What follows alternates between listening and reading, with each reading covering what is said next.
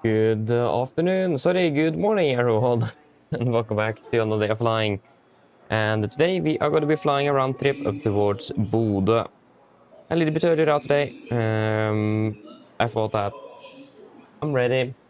If I wait until the time, then I will suddenly be delayed by some weird things. So that happened with me yesterday. So yeah, we're just starting now, and it's better to just start a bit early than waiting and starting too late, isn't it? So you're currently standing here at stand 6-8. I actually think we are at the wrong gate. When I think about it, we should actually be at the upper level. So we'll wait and see what we'll do to that. So we're flying domestic. This is the international gate, and on the upstairs on the second floor is domestic. But yeah, nevertheless, before we start with our briefing, we're going to need to introduce our members. We have ATC Sweden. Sorry, we have Espen ATC Sweden, Lars, Nils, and Andre. So shout out to all of you, and as always, thank you for the support. It is really, really appreciated. So yes, are we ready to just jump straight into the brief?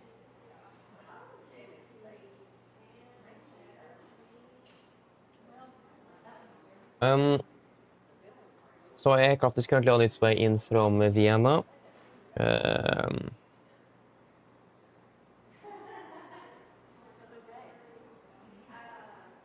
Yeah, so they are landing at about 12:18, so we may actually be a little bit delayed up to Bodø because they are pretty much landing about 30 minutes before, so we'll probably have about 25 to 20 minutes on the ground before our departure time, so we'll probably be a little bit delayed today. But yeah, nevertheless though, shall we do the brief? So we'll just go through the main points today. So we're flying Norwegian Air Shuttle also today with the Enco November Sierra. Going to be 2 flights to Bodø. Minimum fuel up to Bodø is going to be 5,800 kilos, so need to start thinking about what we should take in regards to that. Flight time is going to be about 1 hour and 15 minutes and about 36,000 feet on the cruise. Weather conditions today is looking fairly good. We do have good weather conditions here in Oslo at the moment, and we're expecting good weather conditions through the day, maybe some cumulonimbus clouds at 3,000 feet. Up in Bodø, it's looking good as well with cover conditions. We're expecting view at 4,000, and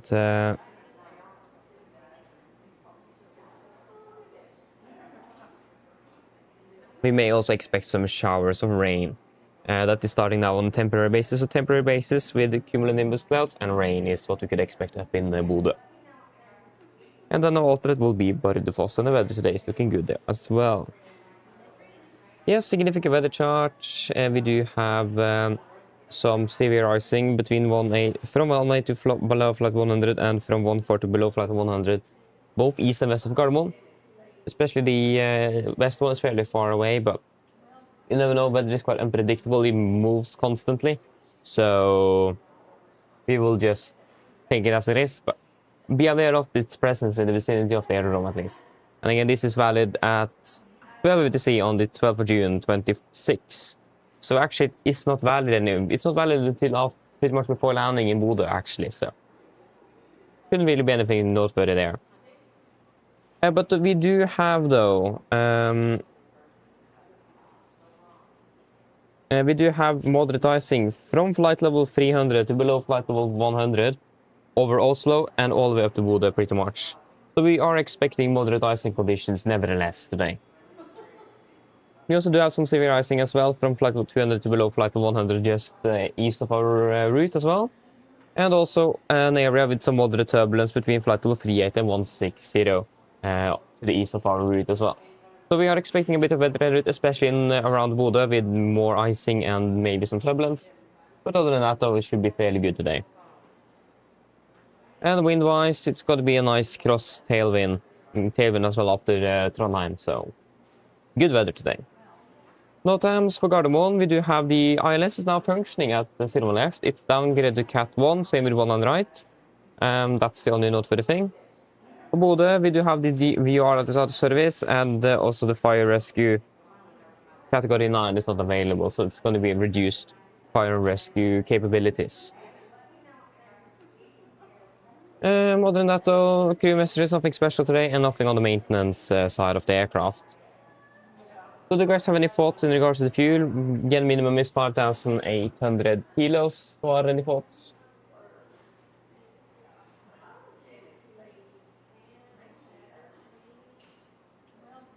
Stoffer, eller welcome, oppring well. Good morning, is it? Eller formiddag er det egentlig. I just finished your last exam. Wonderful, congratulations. What was it? Or what was the subject? Was it... Yeah, it was oral, wasn't it then? Yeah, probably, most likely oral. Can't have been written this late, can it? Ah, yeah, okay, that's...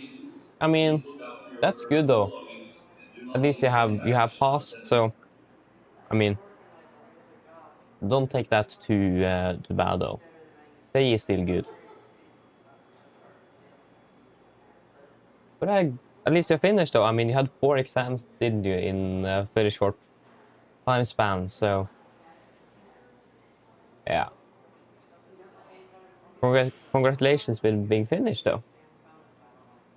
Hei Håkon, god morgen, eller formiddag.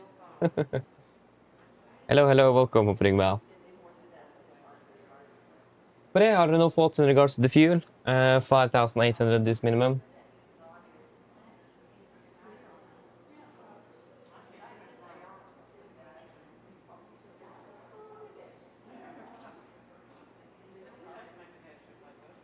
Oh, at least I'm happy with 5,800 kilos, so we can go with that. Wonderful. Yes, and then for the last flight for today from Bodø to Oslo, we're departing at 12:50. Yeah, we have about a 30-minute turnaround then. Flight time 1 hour 20, 36,000 feet. But yeah, other than that though, nothing really special on this side. Weather conditions should pretty much be the same with what we are expecting, yes. And weather conditions as well, and route is going to be the same that we will have on the way up. No times will be the same, and yeah, everything really will be the same. There's nothing new noteworthy about the return trip to Oslo. Only noteworthy thing is that it's going to be about 5 minutes longer flight time, but that's not really really a lot, is it? So yeah, that should be it. I don't have anything else to say. Do you guys have any questions?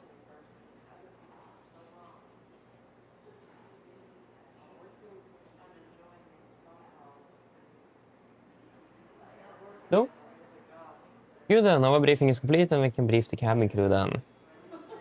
Vonstad, hello, welcome, hopping well, god formiddag. Welcome. Wait, just need to check up something here.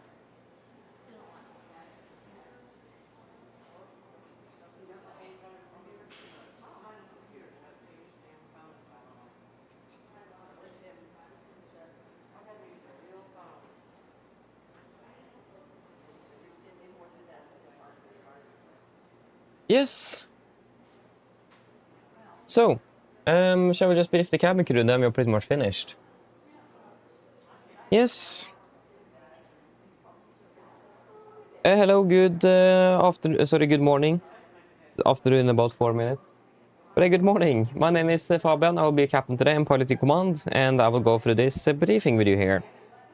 So we're going to be flying a quick round trip to Bodø today. So not the longest day, not the shortest neither though, but should be a fairly good balance in between there. Yeah, flying a round trip to Bodø, flying under the Norwegian Air Shuttle AFC with the Lima November, Echo November Sierra. So, yeah, we are departing out of Oslo for Bodø at about 12:50 UTC. Flight time will be approximately 1 hour and 15 minutes, landing at 14:20. Weather conditions are good in Oslo, so should not really expect anything noteworthy with that. Be aware of that our aircraft is currently inbound from Vienna, and it's slightly delayed. So we will be handed over the aircraft a bit later than preferred, so we will most likely be slightly delayed out of Oslo up to Bodø. We will try our best to catch up with the delay en route. So we'll see what we can do, but at least be aware that we may be slightly delayed by about 10 to 15 minutes perhaps. It looks like on the radar as well it says about 20 minutes, so expecting a slight delay due to a late inbound aircraft. Other than that though, climbing up, expect to be cruising at approximately 36,000 feet today. And we are expecting fairly good flight conditions. We may expect slight moderate turbulence once we are approaching Bodø. And also perhaps just generally a bit of turbulence since we are flying over the coast of the sea and mountains around as well. So do expect some turbulence on arrival, but we should expect good weather conditions en route today. Yes. Other than that though, it is nothing else special for the flight to Bodø. We're expecting... Oh, sorry, I gave you the wrong timings. I was looking at the wrong flight plan. So departure time, it's pretty much the same timings. Yeah, so we are departing at 10:50 and then landing at 12:20. Instead of departing at 12:50 and landing at 14:20. So, sorry for that. 10:50 for departure and 12:20 for arrival. 30-minute turnaround in Bodø expected today. And it's going to be a departure then at 12:50. I shouldn't really expect anything out of the ordinary in Bodø. Maybe some showers of rain could appear over the airport, but weather conditions are expected to be good today. And then climbing out, expect to be cruising at approximately 30.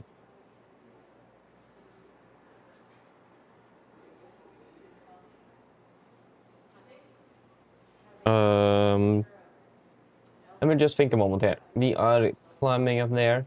Yeah, so we should be expected to be cruising at about 37,000 feet on the fly up and 36,000 feet on the way down. So this is wrong in the flight plan here. So expecting 36,000 feet on the flight down and a flight time of approximately 1 hour and 20 minutes. Yes, again, weather conditions and the route should pretty much be the same as we then encountered on the way up. Of course, there could be deviations. So perhaps some turbulence en route. Oh, sorry. Once we're departing out of Bodø, and then en route should be good, and then should be good into Gardermoen as well. Yes, other than that though, coming into Oslo, shouldn't really expect anything out of the ordinary, and everything should be good in there. Wonderful. But yeah, that should really be it. I don't really have anything else to say. No weather impact today. Operational impacts, we have a late inbound aircraft. That will cause some delays for us today. So we also do have a crew change after this, with a crew flying up to Tromsø. So getting these aircraft as early as possible down to Bodø, from Bodø is a priority as well for them. So we'll try to mitigate as much as possible that delay we currently are expecting. But other than that though, there is no technical defects on the aircraft from what I can look at here, and there is no MLs, and there is no specials. But do you guys have any questions?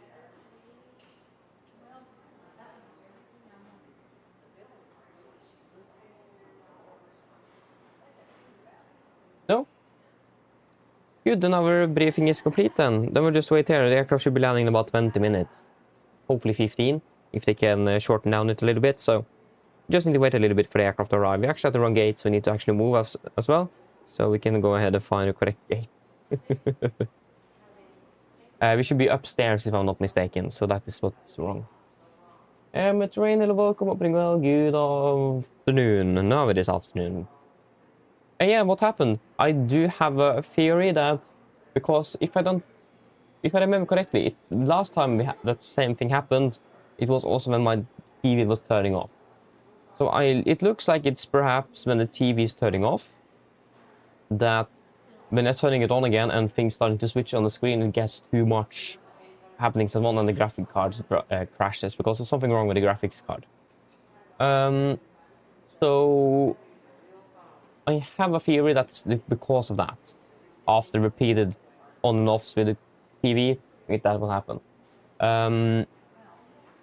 So I need to see if I can buy a universal remote controller, so I can actually use that for my TV since I don't have a remote controller. No, it's not a monitor, it's actually a TV. Because what's it called again? We have this market, if you understand, with the corpse where we sell used things to earn money. I don't remember what's called in English. And we then got in a TV, and they just said, we can't sell it. Do you want it? As another musician. And he said, no, I have. And then he asked me, and I said, yeah, of course, I really like it. I need a larger monitor. So I said yes. So I got it home, and then I realized, oh yeah, of course. Probably why we got it. We don't have a remote controller for it. So, and I can't get it because that OK button appears when TV will turn off itself, and you have 60 seconds to click OK. But I don't have a remote control to click OK with. So then my monitor or TV turns off. So that is probably the reason why my computer crashes like that. So I will imagine it's something like that. At least that's the theory. So we'll see if I can get a universal remote control for my TV so I can get it. So yeah, so I didn't even pay anything for it. I got it for free. So I'm quite happy about that. Yeah, PC Space is in the description, Volanta, if you wonder. Pilot Henrik, hello, welcome, hope you're doing well. Good afternoon. Yeah, flea market, that's what it is. No, it's not Finn, it is loppemarked. Since I'm a musician and Corps does that once a year. And we got in that TV, and it's perfectly fine. The only thing is that we don't have a remote controller for it. That's really the only thing. And I can't use the button below the monitor or below the TV to actually get rid of that automatic shutdown. So since if that happens after repeating cycles, it looks like that's what's causing the problem. I haven't double checked with what happened on the Manchester flight, but that also happened. If the monitor was turning itself off, but I imagine that could probably be the reason why. But I don't have a clear answer on it, unfortunately. It's a bit annoying, yes, but I hope I will be able to buy that remote controller within some time span next week. So yeah. But at least that is the theory for now. If that's a real problem, I don't know, but it looks like it's possible that it is. And since I don't have any other problems with my computer, I'll imagine that could be because that was like the one thing that happened before everything crashed. So yeah, I don't really have any other explanations for why it could happen then. Yeah, I got it in April, I think. Yeah, somewhere in April. So I had used it for like 2 months, and it have only happened twice.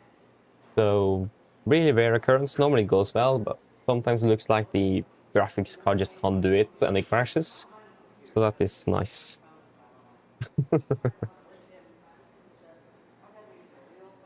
But I mean, I'm not complaining though.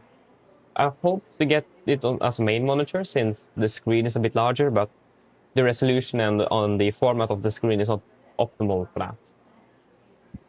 So yeah, but I need a larger monitor, so I thought about buying a large TV as my main monitor one day, but it's so expensive as well that that's not really high on the priority list. But I need a larger monitor, otherwise I will still struggle to see the instruments.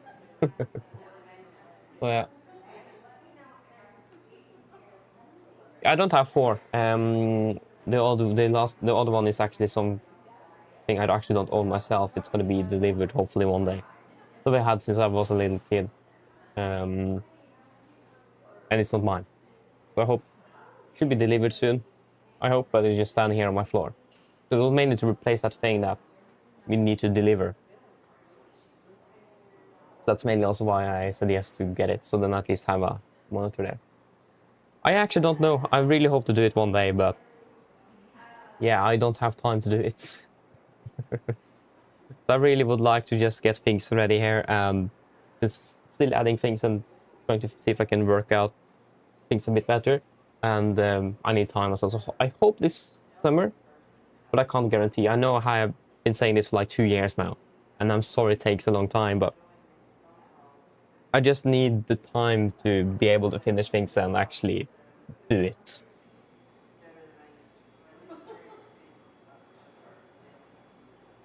Let me just see here.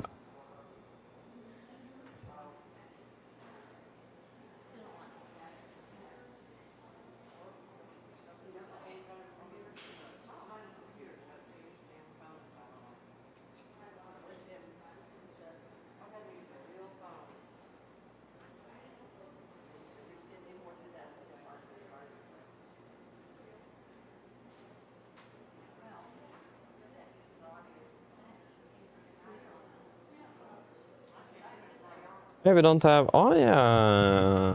Yeah, right. Um...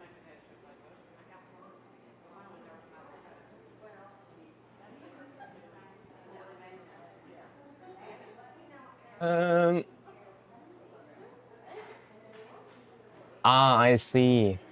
Yeah, yeah. Hope you got a good computer, though. I remember the day I bought this computer I'm using now, it was... I remember how silent it was, because my old computer is like a jet engine. It pretty much sounds like a jet engine when it's going full speed. Just insane. And this one is, you barely hear it work. So, that was the biggest contrast, really. And I must say the performance as well was much better. Yeah, that sounds like a good idea. And I have still heard some problems in regards to the 90 series Radeon cards, that there's some problems with the sim. I'm not sure why it is. I don't think it is fixed, so just be aware of that though. Microsoft Flight Simulator 2024 and 9000 series Radeon cards doesn't really work well. Yeah, that will be expensive though, but I mean, it's an investment. It will last for a long, long, long time. So, but I need to see if I can upgrade my computer soon, because Microsoft Flight Simulator 2024 was a bit more heavy than 2020, especially on VRAM, mainly. VRAM is the problem for me. But yeah. Scotty, welcome, everyone. Good afternoon. Welcome. Ooh, nice. Sounds good. Sounds good.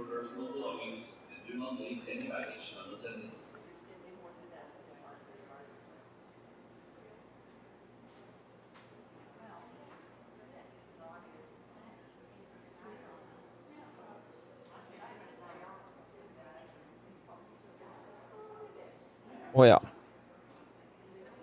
What? Oh. Oh, yeah.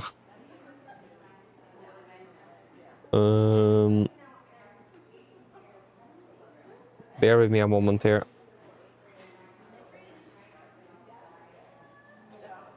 Yeah, okay, you are. Ah, nice.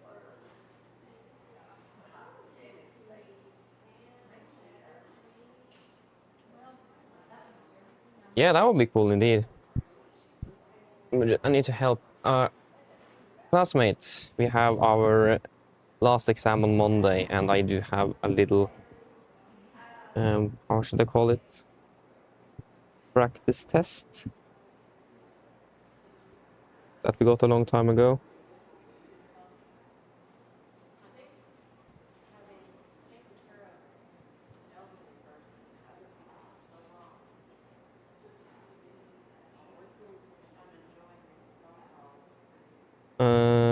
Yes, oj da.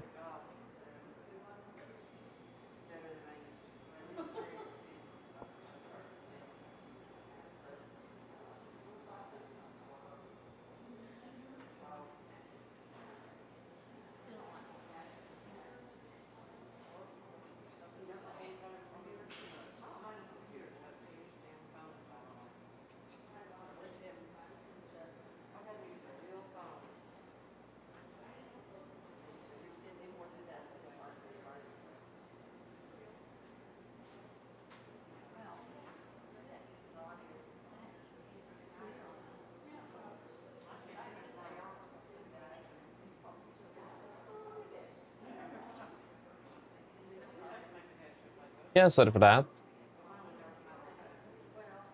Where is our aircraft now? Ooh, it's landing now. Ah, they got to save up some delay. Yes, they did the RMP approach. Yeah, but that's good. Yeah, they're touching down on one on the right pretty much in 10 seconds.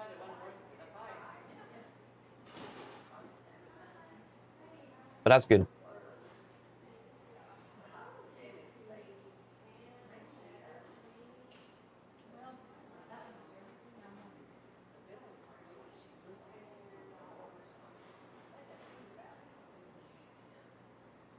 Hopefully this will be a smoother than yesterday though. It was just chaos yesterday, so please, we are not flying before like Tuesday next week, so please, it's one smooth day. I don't think I'm flying on Monday, are we? Don't think so. Yeah. We'll get our roster on Monday, but I don't think that will be available. May have some plans in July that is not finalized yet, so I need to wait for that. So you know, the roster for July will be a little bit delayed due to uncertainties. But yeah, should hopefully be out as quickly as possible. But I don't really have a good answer on when. Are they doing some inspection work or something here? Since, yeah, it looks like they've been, yeah, there are some inspection vehicles driving around on the airfield now, so nice.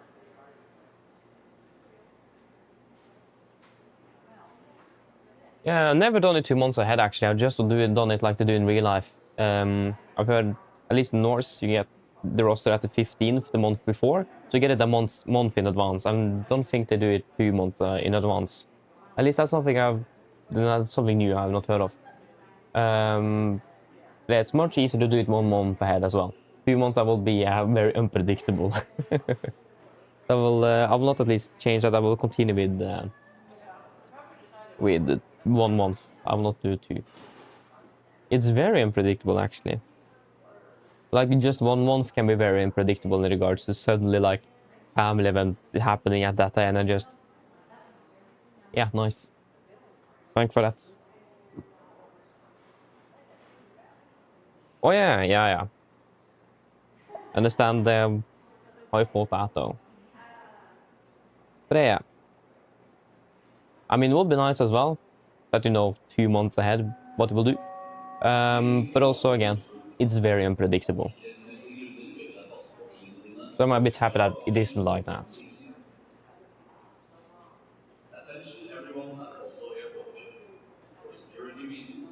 But hopefully we'll get something nice in July, though.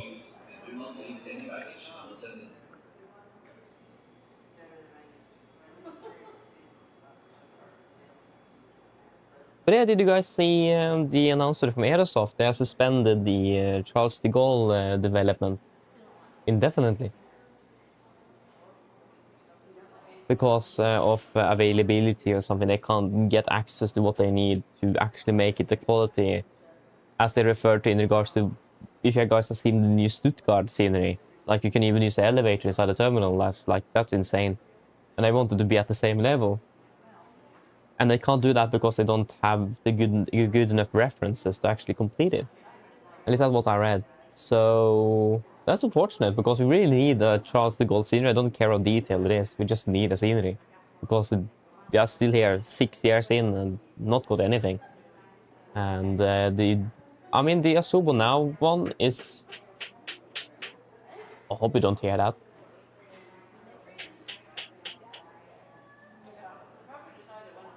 Sorry if it's a bit of noise here. My door is not insulated well enough. Just got a new door.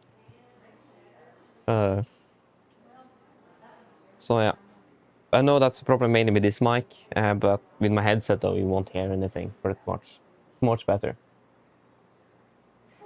So yeah.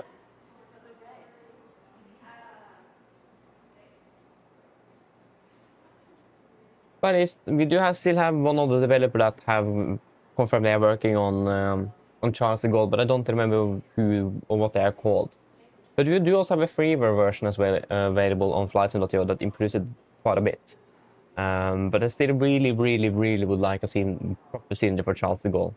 I remember there was a period where I just never flew to Charles de Gaulle, even if I got it on the roster.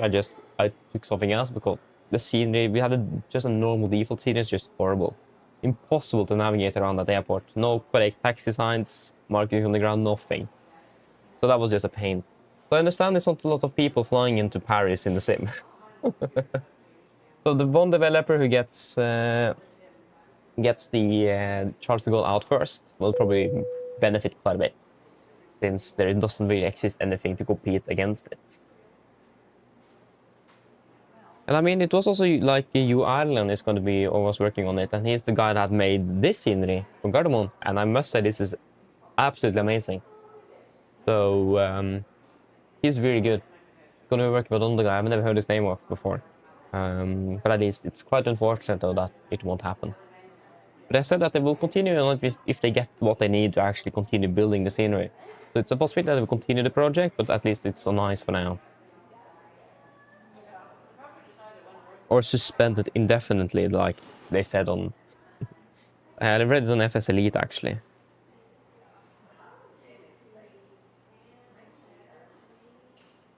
So yeah.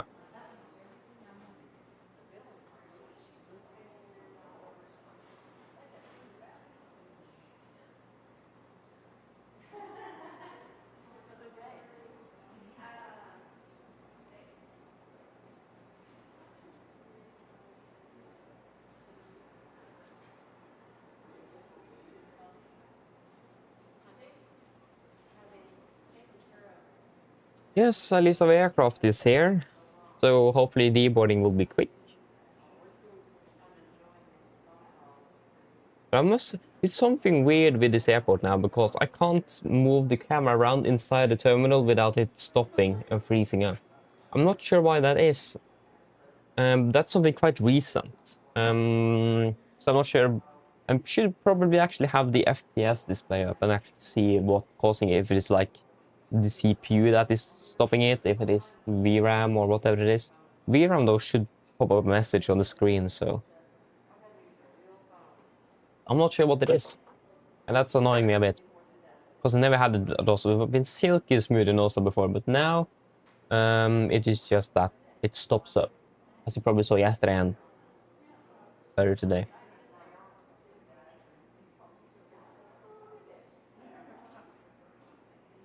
I would like though if GSX actually could incorporate the scenery vehicles as well, but I must say though, the scenery vehicles here is much better than the GSX ones in regards to accuracy at the airfield.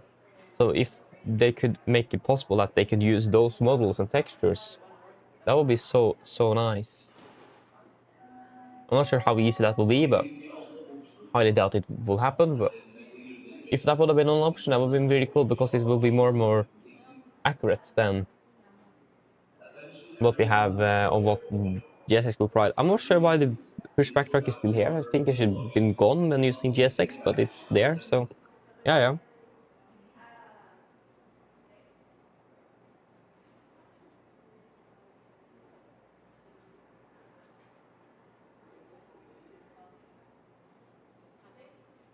Yeah, we should have had the aircraft about now, so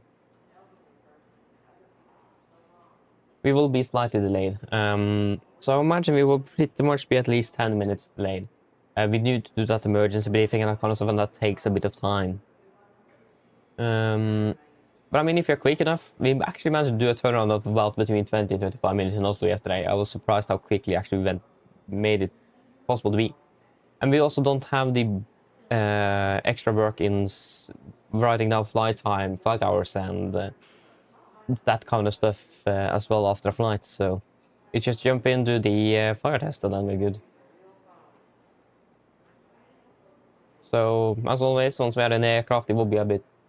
I will catch up with things after takeoff, because we need to prioritize getting in the air. And actually, this time as well today, the aircraft did not jump like a dolphin on the gate, like it normally would do.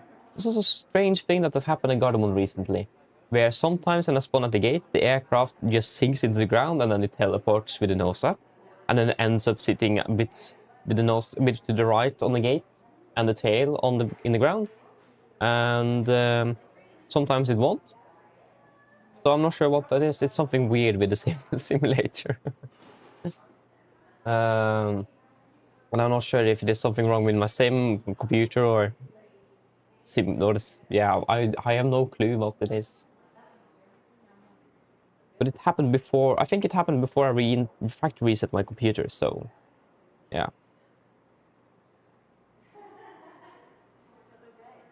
Abdullah, hello, welcome up, well, good afternoon, eller ettermiddag. Everything good here, thank you. Everything good. Hope you are good as well. I'm ready to go out flying today. Håkon, yes, it works for me, yeah. Not all aircraft are 100% correct, like November in Mike didn't have the fans to be FMC, but it has that in real life, so I need to just change that. But under that, yes, it is pretty much bang on my side at least. So if... I mean, one thing you can do though is to... I'm not sure where... I mean, if you find the configs inside the different folders, you can just paste it in yourself. That would probably be the most efficient way, or just uninstall and install it again. Could have been something going wrong in the installation process. So, I don't know. But it works for me, it does. I must say, I really, really like that they have made accurate configs for the aircraft as well, at least as good as they can. Imagine it's not that easy to make those configs for all aircraft accurate.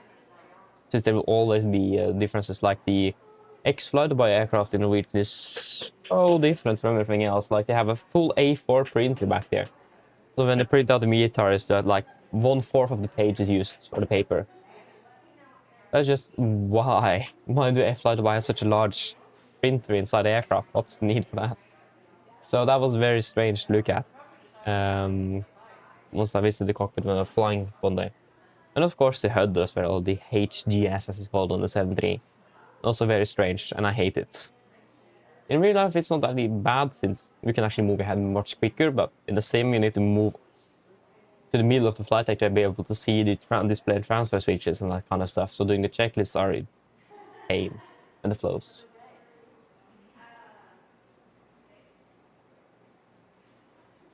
Ah, nice, Skyrift. Sounds good, sounds good. Enjoy the walk.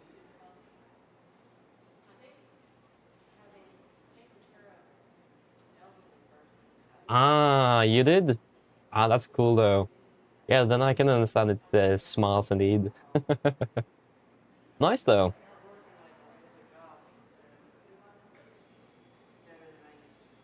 Looks like we can take the walk then.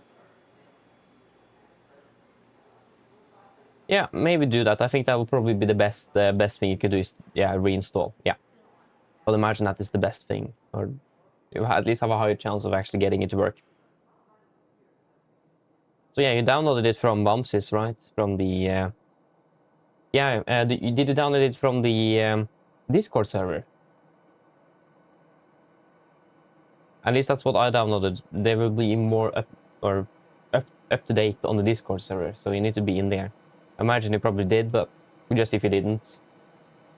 Yeah, sounds good. Yeah, then it's definitely something wrong with the installation then. Nice. Wonderful aircraft though, again, the 7.3 is just... nothing beats it, really. Guys that says that the A320 is better can just go bad, really. Can't say that the A320 is better than this aircraft. I have one of those in my class that just hates on the 737 for everything in the world, and I just, what? Probably just because I really like this aircraft, I imagine that's why, but still a bit funny though. Yes. Ah, fair enough though, Skyrift.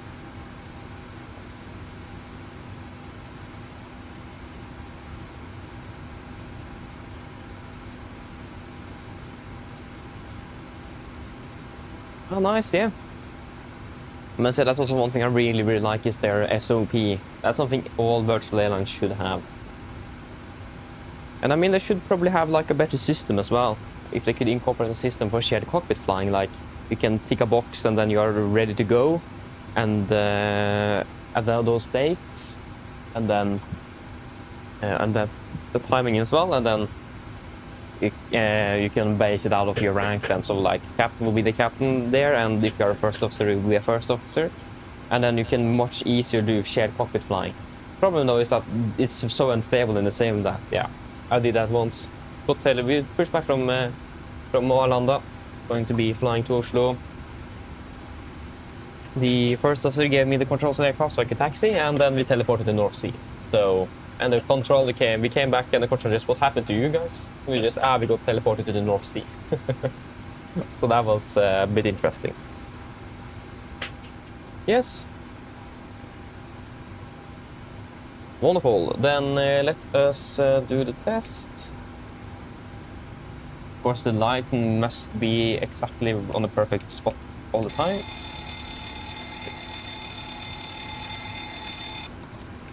Yes, wonderful.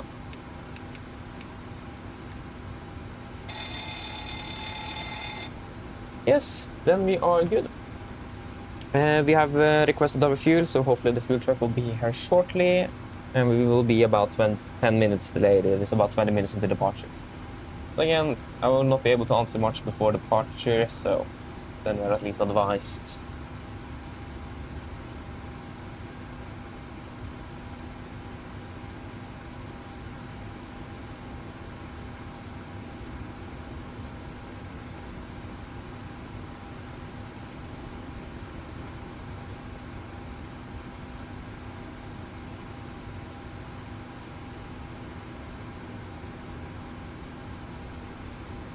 Yeah, it's still loading. Definitely cargo as well got an update, so interesting to see how this will work today.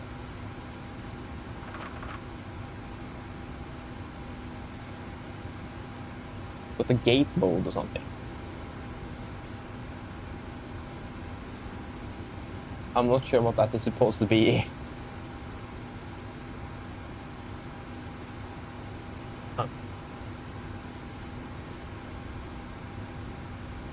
Just want to check here if everything is up and running. Yep, we have our flight plan as well.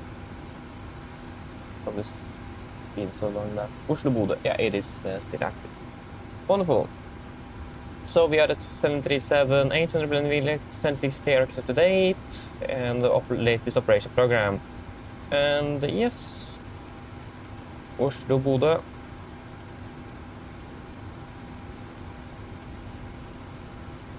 We will be Nordic 342.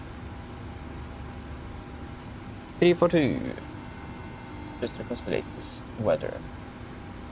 Hello. Hi, Captain. Okay, I've spoken to security and I'm told they'll be ready to passengers down in a few minutes. Yeah, thank you. No problem.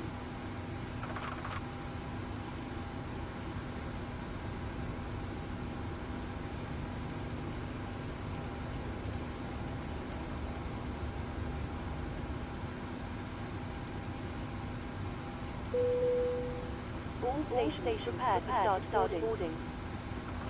Yes, we are expecting left today, I imagine. At least last time I checked, we were. We are Nordic 342, 342. Yes, we are expecting one on the left. And stand... Oh, they switched the gate. Thank you for that. Stand 64 is where they are parked at now. Yeah, one on the left. Ribbe 1 Charlie. And then ribbed it to Gigni. Yes. From that, Gigni, and then Sumub and Udnos.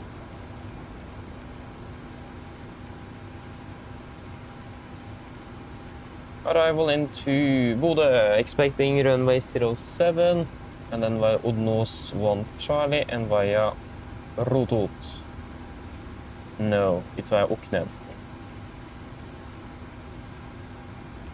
There we go.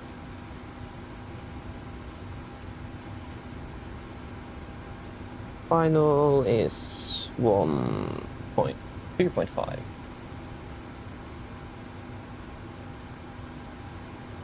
One 2.4, sorry. And then 55 tons. 36. And we can actually go straight to 37.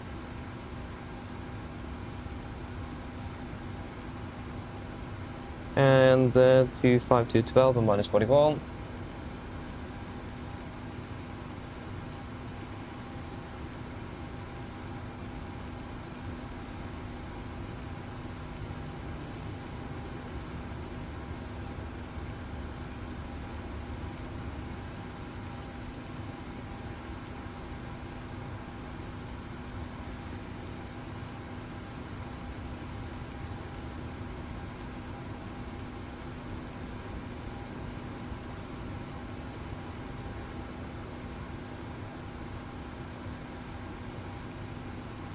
We should be able to do 370, so we'll do that instead of 3.5 or 3.6 and then descending to 3.5. And it's going to be 44 feet, so set 50 down. Yes, we got 5,900 kilos. We requested 5,800 kilos. Good. And then it will be 5,573, 5,580 plus 20. So that's a 6. With 2,220 then. Yeah.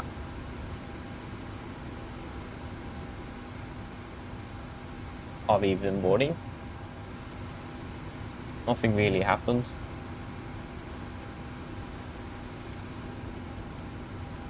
Yeah. Let us see here then. It was the weather conditions. We are expecting to take off from 19 left. Take Bravo 7 as possible. Yeah. Winds are 19 at 14. Actually, we go Bravo 8. 19 at 14, 16 and 10. 19, 14, 16 and 10. Departure checks completed. Bypass pin inserted. And then meet for Bodø. Yeah, it's looking very good. 8 knots. That was actually not too bad to be Bodø after all. Calculation failed. Okay, then we just need to wait for that to be sorted out. 07. And then it will be 02 at 8. 20 and 11.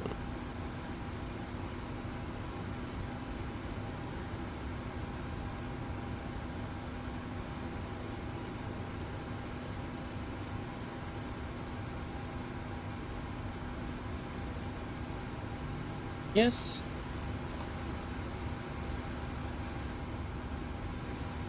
Got the fuel we need so we can get those on.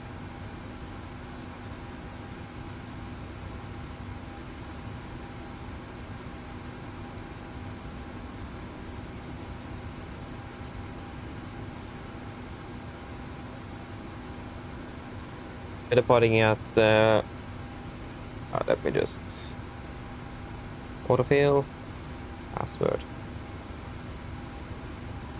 Come on, please work. It doesn't work in here. I'll just get my VATSIM details in here. So you guys need to look forward for the next update on the EFP. It's actually very good.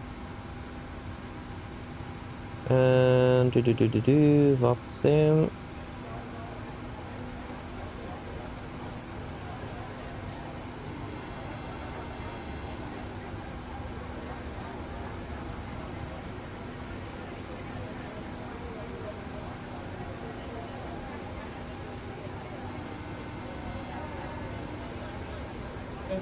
Hi, Captain. We've started boarding. I'm coming now. Thank you. Oh my, this.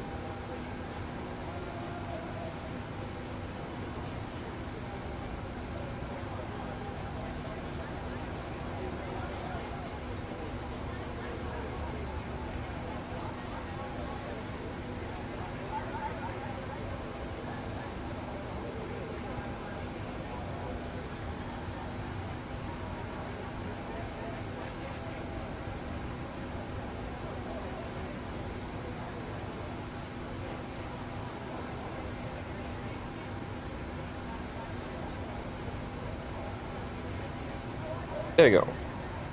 Sorry. Yes, we expect to be departing at 1100 then. 1100, so in about 23 minutes. That's something we should at least be able to do. Yep. It would be nice if it actually would display there though. Okay, let us see then if the calculation is up and running again. No. Okay, so we do have some technical issues with the performance tool.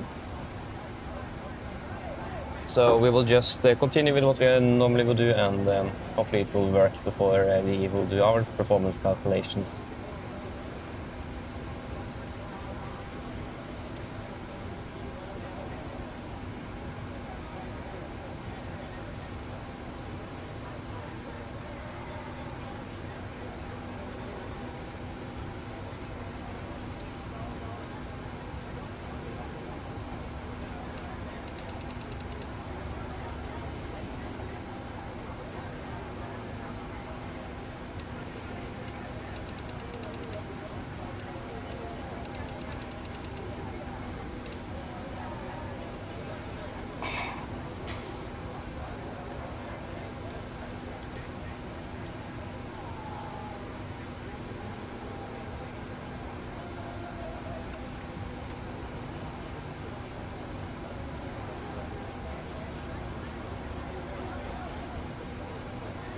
Yeah, we need, of course, advisory. 1 to 2.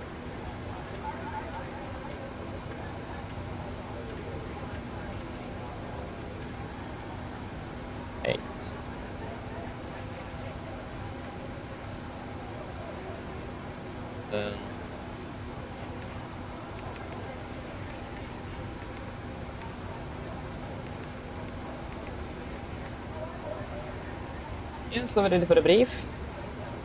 We'll need to be a little bit cautious with the briefing as well, since there is certain things we can't brief, especially in regards to flaps, but should be able to estimate this quite well. Yeah, so we're ready for a briefing then. So we can start off with the good old route check. So we're flying Oslo Bodø, Nordic 342, expecting 1 on the left today, ribbe 1 Charlie, continue ribbe direct to Gigni, and then it's direct to Sumub, and then direct to Odnos, and then the Odnos arrival into Bodø. Ground distance 465 compared to 466, so that is also looking good. Expect to be landing with about 2.9 tons compared to 2.6, so looking good on fuel as well. Wonderful. Then, for the taxi, start off with the airport ground charts. We can just get it up. The wrong airport. We're not flying into Ålesund today. Yes. Yeah, so the airport ground charts for Oslo, effective 14th of May 26. Weren't we supposed to have a new, in regards to Uniform 2, they said something about that, but okay. We are parked at stand 6-8, straight push, left turn Delta, right turn Victor, and left turn Sierra. We'll do a calculation from Bravo today. We had then one hotspot along our taxi, that's hotspot number 7 here. Just if we then get the clearance to hold short of the de-icing exit, that means to hold short at taxi Sierra, not turn onto the de-icing exit. No other hotspots, taxi restrictions in the notable times affecting us today. Just only be aware that the ILS 1 on the left and 01 left, 31 on the right and 01 left is downgraded to Cat 1 only. So from Cat 3 to Cat 1. Other than that, nothing else special. RCR 666 dry, but the conditions are looking good today, so that is not going to be a problem at all. Sid, we are expecting the Ribbe 1 Charlie departure. This will be on the Arna Sid Suremi 1 on the left, effective 14th of May 26. Departing straight out, Golf Mike 604, maximum to 30 knots, left turn to Golf Mike 344, then to Vibu, Nidim, Lilba, Nohug, and Ribbe. MSA in Oslo is 3,900 feet, with a maximum 250 knots below flight of 100, and initial climb today is 7,000. Going to be flying a noise abatement number 2 today, so at 800 feet AGL, we go speed into vent, Burger to 220. The detractor flaps are scheduled, and then once we pass 3,700 feet on QNH, then we'll close the speed window and continue accelerating the aircraft. It's going to be a normal LNAV VNAV departure today, and we got the ILS 1 on the left on active on both for 110.55.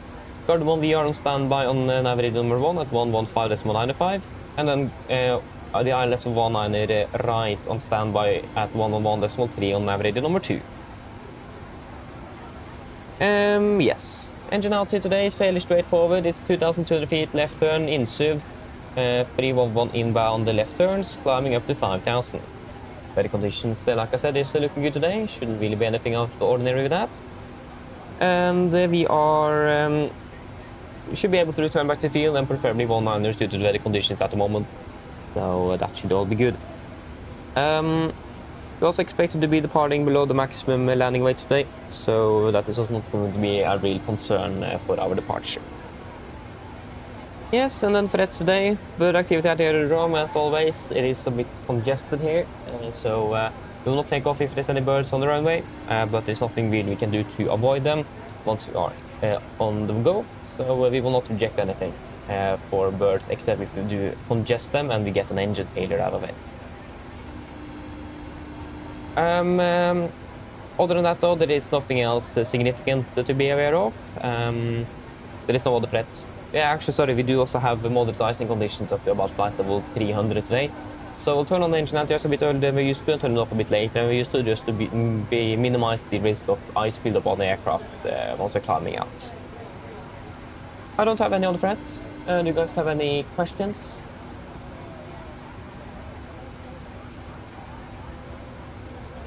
No? Good, then our briefing is complete then. Please check the correction. We need to do the emergency briefing as well. Yeah, do the emergency briefing then. Just wait a moment here. Hello. Hi there, Captain. All of the passengers are now on board. Thank you very much. No problem. I'll bring it to you if they set this up. Yeah, thanks.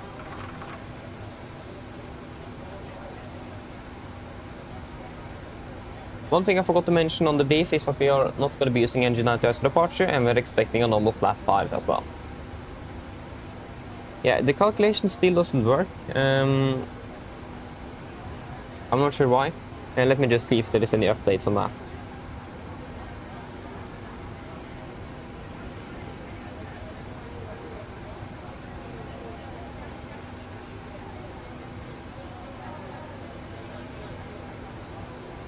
At least we can do the emergency briefing, and hopefully it will be fixed soon.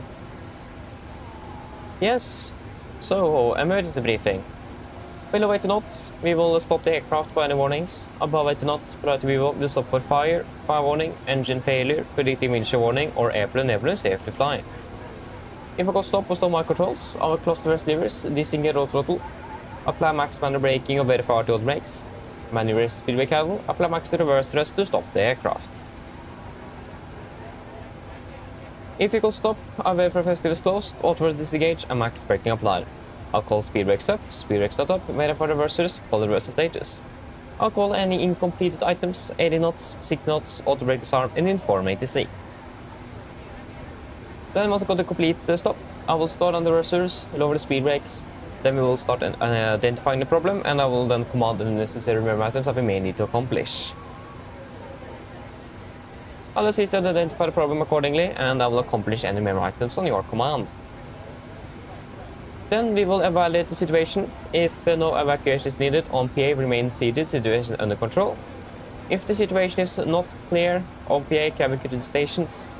If then they will decide to evacuate the aircraft, I will the flaps 40, we then go to the back of the QRH and read and do the evacuation checklist. Happy? Good.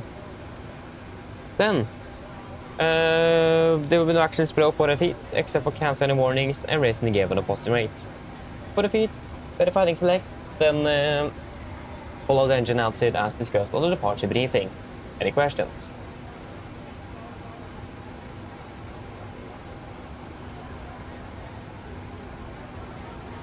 No? Good, now the briefing, emergency briefing is complete. Brief checklist to the line. Brief checklist to the line. Pins and covers removed. Oxygen, test 1%, night transfer and display switches. Normal auto, window heat. On. Presentation mode selector. Auto, flight instruments. Tracking 101, QNH 1010, reading about 685, 690, so that's +5 on the standby. Parking brake set. Engine start levers cut off. Tax and takeoff briefing completed. Brief checklist to the line is complete.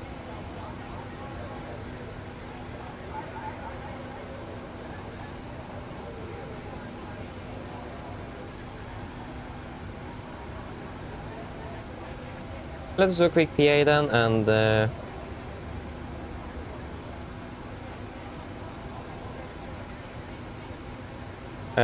we'll hopefully the performance calculator will work. Yes. So it will be fairly good weather in Bodø today. It's going to be meet para Bodø. There we go. So it's going to be a light breeze from the north with just a few clouds at the moment and 20 degrees. It's nice and hot, warm up there. Mine damer og herrer, god ettermiddag. Dette er kaptein som snakker. Mitt navn er Fabian, og på vegne av Norwegian og resten av besetningen ønsker vi dere hjertelig om bord den flyvningen til Oslo lufthavn, Bodø lufthavn. Flytid til Bodø i dag er forventet å bli rundt ca. 1 time og 15 minutter. Vi begynner snart å bli klare for avgang. Vi vil bli litt forsinket på grunn av litt forskjellige årsaker, så vi forventer å dytte gate om rundt 5-10 minutter. Men selvfølgelig hvis det vil da bli noe videre forsinket, så vil vi holde dere oppdatert på dette. Men uansett, hvis dere er veldig kan til trening, ta på sikkerhetsfeltet. Så vi kan be besetningen da snart gjennomføre en sikkerhetsbriefing, så vi anbefaler dere sterkt å følge med på til ingen andres sikkerhet om bord. Vi planlegger for øyeblikket en sørlig avgangsrute ut av Oslo for å fortsette nordover mot Bodø. Venter en marsjere på rundt ca. 37 000 fot med gode flyforhold. Men som alltid, vi har sikkerhetsbelte på, bare sånne tilfly kommer bort ny turbulens. Forholdene i Bodø for øyeblikket ser rimelig bra ut. Det er en liten lett bris fra nord med rundt 20 grader, og det er nesten skyfri himmel skal det faktisk være. Vær også oppsom, det kan hende at vi kan forvente litt små turbulens når vi kommer inn over på landing i Bodø.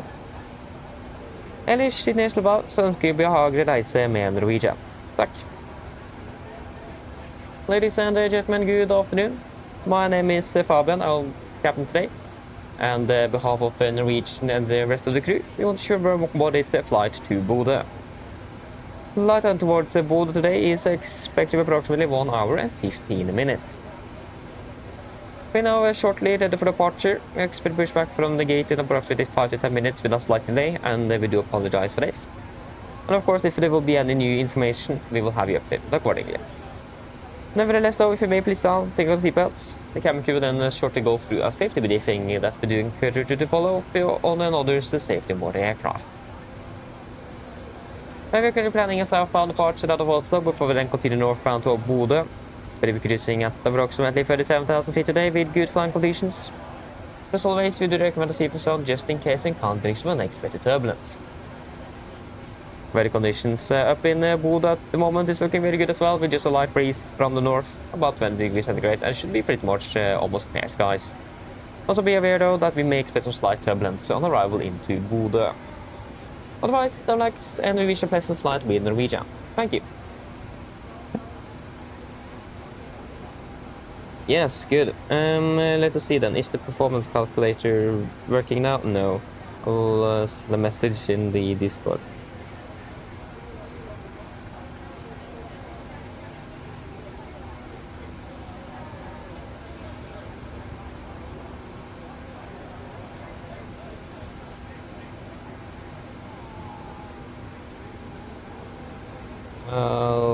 Calculator doesn't work.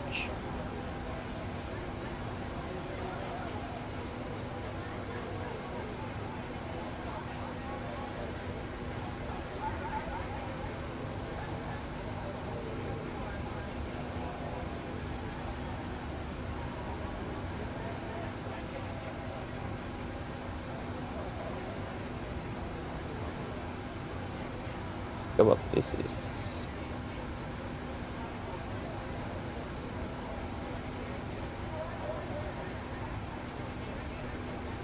Yeah, so we just need to wait for that to actually be working before we will be able to do March. I hope this... Oh, this actually worked. Oh, that was very quick. 55 tons. Isn't that exactly what we are expecting? Yeah, beautiful. 55 tons.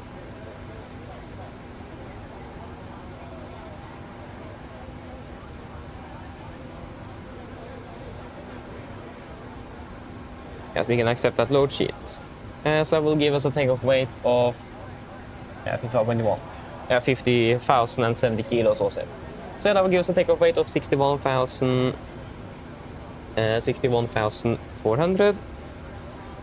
And it's going to be still a nice and dry runway today.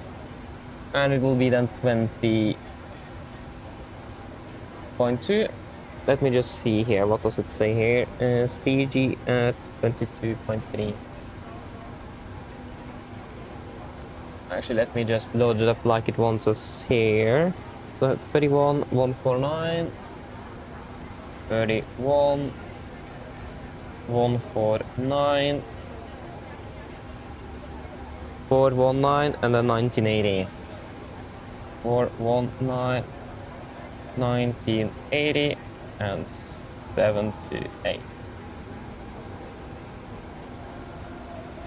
Yes, wonderful. And that will be about 22.1.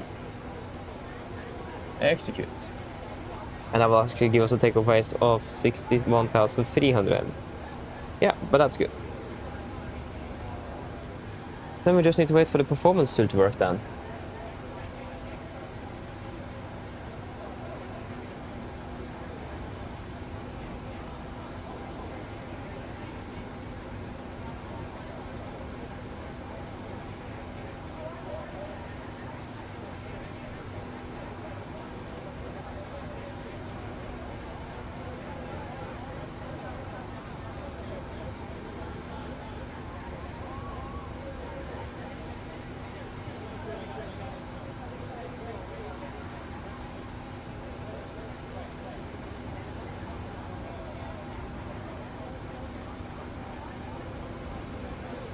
Yeah, it's typical that we're going to be delayed because of this today, though. Yeah, at least I hope it will work.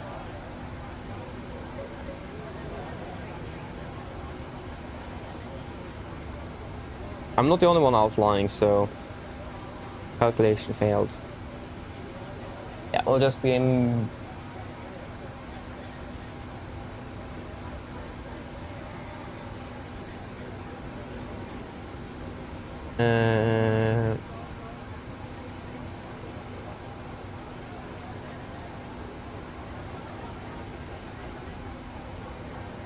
Mine damer og herrer, dette er kaptein snakker. Kommer en liten oppdatering fremme fra cockpit. Vi for øyeblikket har noe problemer med våres verktøy for å kalkulere ut avgangshastigheter under takeoff. Vi håper at dette skal bli fikset så fort som overhodet mulig, men det kan virke som at det kan ta litt grann tid. Så da kan vi bli litt grann forsinket eller litt ekstra forsinket før vi da kommer oss av gårde til Bodø. Vi beklager så meget for denne ekstra forsinkelsen, og så takker vi for deres tålmodighet og håper vi skal få kommet oss ut herfra så fort som mulig. Takk. Ladies and gentlemen, this is the captain speaking. It's a Navigraph from FlyTech. We are currently experiencing some slight issues with our tools to calculate takeoff speeds during takeoff. We hope that it will be fixed as quickly as possible, but it may look like it can take a little bit of time. This will then add a slight extra delay on the delay we already have, and we do apologize for this. And we do hope we get able to get out of here as quickly as possible. But we do thank you for your patience, and hope that we will be able to get out soon. Thank you. Then we just need to wait then. I hope it will be fixed soon. But yeah, XD, hello, welcome, hope it well. Welcome. Yeah, thank you though, Håkon. I'm probably way too late on that. But yeah, thank you though. Hope to see you again soon.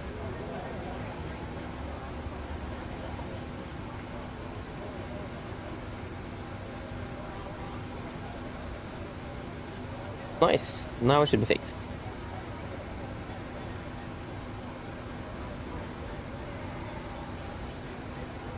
Another EFB is currently calculating performance. Yeah, 1055, we are about for the Navigraph for runway 19. Just take a screenshot of that. Another EFB.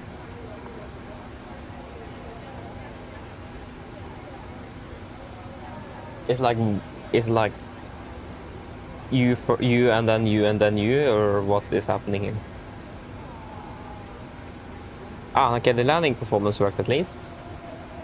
So just waiting in.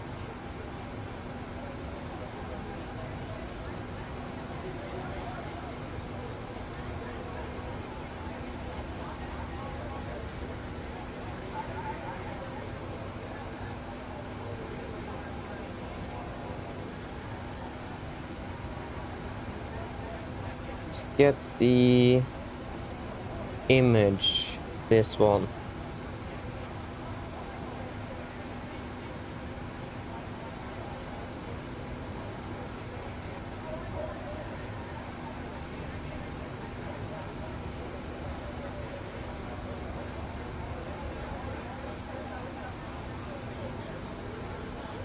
At least I managed to do the landing performance, so we are one step further. Typical. Yeah, we should have a new weather update shortly as well. We could actually be in just about 5 minutes late, but yeah.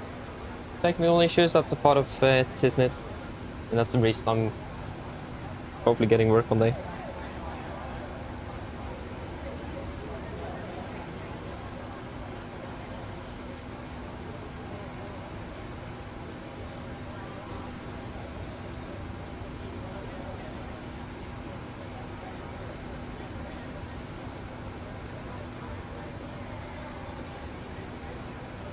What about now? Yeah, let me check.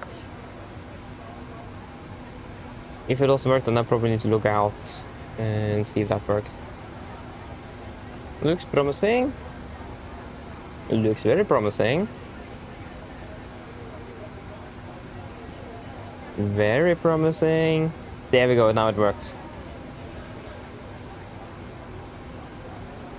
Yes.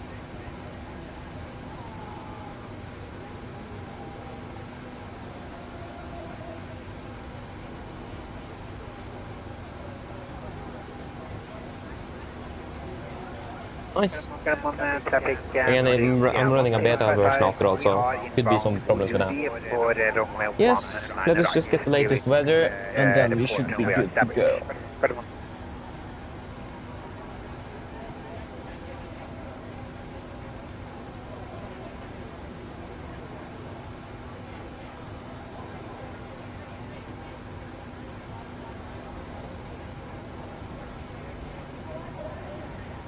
Let Fabi, hello, welcome, hope you're doing well. Good afternoon.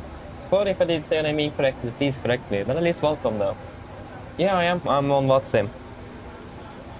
WhatsApp for life. Yeah, running WhatsApp. Probably heard it in the background just a few moments ago here.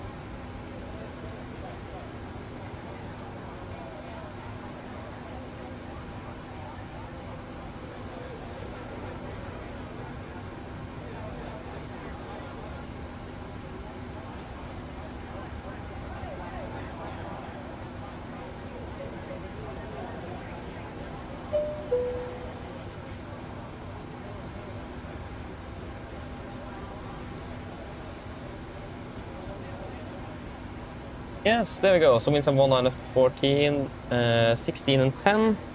16 and 10, yeah, everything is actually the same.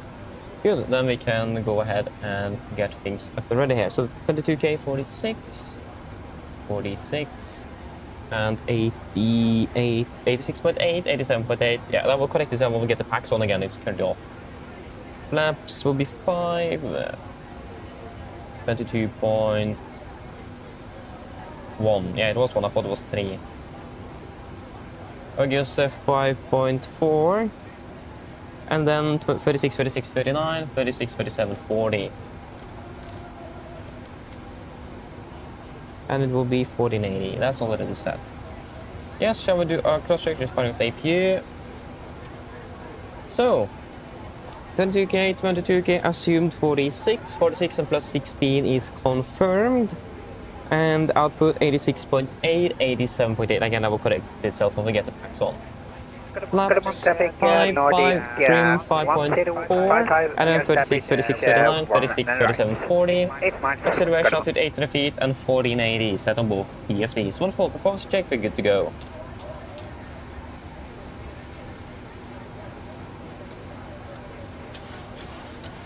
Wait, what was it again? 5.4, not 4 point something. Yes. Pre-for checklist below the line. Pre-for checklist below the line. Fuel, we have 4,000 correction, 5,800 kilos. Pumps on, pass the design, set, auto brake, RTO. CD with an cars completed. Takeoff speeds, V1, 136, we have 137, V2, 140. MCP, V2, 140, heading 192, altitude 7,000. Pre-for checklist complete. Good.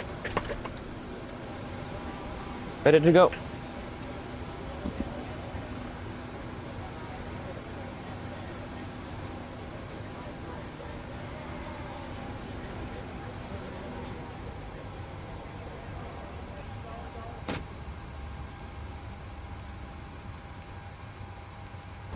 Yes, you can hear me. I hope. Yeah, you can. Nice. Locking gear. Cockpit ground, zero pressurized hydraulics. And we have pressure. Yep. Before start checklist. Before start checklist, flight deck door. Closed and locked doors, windows. Closed and locked anti-collision light on transponder. Set adrenaline trim free and 0 before start checklist complete.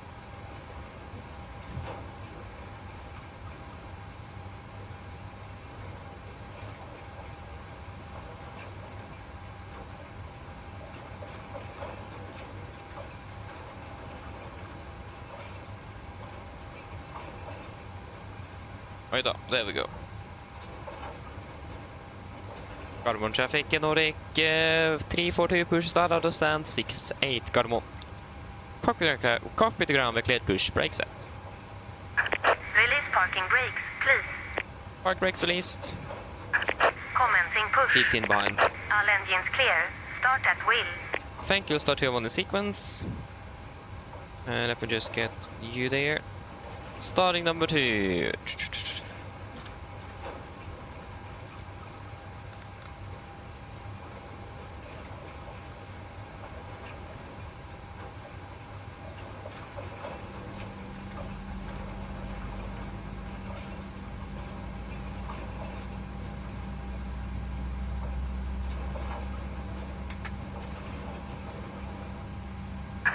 Reset parking brakes. Park brake set. Waiting your confirmation for a good engine start. Rör to standby.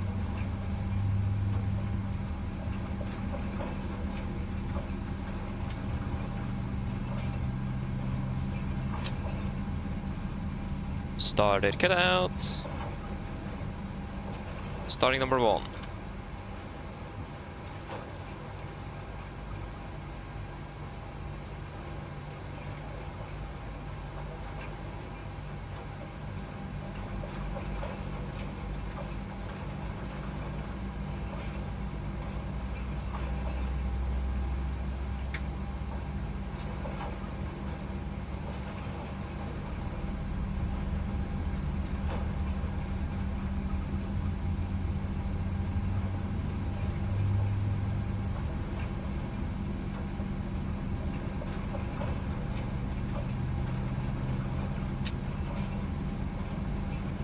Started cut out.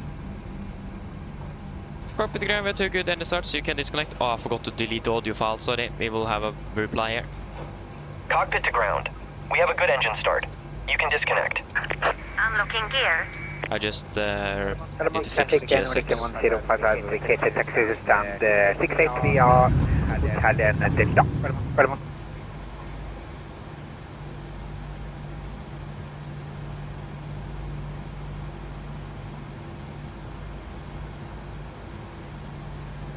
Did you say stand 68? Yeah, then good that we are moving away.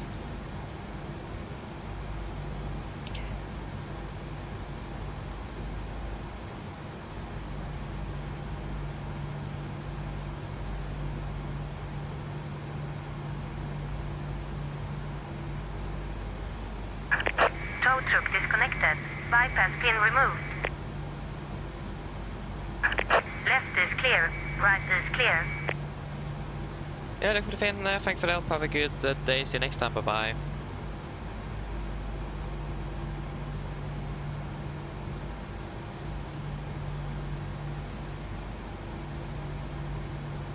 There you go. Got the gear pin. Flaps 5. Flight control check.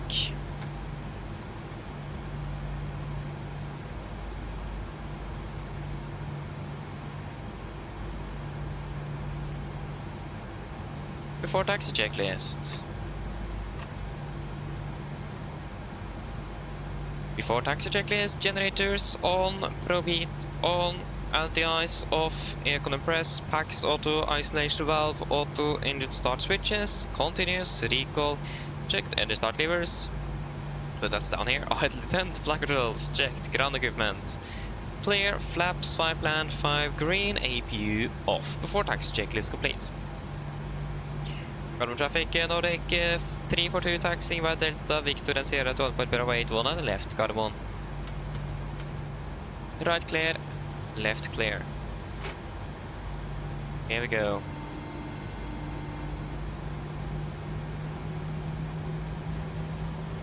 Hello? Hello? Hello? Hello? Just want to recognize my voice. Hello. Hi, Captain. Just to let you know, the cabin is yours to take off. Thank you. No problem. Why in the world are we not moving?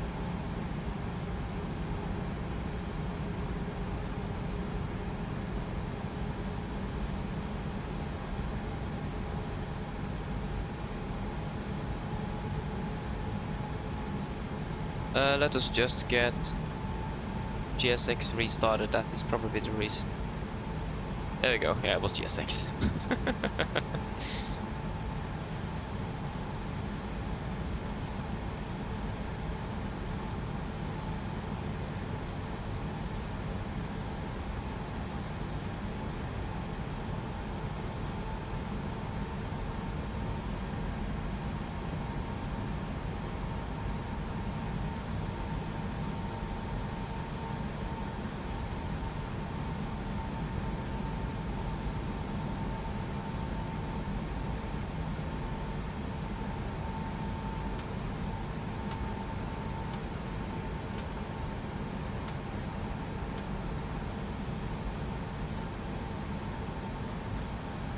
It would be impossible to see a taxi light like that now, though.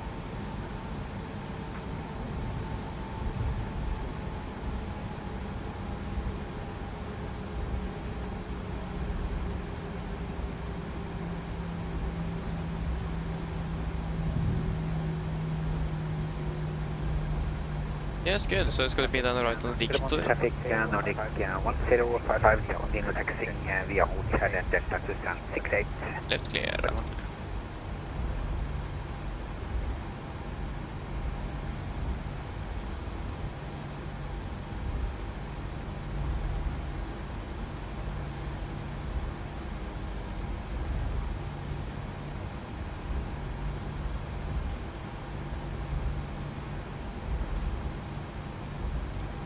Left clear, right clear. We have a company over there. I hope he's not turning this way. Ah, he is. Good that we thought about that then. I've not heard him on the frequency neither.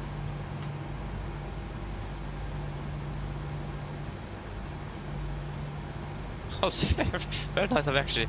Otherwise we would have been stuck here. Two aircraft just bang, face to face.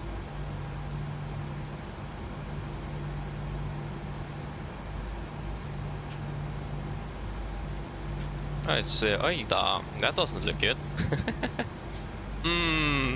A bit hot, maybe a little bit too hot brakes, maybe.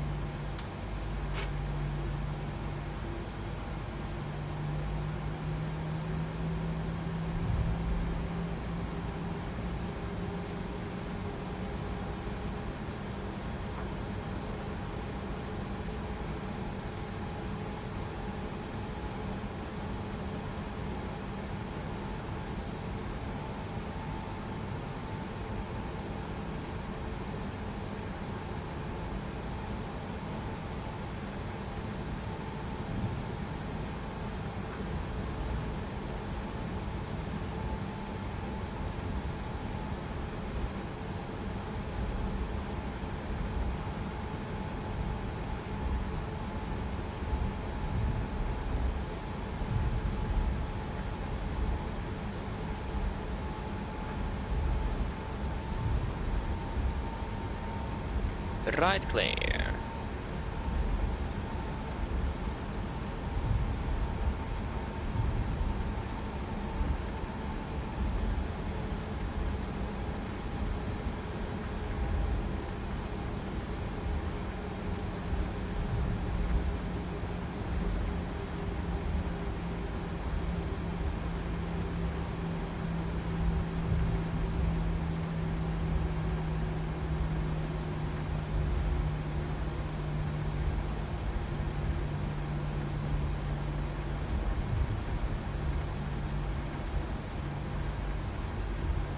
Right clear, left clear.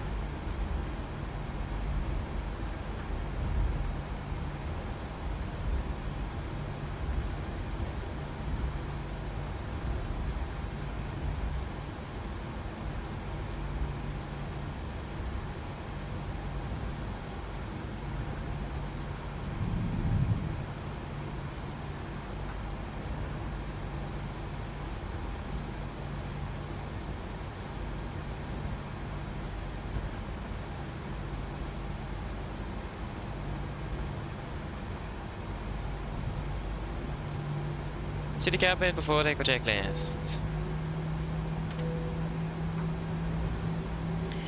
Before takeoff checklist, flaps, 5 land, 5 green, stabilizer trim, 5.4 units, cabin call, given before takeoff checklist complete. Golden traffic, Nordic 342, landing up departing, rubber 1 rett framme, Bravo 8, hva er det? Ribbe 1, Charlie departure, Gardermoen. Yes, left clear, right clear, approach path looks nice and clear today as well.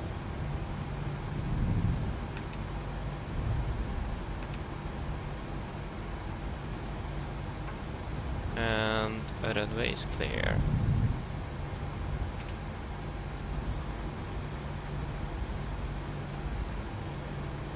Yes, are we ready?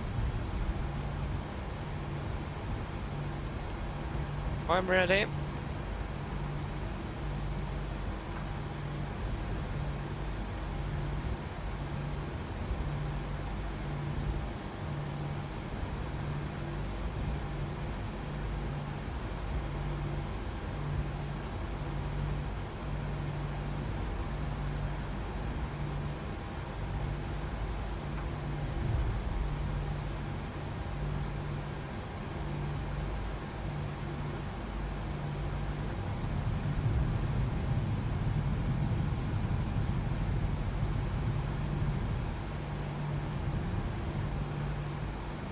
Yes, ready. Take off.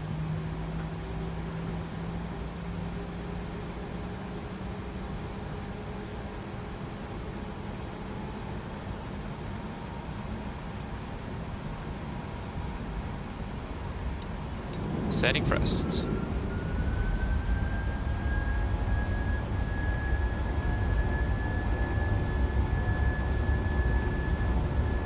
Take off for a set. Checked.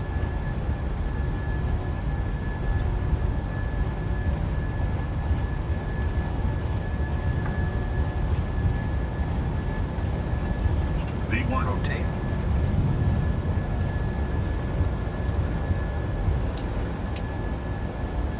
Positive rate of climb. Gear up.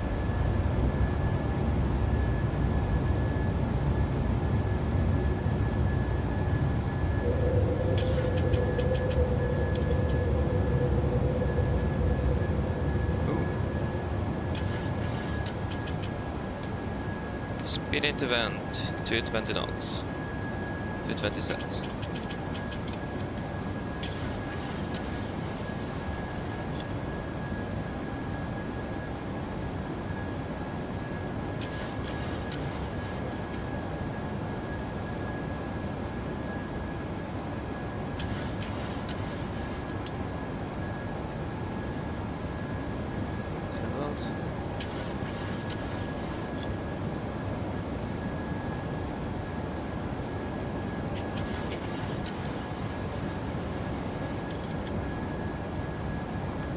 Hold point engage. Flaps 1 speed checked.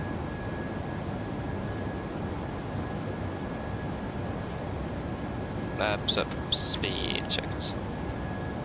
Bit difficult handling this aircraft at the moment.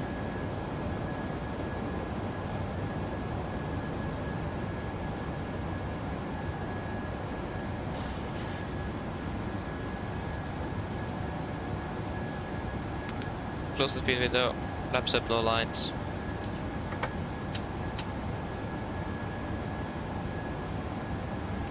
Garden traffic, Nordic 342 airborne, passing 4000, continue climbing flight level 370, directing Ribbe, Gardermoen.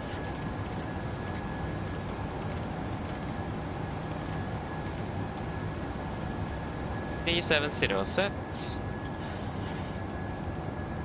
Wrong way. Direkt. Ribbe.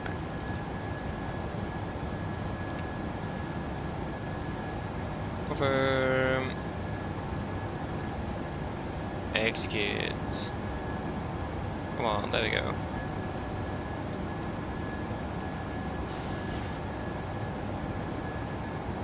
Set standard after takeoff checklist. Standard set cross-checked. After takeoff checklist, engine bleeds on. Packs. Auto, landing gear, up and off, flaps, up and light, altimeters. Passing through 6,700 feet. Now, press 10 after take checklist complete.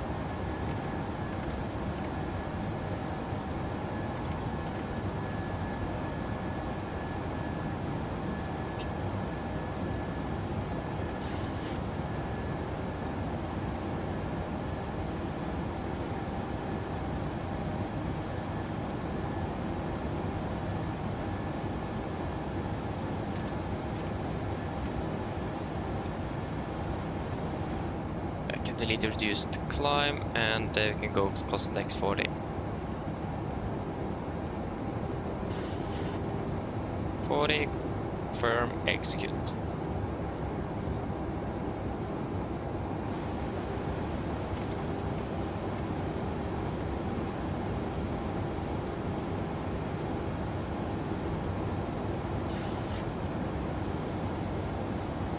Flight level 100.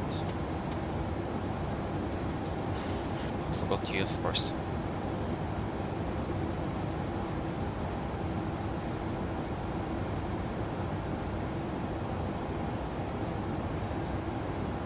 Yes, everything is looking good. Engine anti-ice on. Paper. And anti-ice on.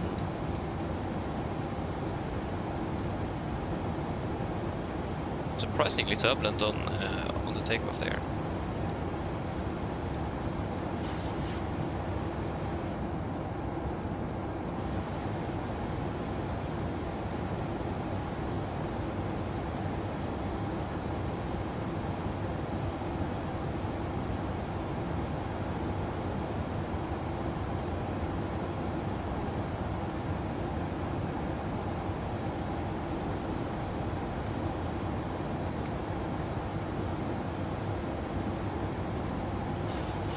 Engine anti-ice off.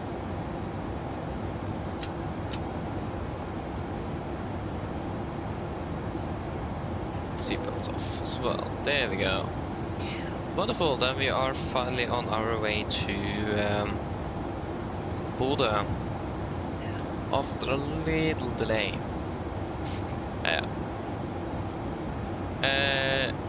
Blep, I agree. With a skewed accent, I agree. Maybe I should make it myself.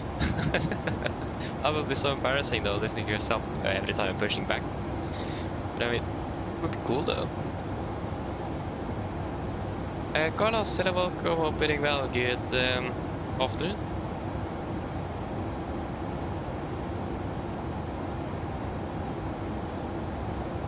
Yeah, so top of the set generally, it's you can pretty much calculate like this for every flight. Or for every aircraft. So you just, there's two ways to do it. The general thing is to just use the two first numbers in the thousands. So 37,000 feet, use the two first numbers and then time it by 3. So 7 times 3 is 21 and 3 times 3 is 9. So that will be 111 then. Then we will have 111. That will be for the standard 3-degree glide. And then you plus minus 1 nautical with. Yes, we add 1 nautical mile if you have per 10 knots of tailwind, and then you subtract 1 nautical mile for every 10 knots of headwind. Another way to do it in the 7.3 at least is to just use the meter spot, so you get it in the metric, and then you could just use the 3 first numbers, so 1, 1, 2 in this case. There are 2 different ways to do it. You can use head math or just take the 3 first in the meters there. Hope that was understandable.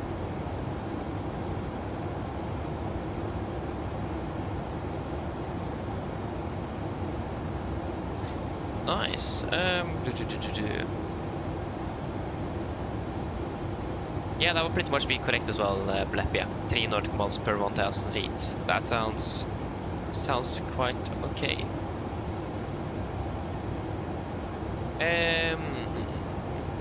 Cornelius, hello, welcome, hoping well. Good afternoon. Good to have you back again. Doing well. Yeah, doing a long haul from Sao Paulo to Lisbon. Ooh, enjoy it. Sounds fun. And Jesper, hello, welcome, well. Good afternoon. I finished with exam today. Wonderful then. Ah, nice though. That's very good. That's very good. Congratulations to be finished.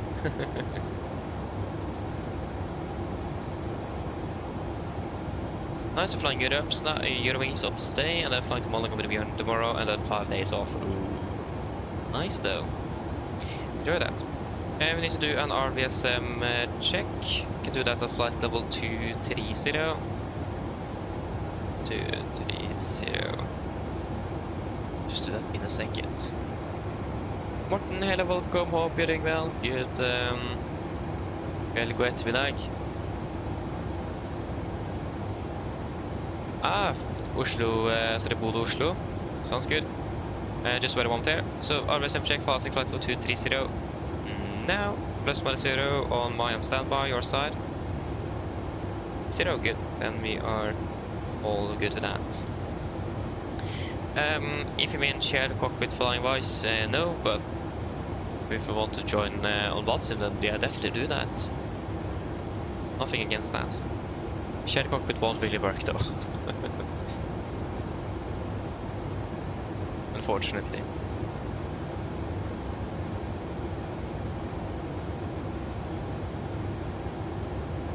I'm doing 5 legs between Australia and New Zealand. Ooh, how long is one flight? Between Australia and New Zealand, that's fun though. Enjoy it.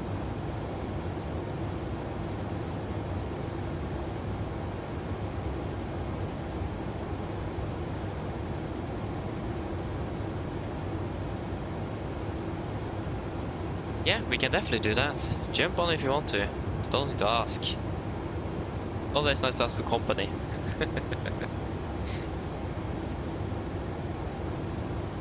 Oh yeah, so I'm switching to 2024 today. If that's the case, then nice. We'll probably, most likely like it. Yeah, so we've got airborne out of Gardermoen at liftoff 11:16. We got about a delay of 14 minutes. 14. And the reason was operational wise. We had some software problems today. Like that, operational requirements, fuel load, alteration, no. Late crew, no. Flight deck crew shortage, no. Flight deck crew special request, no. Late cabin crew shortage, cabin crew error, special request, no. Cabin request was security check, no. Tech.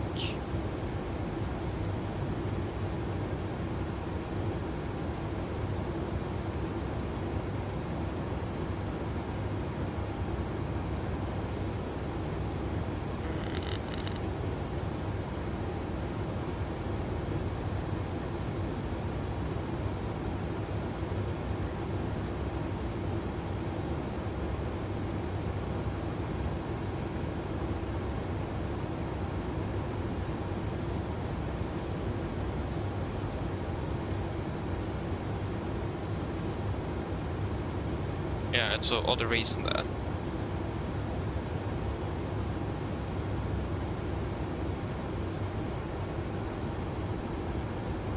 Oh yeah, so you're doing like a career flight thing. Ah, but that's fun though. We like it. Sounds good. Actually, I agree. That's one thing I really like flying in Norway. This is like one of the European countries with the most, and yeah, most flights and most beautiful flights as well within its own waters. Must say, really like it.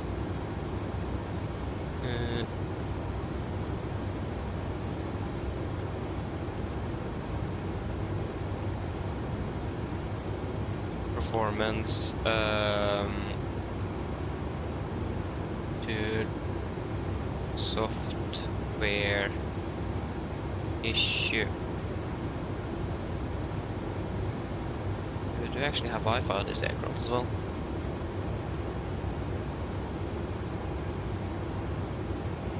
Wait, I'm switching to X-Plane 11. Oh, interesting. Interesting. Hope you would like it though. I have tried it out and I must say it's pretty good, but it's a bit outdated compared to X-Plane 12 at least. But yeah, it's still a nice sim though.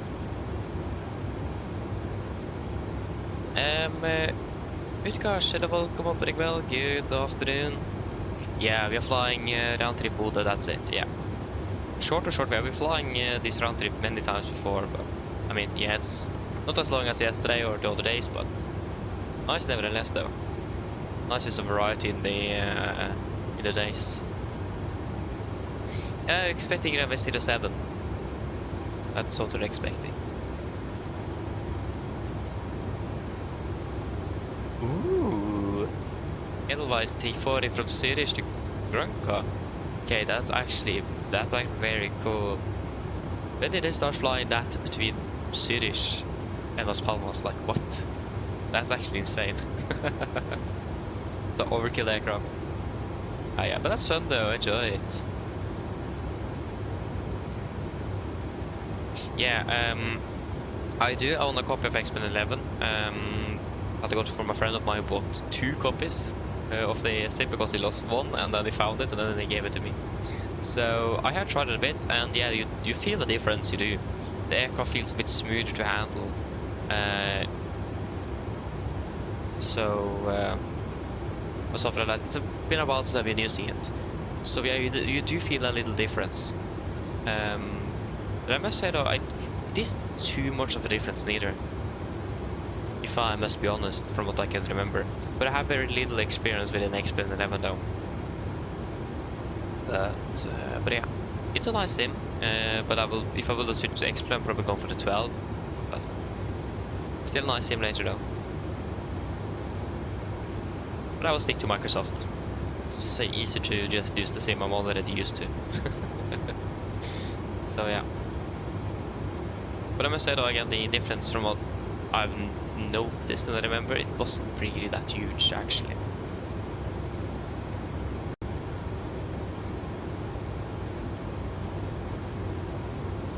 Huh, interesting. Yeah, that's very surprising indeed. But I mean, when British Airways were flying Dreamliners to Spain, then it's probably due to demand. I mean, even Lufthansa flew the A340s to Las Palmas, to Palma de Mallorca as well. So, yeah, it's not surprising either. It's probably due to demand, I would imagine. So many people booking that flight that need to place in a new aircraft. I mean, we're just landing 6 minutes behind at the moment, so that's actually very good for the circumstance that we pushed 15 minutes behind. Not bad, so expecting to catch up a lot of that delay then.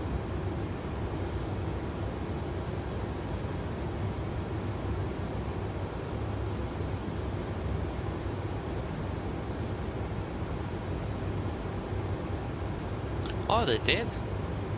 Yeah, I mean, demand. There's so many people flying down to the Canary Islands, it's just insane.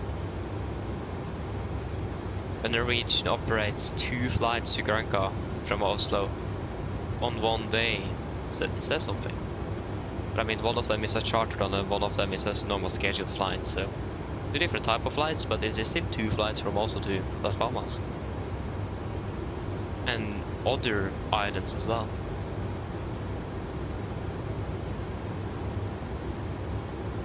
Okay, let me just fix that audio thing down with GSX.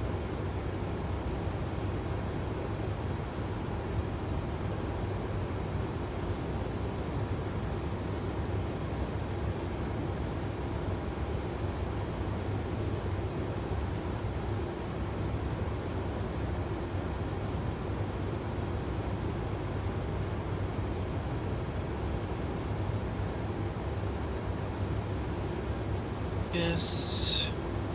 Good night. No. Good morning. No. Good evening. Good afternoon. No. Need that. Don't need it. Compliment. I don't need that neither. I don't like compliments. Yes. So then it's gonna be.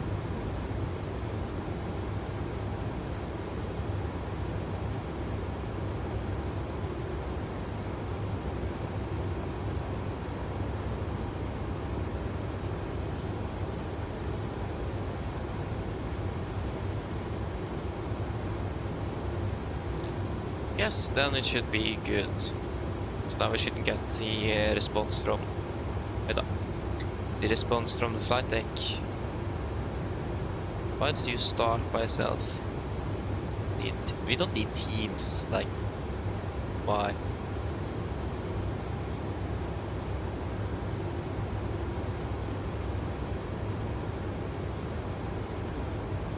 Yeah, it's just insane. I don't understand why people like it so much. It's just, if me personally, it's just way too hot. I won't substand the heat. It's just too much. 1000. So that's my problem with that heat. I mean, by going from 100 that's already quite warm, the 200 is even warmer. But you pretty much just go to the southern part of Norway, and that will be cheaper, and you will almost get the same heat treatment. You're even closer to the sun, aren't you, here, so you will get a better sun. Don't even remember what it's called.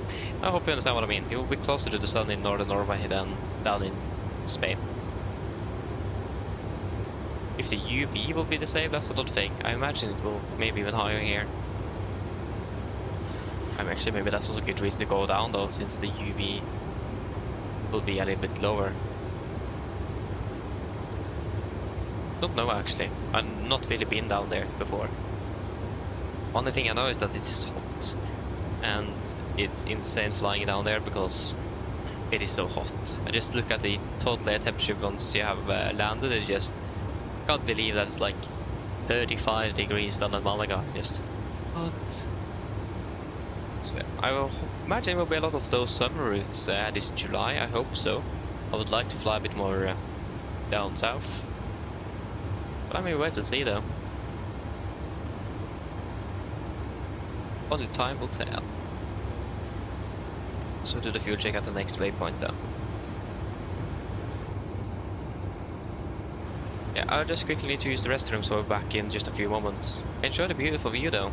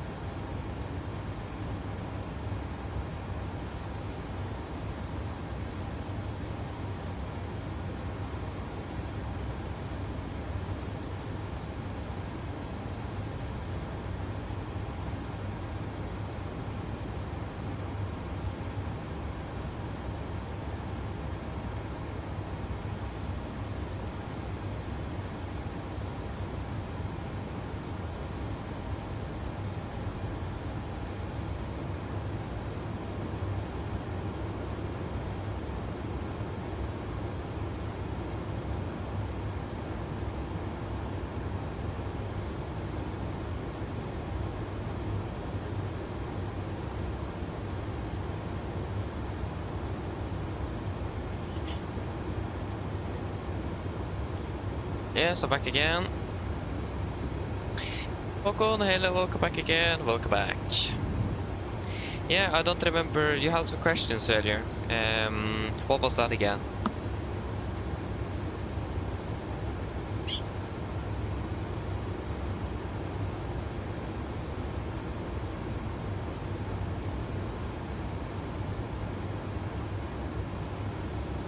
Do you remember?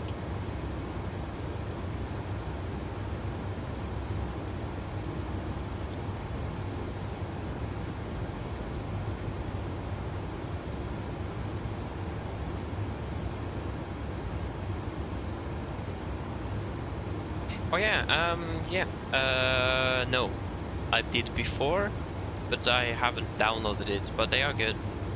So before I factory reset my computer like a week ago, I used 2 weeks ago perhaps actually. I did use what they had in the Discord, yeah. I just did some few modifications for myself. But I just made new ones myself today and yesterday, so... No, I don't use it now, but I did.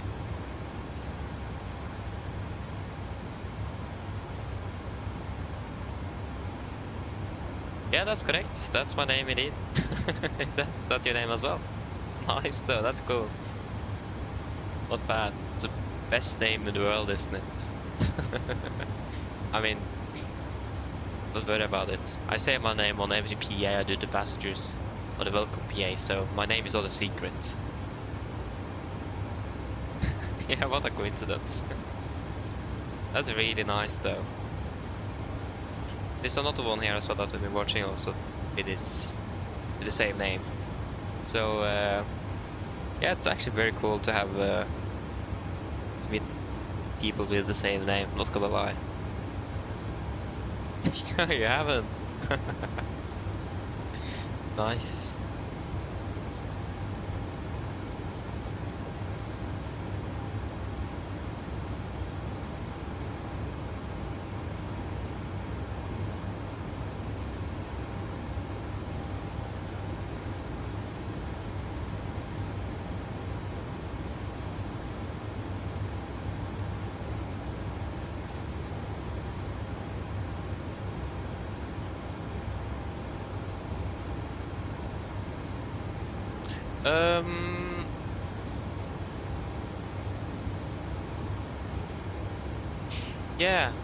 Yeah, that could probably fit if you don't have a config for the aircraft already. The folder is not made, I think. I'm actually not sure. IFLY, you need to install it yourself. PMDG should do that automatically. But if you just load the aircraft in and then make up your own configuration, maybe that could help. Yeah, that's a good idea. Yeah, that could probably be it. Yeah, have to do that. I think I also had the same problem. So I think but that was for the IFLY though. So I did. So I went to the sim and made just a profile for that aircraft, the configuration for it, and then once that folder was made, or I think it wasn't even made. I think I just it was there already. So then I just put everything in and replaced that file as well. So yeah, definitely try that. Maybe that is the reason why. At least that is a good explanation. Best one I have, at least.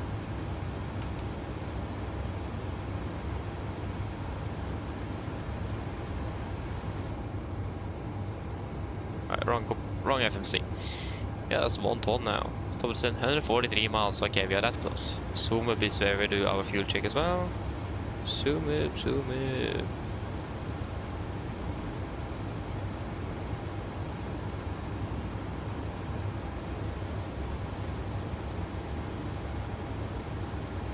We're in West 7 for us today. At least that's what is favored with the weather conditions at Bodø. Let us get the latest weather. TWIP. Echo November Bravo Oscar.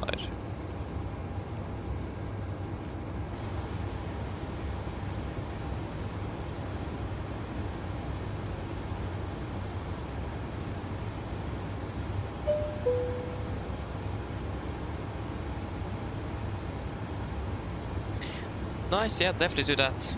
Hopefully we'll get it to work soon. I know the frustration when things doesn't work as it's supposed to. It's so annoying. No, not this weekend. We should be back on Tuesdays. We have 4 days off now. So, yeah, 4 days off.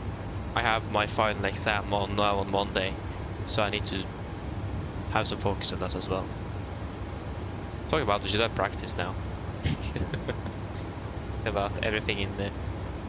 Talking about E-cars and A-cars and that kind of stuff, so...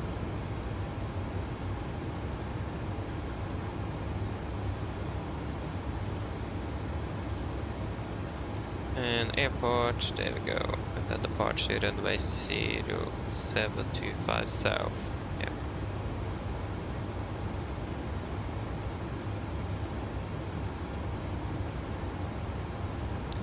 Yes, so 2000, 3600, 3680, 3680, and we have used 2120, 2120. Good. 82 plus then. Or positive. Yes, Bodø is looking good. Tempo, showers of rain at 12. Yeah, that's now then. In 15 minutes, less than that. Yeah, starting to get... Yeah, it's going to be more and more headwind here. That is fantastic. So 04 at 9 with 18 and 10. 04, 05. It's a little bit cooler. And 1010. Expecting a landing weight of about, that's 900 kilos, yeah, 57.8. Good. Is there any restrictions in regards to missed approach, climb gradients, and that kind of stuff here at Bodø? I don't remember. I don't think it is. Yeah, actually it is 3% for the Cat 1 to reduce our minimums with 20 feet. We actually don't need that.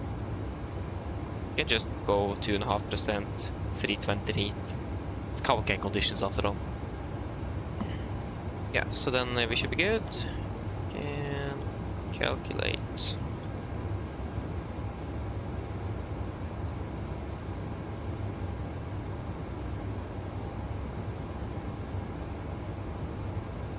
Yes, 138, 139 is perfect.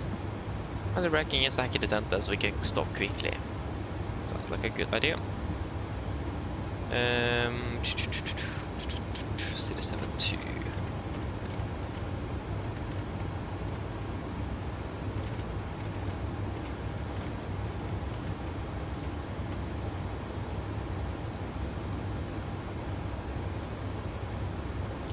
One 103.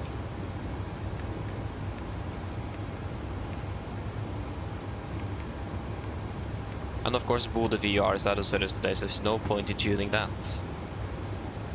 Yep, what did I say, 320 feet? Yeah. 320 feet.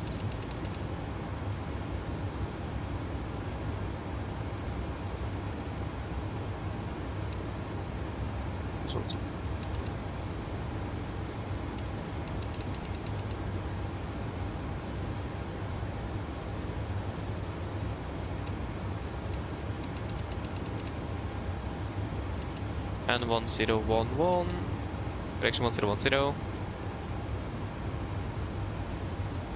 Yep. And it's going to be 25 and 111. 25. 111. And 250 below 100. Execute.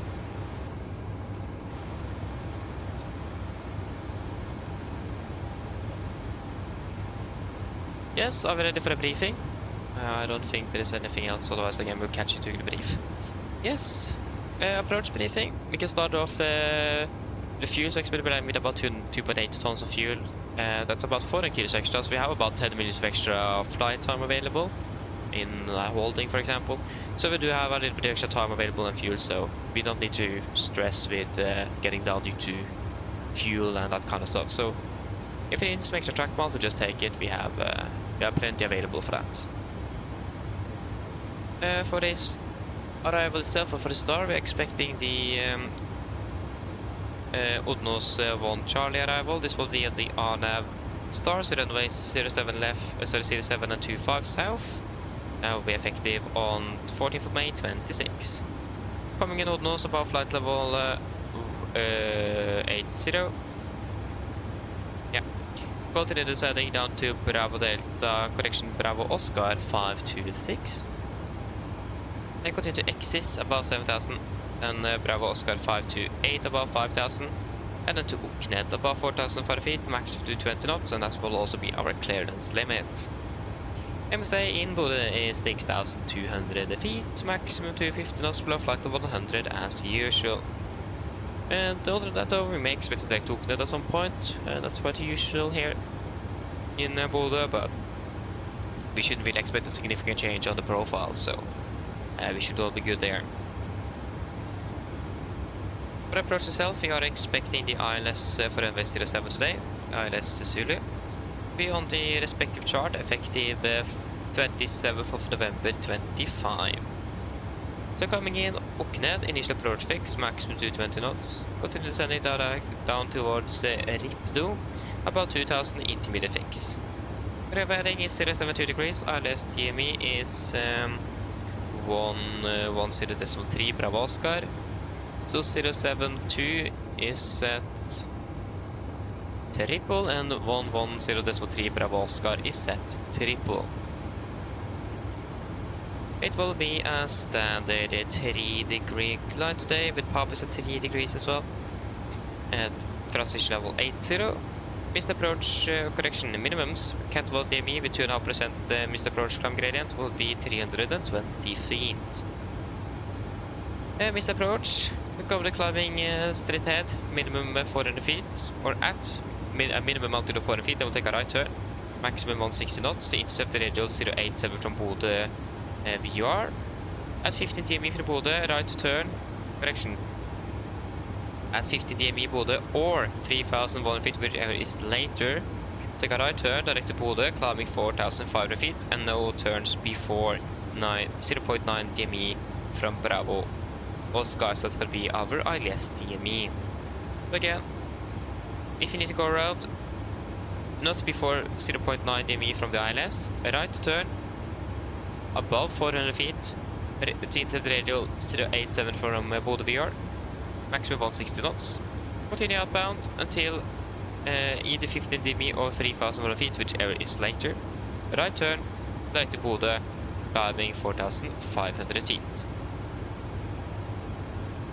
Be aware of that we do not have Bodø VR available in regards to the frequency. It's currently out of service due to maintenance, but we do have it as RNAV point, and the approach is in RNAV, or everything is in RNAV, so we'll still be able to fly the approach without any problems.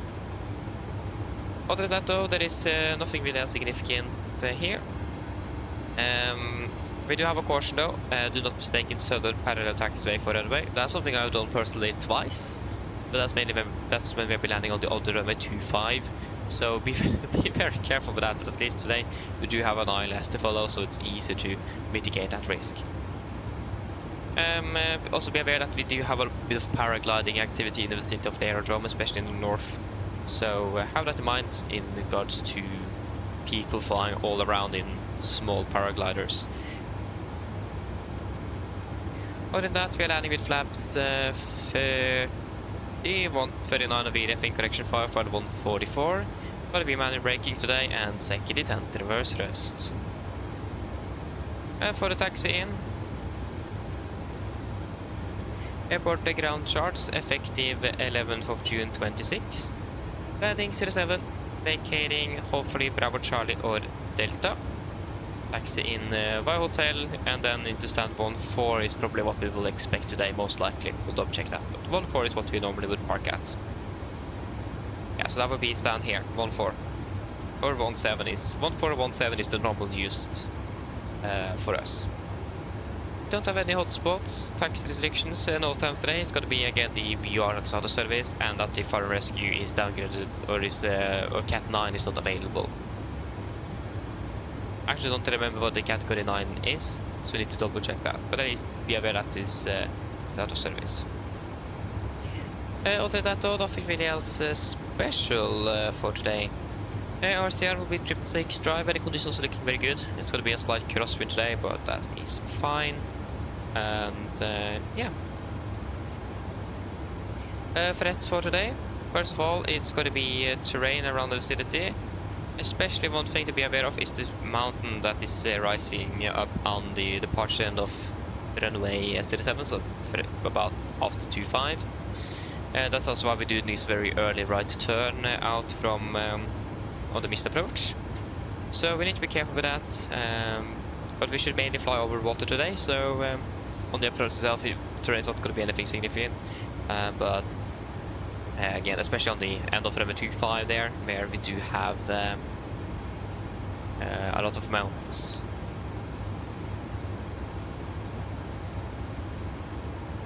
Other than that, we do also have, again, like I said, with the paragliding and that kind of stuff in the vicinity of the aerodrome, especially in the north side. It's very good weather today, so I imagine there will be someone out there. So we need to be looking out for that in case. So have that in mind. And there's nothing really we can do to mitigate the risk of hitting them. Or at least if you see them and they are right in front of us, we can't really do much. But we try to fly a bit slow. If you do see anything in the vicinity, to again mitigate the risk of us hitting them, so they can see us a bit earlier as well. But if you don't see anything though, we should be fine. But yeah. And the other thing as well is what was it again? Yeah, the parallel runway here on the south. It's a parallel taxiway that is pretty wide to be a taxiway. So we need to be careful so we don't mistake that for the runway. We do have an ILS to verify that, thankfully. But I have been mistaking that before. So we need to be a little bit careful so we are sure that we are on the right runway. But again, on the right side of the airport. Again, we do have an ILS, so it's not going to be anything difficult to verify that. But yeah, that should be it. I don't have any other threats. Do you guys have any questions?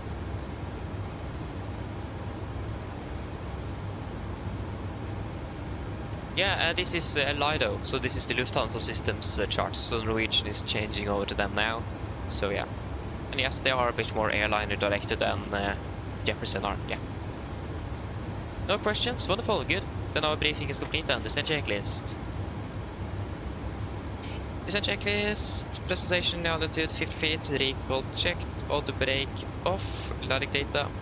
BRF 149, minimums 320 feet, approach briefing completed. Brief for checklist correction. Descent checklist complete. I'm not sure why they have been calling on the intercom twice during the brief and stopped, but yeah, probably nothing important then. But yeah, again, it's Lido. You get it for free if you own Microsoft Flight Simulator 2024, and Norwegian is switching from Jefferson to Lido now. Not sure why.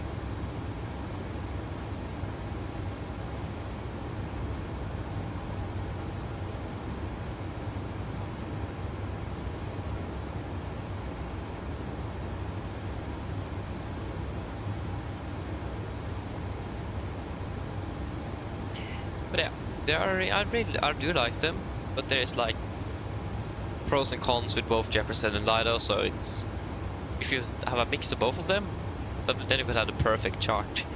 But yeah, it works, and it's been unfortunate though, since I do pay for Navigraph, and now the only reason I have it is because I don't have database. And the airport information charts, they are a little bit easier in regards to... just wait a moment here. Hello. Hi, Hello? Captain. Hi, Captain. Just everything is okay. Everything is okay. Yeah, everything is fine here, thank you. Great. Call me if you need anything. Of course. But yeah, so Jefferson, if a chart gets updated, it won't like say the effective date on all of the charts, only the one that have been updated. So from what I've seen with IDO on the airport information, airport operation information, that's not the case. Every chart get updated with a new effective date. So if you're going back to look at something new, because I normally would write down the most important stuff on those charts, so it's easy to find. Once I'm flying back there, I guess I don't need to read through like 20 pages of the same stuff. I can just take out the important stuff. It's much harder to find the new updates in there if every chart has a new date. But on Jefferson, you can just see where the new date is, and much easier to find. But Lido again is more airliner specific, so it's much easier to just filter out those things that you don't need as an airliner. So that's also a positive thing. Okay, once we're ready, we can descend down to flight level 200. 200 sets. Yeah, you can also have it on PC. It's the Microsoft Flight Simulator Flight Planner. You only need to log in with your Xbox account, and it's free. It's included with the Steam. Very nice. We did have another chart provider that gave us Lido as well, but they haven't really been doing anything since a year ago or something. So I think they're dead. The charts doesn't even work. So I don't think they're getting or updating their charts neither. So yeah, they are free. They are a part of the sim. If you own Microsoft Flight Simulator 2024, then you get the charts for free.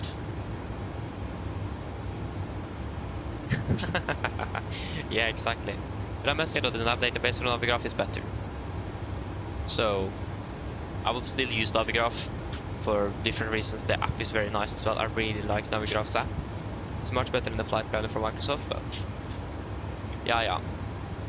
There we go, starting our descent.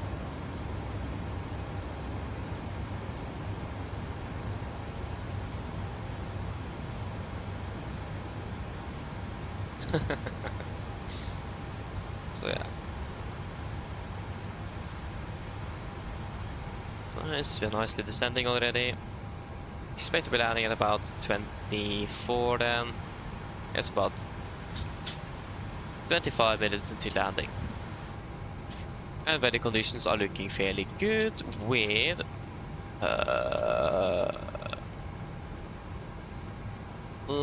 yeah, a light breeze from the northeast, 18 degrees only. Partially cloudy perhaps. It doesn't look like it will be clear skies, what you can see here. Mine damer og herrer, dette er kapteinen som snakker. En liten oppdatering fremme fra cockpit. Som dere kanskje lagt merke til, så har det begynt nedstigning vår ned mot Bodø lufthavn, og for øyeblikket venter den rundt ca. 25 minutter. Værforholdene i Bodø for øyeblikket ser rimelig greit ut, med en liten lett bris fra nordøst. Det er rundt 18 grader og forventet å bli nesten skyfri himmel. Vi forventer for øyeblikket å parkere ved gaten ca. rundt 5-10 minutter bak skjema, så vi har klart å tatt igjen en del av den tapte flytiden. Men hvis det blir noe videre forsinkelse, vi holder oppdatert på det, men vi forventer egentlig ikke noe videre innover mot Bodø for øyeblikket. Ellers, vi takker for å ha valgt å fly med Norwegian i dag, og vi håper at veldig fin flyter med oss. Vi håper vi ser det igjen for deres neste flyter, og så ønsker vi en fin dag videre. Takk! Ladies and gentlemen, this is Captain speaking. It's a quick update from the flight deck. As we noticed, we now start our descent down towards Bodø, and we can expect to be landing in approximately around 25 minutes. Weather conditions down in Bodø at most looking fairly good, with just a light breeze from the northeast, about 18 degrees centigrade, and almost clear skies. We are currently expected to park at the gate about 5 to 10 minutes behind schedule, as we have been able to catch up a bit with the delay that we got in Oslo. And we do not expect any significant or further delays coming into Bodø at the moment. Other than that, we hope that you enjoyed this flight with Norwegian today, and we do thank you for choosing us. We do hope to see you again on the next flight, and we do wish you a pleasant day. Thank you.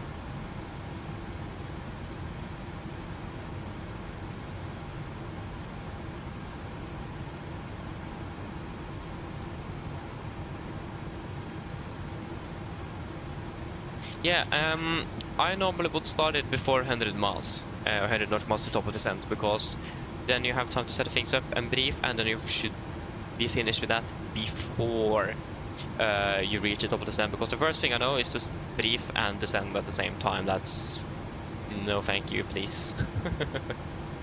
But if I fly into an airport, an unfamiliar airport, like, or a larger airport where there's lots of different procedures, lots of traffic, and that kind of stuff, I will normally start prepping a little bit earlier than that, maybe 140-ish miles. 150. But other than that, normally before 100 miles or at 100 miles, but does depend a little bit. Just when I feel the time is there and we are ready to go. Or, so we are finished and ready to go. And I don't think it mentions anything in the SOP, I don't remember.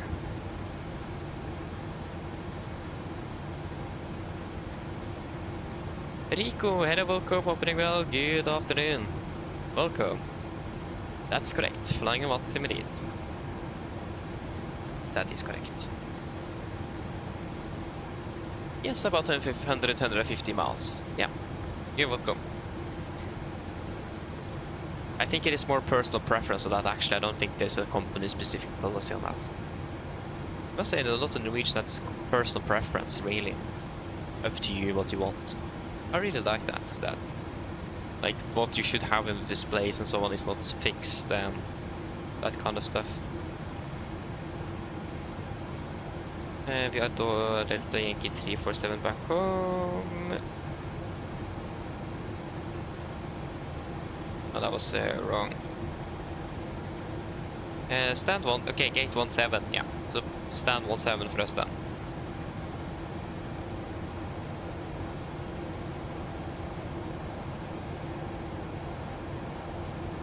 Yeah, I would normally do that, so fairly quickly at least from passing flight 100, so we'll pretty much be finished with setting up for the approach once we reach cruise and then doing the briefing straight away, maybe even before. My days here was turbulent.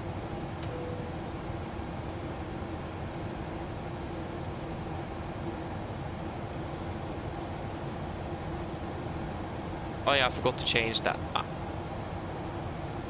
Oh my days! Actually, guys, a little bit too dramatic sometimes, I must say. Just fix this then.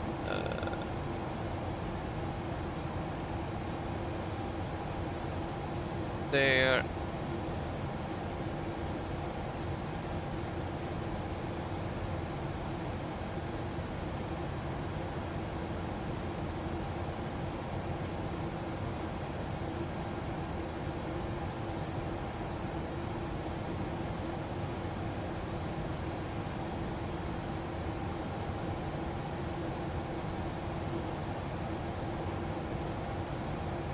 Rico, yes, we are landing in about 15-20 minutes-ish.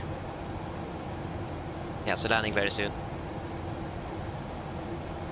Yeah, continue sending down to flight level 100.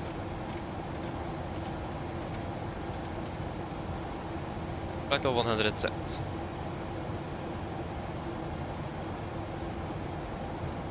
Yeah, just as you know, just to have you guys updated, I have now switched back to using Microsoft for live weather.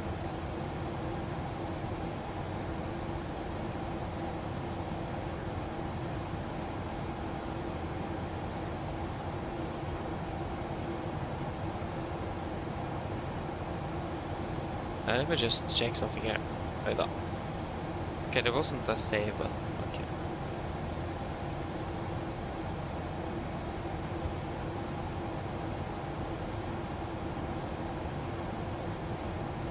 Bodø traffic, Nordic 342, currently approaching Odnos and expecting ILS Zulu for runway 07, passing flight of 100, descending, correction, passing flight of 200, descending flight of 100 and directing towards Okned, Bodø.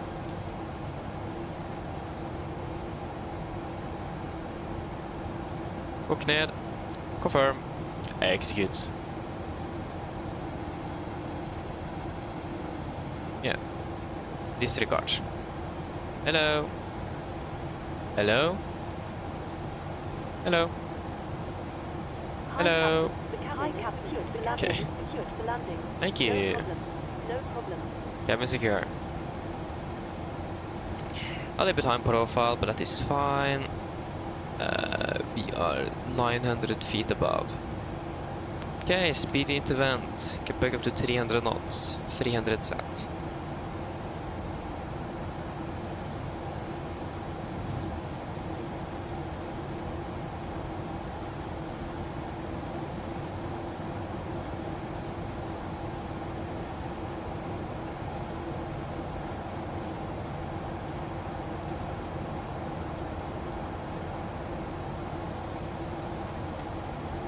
Another 2. So slowly being to reduce the speed.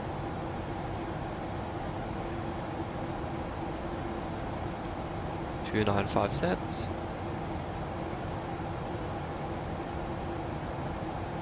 What? Oh yeah, of course. So we are now 350.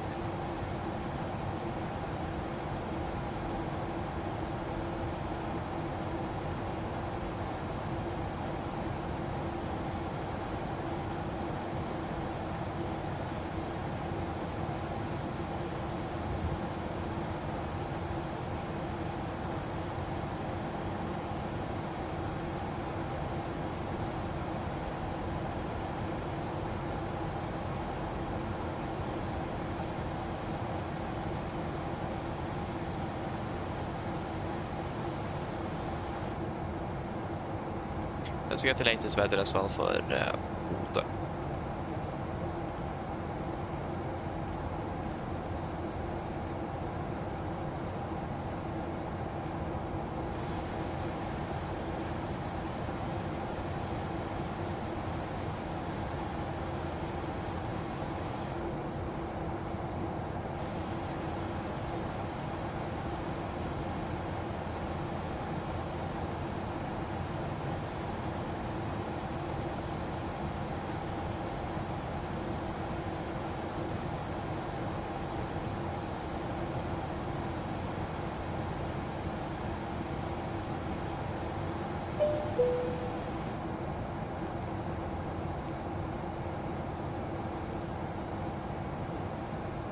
Yes. Yeah, that will be the same weather conditions. Good. There you go, VNAP off. And close speed window.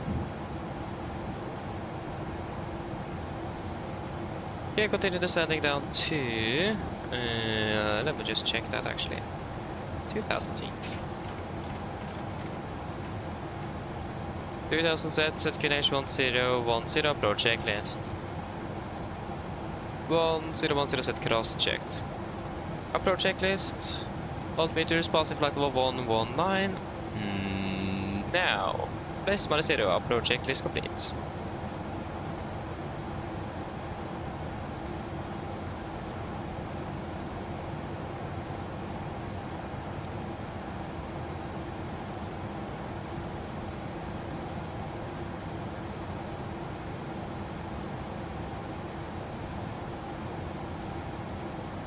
Bodø traffic, Nordic 342, passing flight level 110, continue descending to 2,000 feet, Bodø.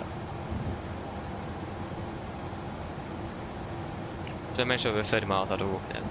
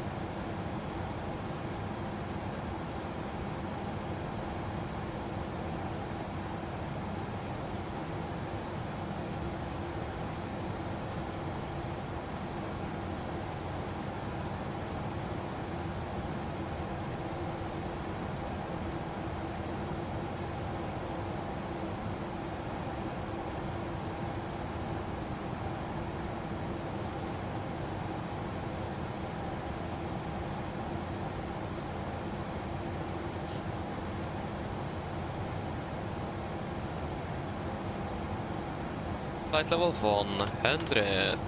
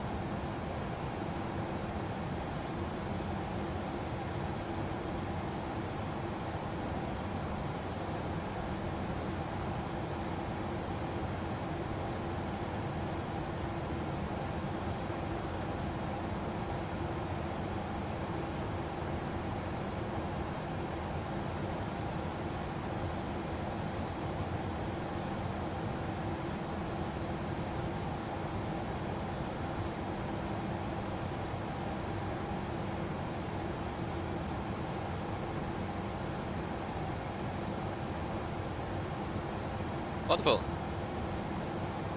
It's very good weather here today, not gonna lie.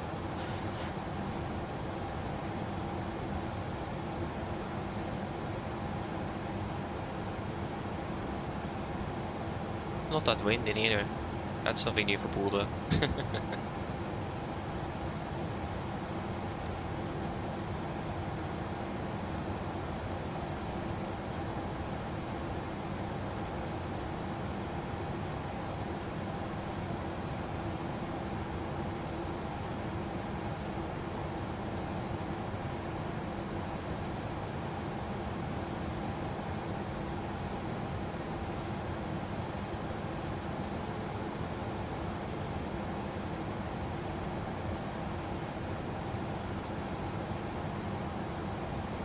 Yeah, should be good. Okay, so we have 1.0.3 on both. We got Boris identified 23.7 miles on both. Good. You are also good, and 0.72 on both courses.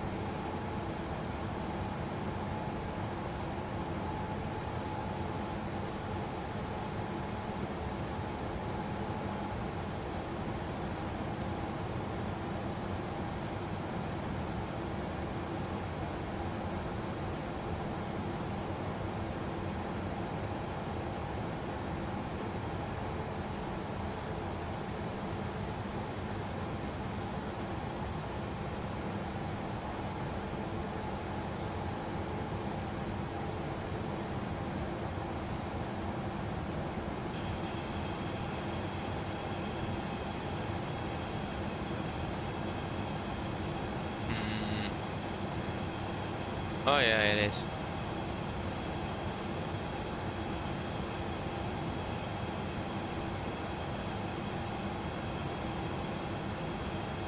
Bodø traffic, Nordic 342 passing 6,000, currently 8 miles out of Oknet for an expecting ILS Zulu 07, Bodø.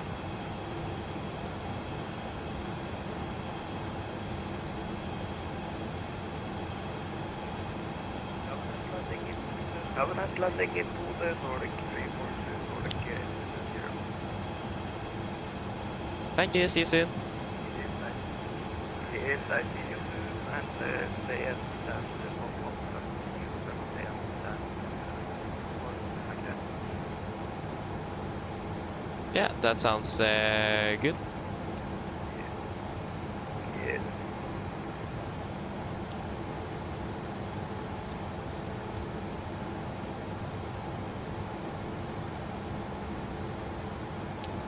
Why is the clouds always in front of us here? What?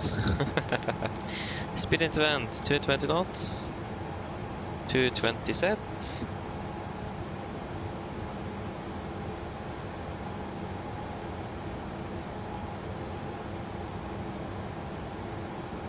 Oh, yeah, it looks like the rain showers is on its way. See them on the end of margin of 07.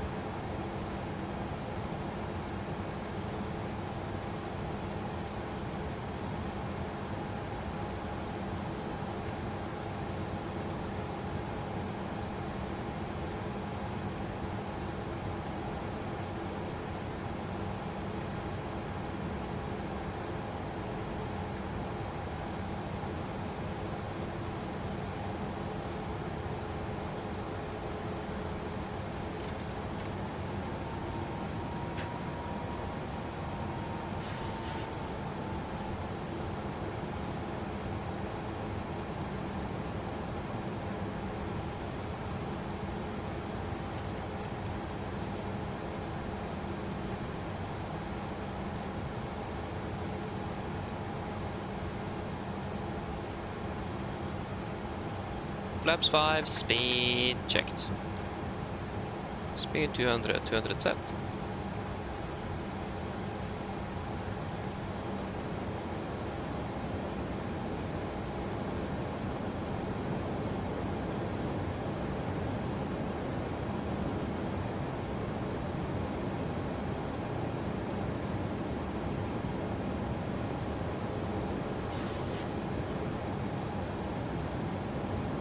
Flaps 5 set.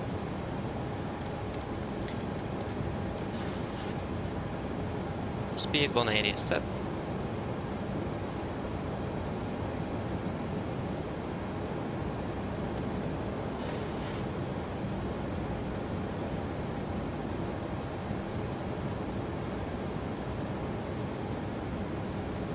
$1,000.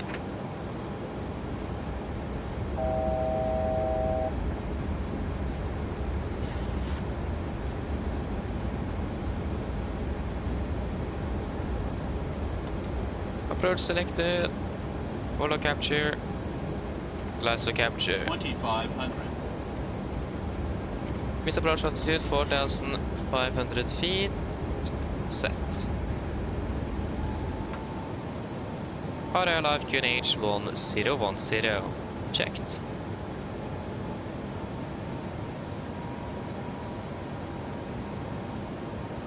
Bodø traffic, Nordic 342 established LS 07, 7 miles out, Bodø.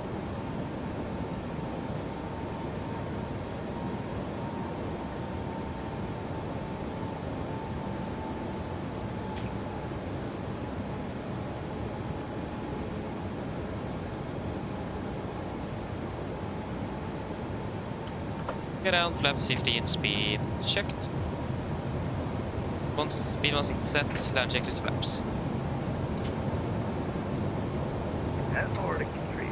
And Nordic 3. Cabin crew sit for any Runway place. is clear, no birds at the runway.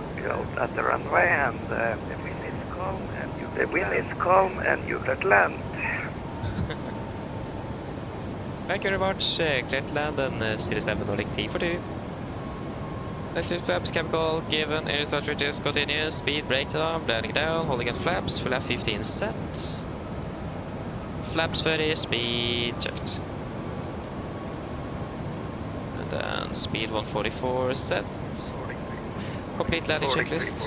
Nordic 2, just your registration of your aircraft. Further plan, further green land checklist complete. We are flying Lima November, Echo November Sierra today. I'm flying Lima November India Golf. Nice. 1,000. Stable. Disengaging hot front on autopilot.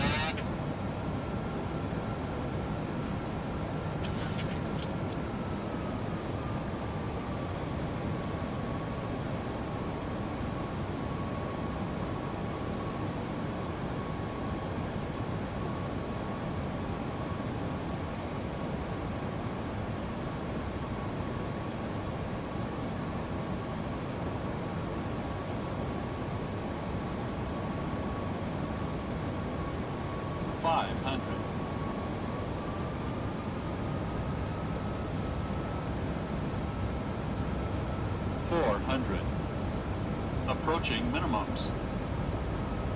Contact. 300.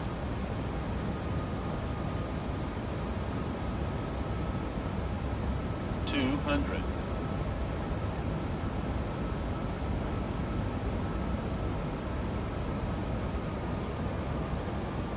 100. 50. 40. 30. 20, 10.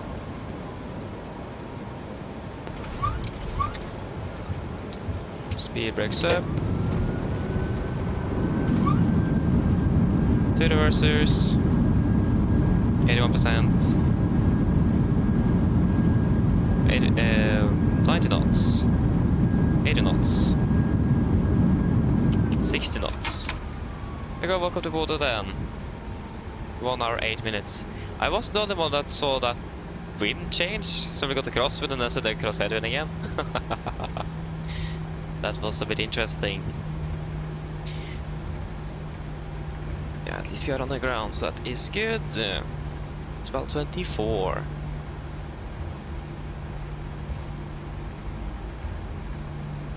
Yes, left is clear. Let's see, in wrong airport.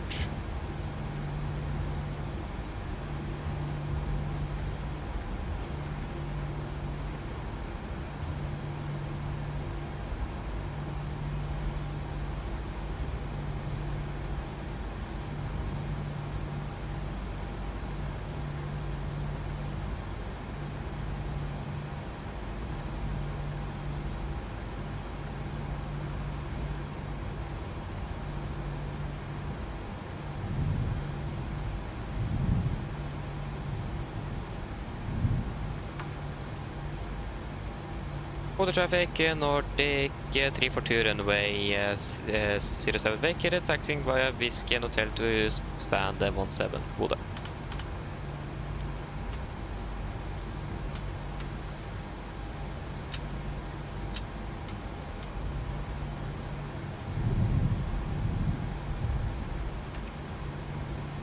Oh, look what I found is another. Oh, look what I found is another company aircraft on the right hand for me.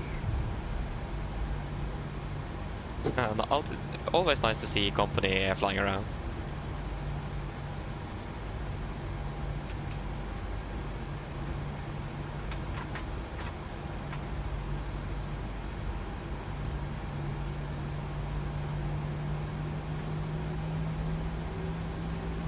Yes, right, clear.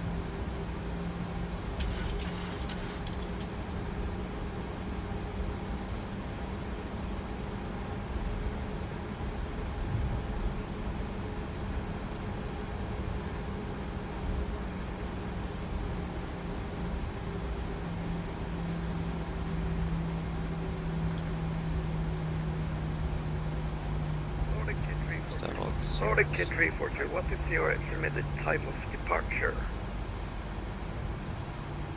It's probably going to be about between 1250 and 1300 UTC. Okay, thank you so much. Okay, thank you so much.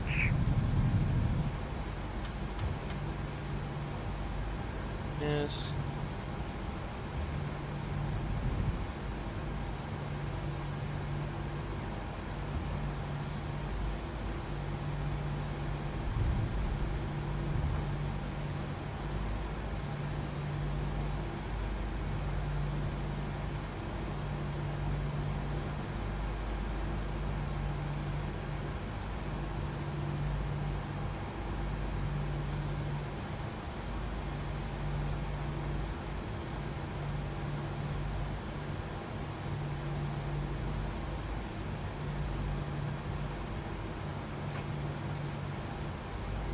Park brake set.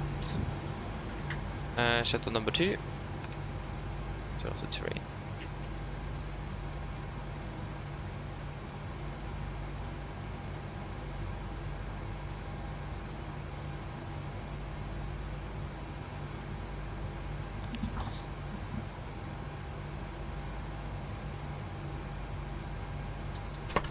Shuttle number 1.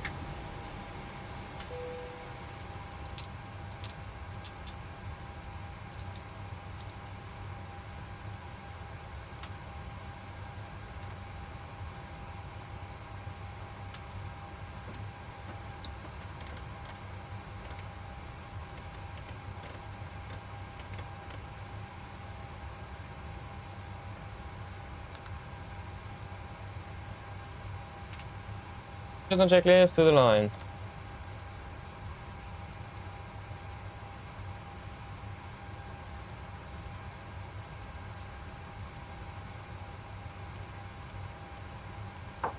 Shuttle checklist to the line. Fuel pumps off. Throwbit off. Power pal. Flat flaps up. No lights. Parking brake set. Idle start gears cut off. Weather radar off. Shuttle checklist to the line is complete. My time. 1 hour 25.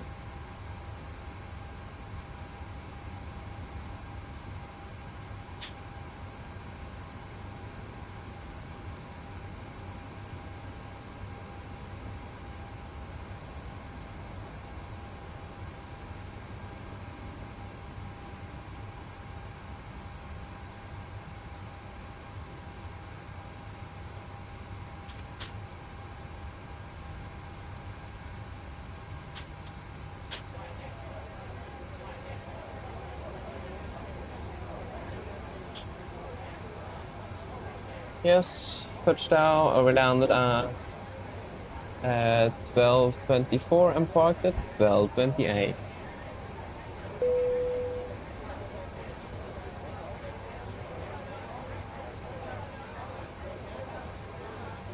Uh, 2,610. And we have burned 2,000 3,190. 93 and 92.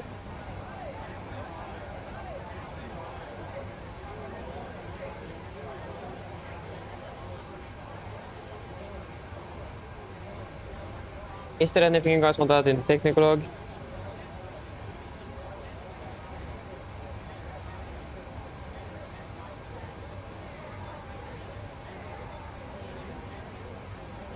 Bodø, Oslo.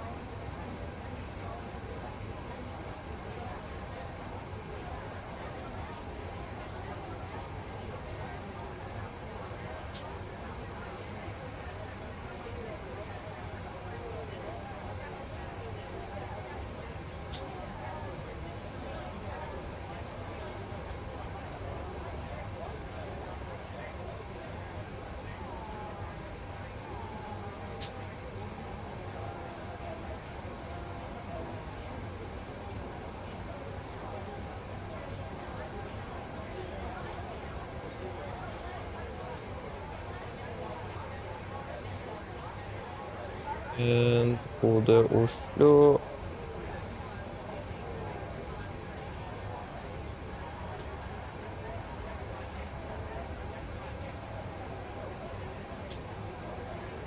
Yeah, I don't have anything to add in tech logs. If you don't have neither, then we are good. On the checklist below the line.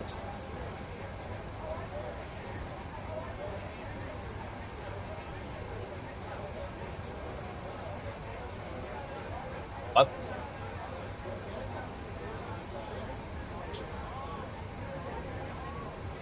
I can't submit my fire wrap either. No, then we need to wait a little bit, see what. Shuttle checklist below the line. Technical log completed, EFP completed, shuttle checklist complete. Just wait a moment here.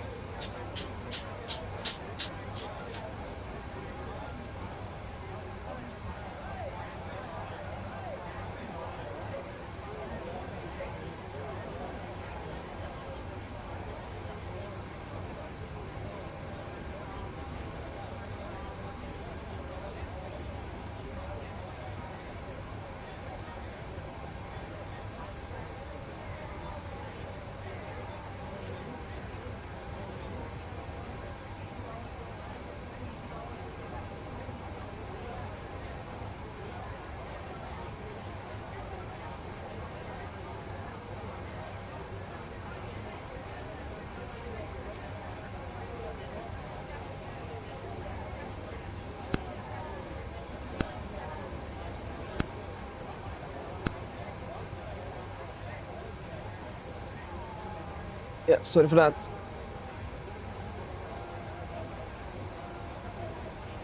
Yeah, minimum fuel to Gardermoen is going to be 5,900 kilos. Any thoughts on that? I hear they're going flying mode again.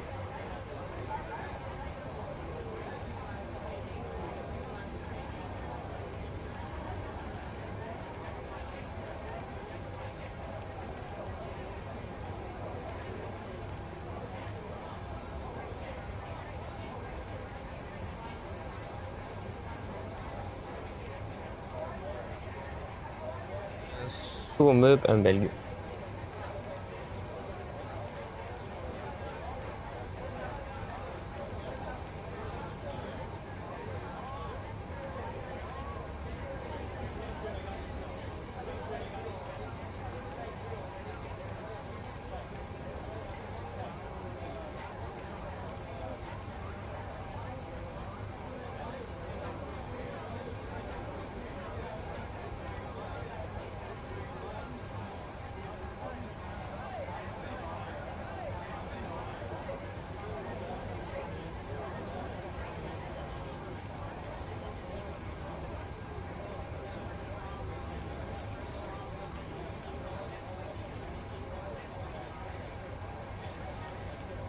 Yeah, no faults on the fuel.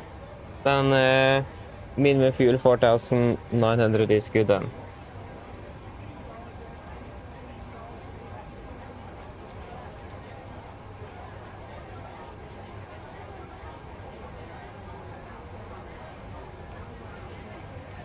Yes.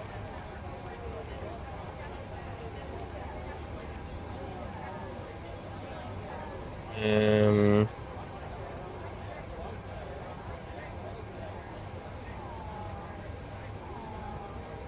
DMI, Bravo Delta Oscar. Bravo Delta Oscar. 1.5. Right turn to Rotot. Rotot, 072 left turns. Disregard. Rotot. 072 left turns.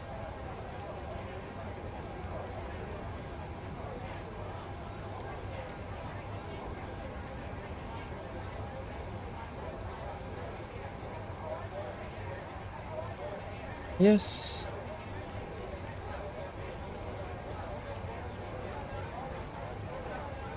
No, the monitor's turning off again. We'll just see if I can do one thing here, if I could run.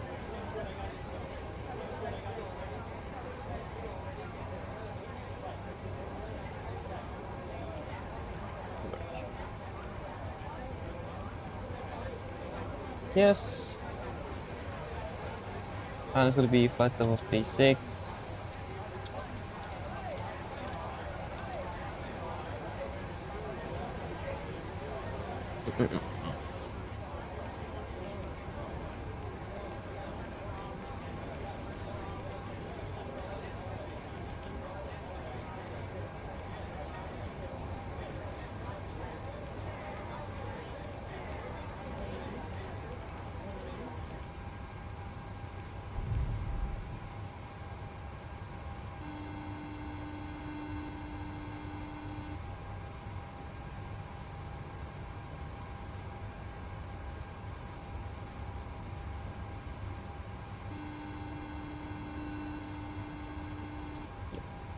Hello.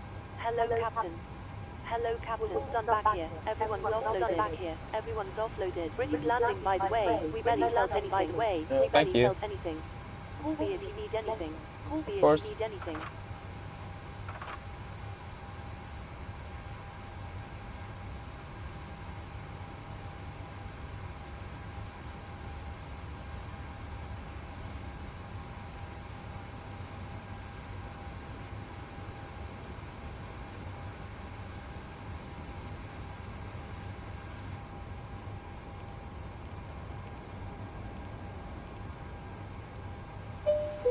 There you go, now it came. Gardermoen. Yes. B200 at 15. 15 and 10.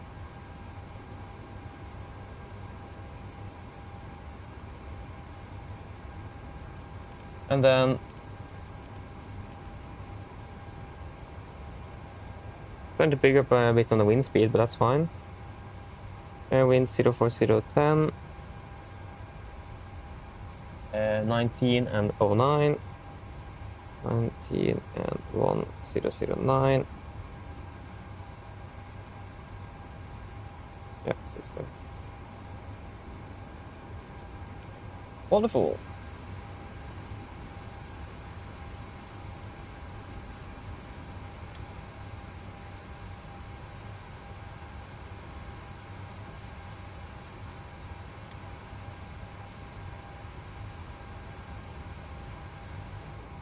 Fuel on board 5.9.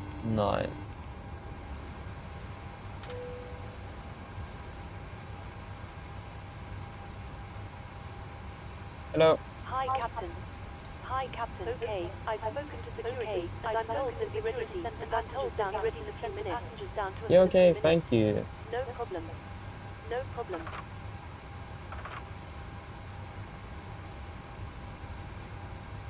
Oh, yeah, it's 7,000.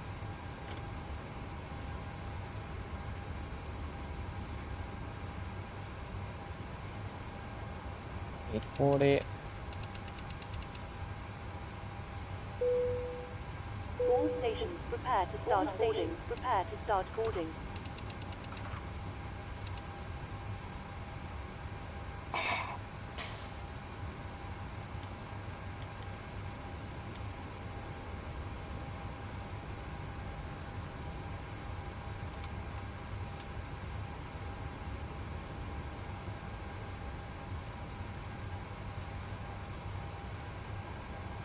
Yes, are we ready for a brief?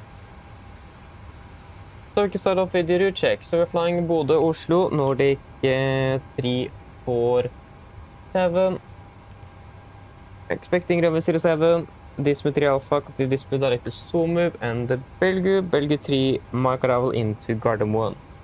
Ground distance 463 compared to 466, that's good. I expect to be 2.7 compared to 2.7, so that's also good. Wonderful. Yes.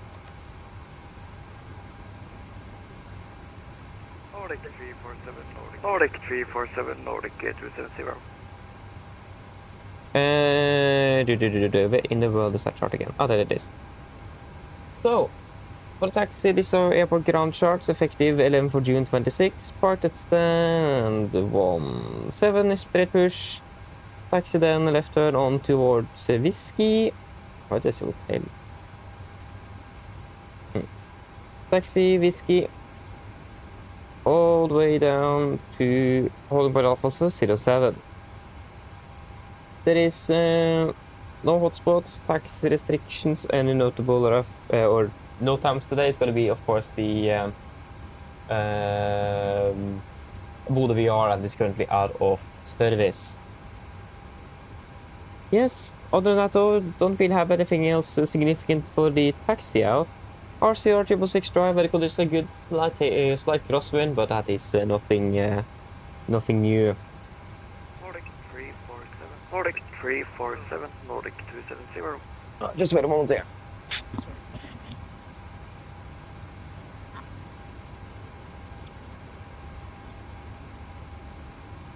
Go ahead. I am almost finished with boarding, but I can still wait for you till you are finished with the boarding and boarding so we can fly together.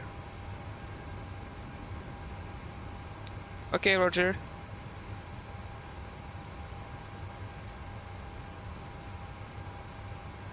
Yes, Sid, we are expecting to dismount 3 Alpha arrival. This will be on the Sid, so 0725 south chart, effective 14th of May 26. The boarding straight out, 072 until passing above 450 feet, right turn, 085 to dismount, that will be down here, until Bravo, wait, what?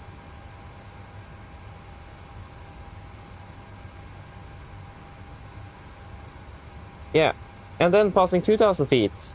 Then a right turn towards Bravo Oscar 405. Then continue towards Ravuk, Karjap, and Dismu. MSA in Bodø 6002, maximum 250 knots below flight 100 ratio. Initial climb today will be 7,000 feet. No noise abatements required. It's going to be normal Elevatex departure with the ILS for 1 correction 07 on active on both nav radios at 110.3. Bodø VR is currently out of service. And it's going to be expecting a normal flat 5 departure and no engine heights there is required. Nordic 347, I'm now. It's going to be, for the engine outfit, we're going to be climbing straight ahead initially. And then at 1.5 dmi from the Bodø VR, so I set that on a fixing here.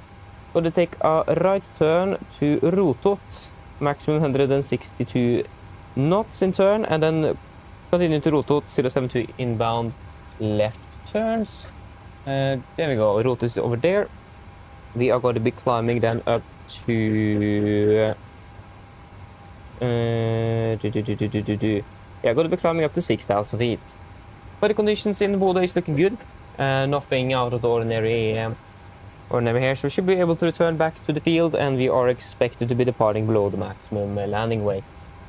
I don't think boarding actually started. Probably finished. Yeah, boarding never begun. So yeah, and nothing really special for that, so we should at least be able to return back to the field without any problems. Yes, other than that, though, I don't really have anything noteworthy to say. Hello, Captain. We are Should be ready fairly for straightforward pushback. arrival or a return back to Bodø if needed. But that's for today. First of all, we do have this huge or this not really huge, but there is a mountain with climbing or increasing in height on the end of runway, on the departure end of runway 05. So we need to have that one in mind, and sorry. Departure We have that in mind and make sure that we are clear of it. We will go with, I will have weather radar and you will have terrain radar on for departure. We have all visual clues available, so we should be able to visually avoid that mountain if needed.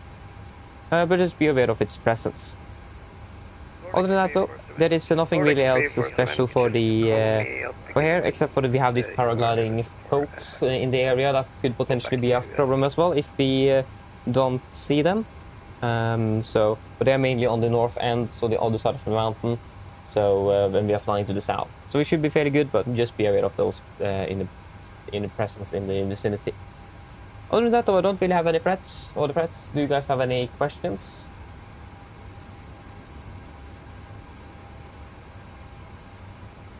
No? Good, then our departure briefing is complete and pre for checklist to the line. Hello. Hi, Captain. We've started boarding now, and we've started boarding now. Thank you. Are being seated. Pre for checklist to the line. Pins and cores removed. Oxygen. Test 1%. Natural and display switches. Normal and auto. Wind and heat. On. Presentation mode selector. Auto. Flight instruments. Tracking 027. QNH 1009. Reading about 50 feet. That is 55, so +5 on standby. Park brake. Set. Engine start levers cut off. Taxi takeoff briefing completed. Pre for checklist to the line is complete. I'll just change the seat tot here.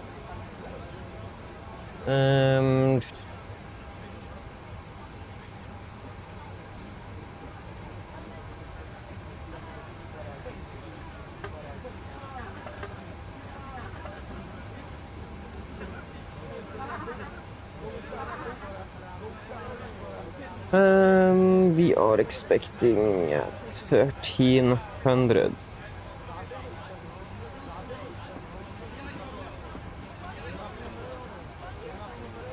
And you need to be filed. And RVSM is good. On the ground at least. 5,770. So it'll be 130 for the taxi fuel. Yep. There's no 80s at Bodø, and there is also no APC. Flight time will be about 1 hour and 20 minutes back to Gardermoen, and weather conditions are looking fairly good down there as well. It's going to be meet at Gardermoen. Yeah, it's going to be is that going to be light breeze as well?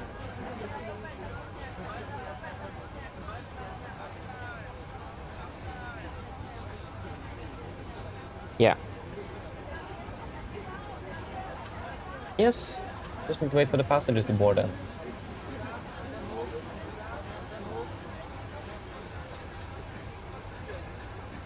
Everything is looking good here, so yeah, we're just waiting for that to be finished.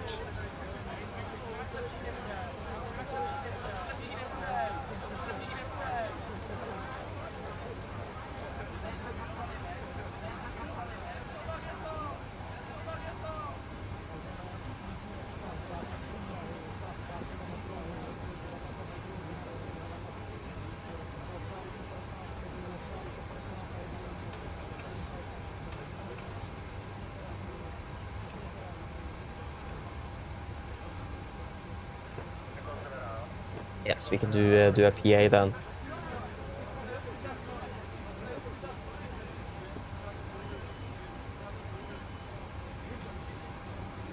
Mine damer og herrer, god ettermiddag. Mitt navn er Fabian, er kaptein i dag. På AMD Norwegian og resten av besetningen ønsker vi dere hjertelig om bord denne flyvningen til Oslo lufthavn Gardermoen. Flytid til Oslo i dag er forventet å bli rundt ca. 1 time og 20 minutter. Vi begynner snart å bli klare for avgang her fremme. Portet ut av gaten litt sent, men om rundt ca. 5-10 minutter er det forventet tid. Så hvis det er veldig kan det sette deg ned og ta på sikkerhetsbeltet. Så vi kan vi med setningen da snart gjennomføre en sikkerhetsbriefing, som vi anbefaler sterkt å følge med på for den andre sikkerhet ombord. Vi planlegger for øyeblikket en nordøstlig avgangsrute ut av Bodø. Vi da fortsetter sør mot Oslo. Venter en marsjrute på rundt 36 000 fot med gode flyforhold. Men vær oppe på det kan være litt turbulent under avgang her fra Bodø. Men som alltid, vi anbefaler sikkerhetsbeltet på bare sånn at vi kommer bort til nødvendig turbulens. Værforholdene i Oslo for øyeblikket ser rimelig greit ut. Det er en liten laber bris fra sørvest for øyeblikket med rundt 15 grader og delvis overskyet. Ellers sitt ned, slapp av, så ønsker vi behagelig reise med Norwegian.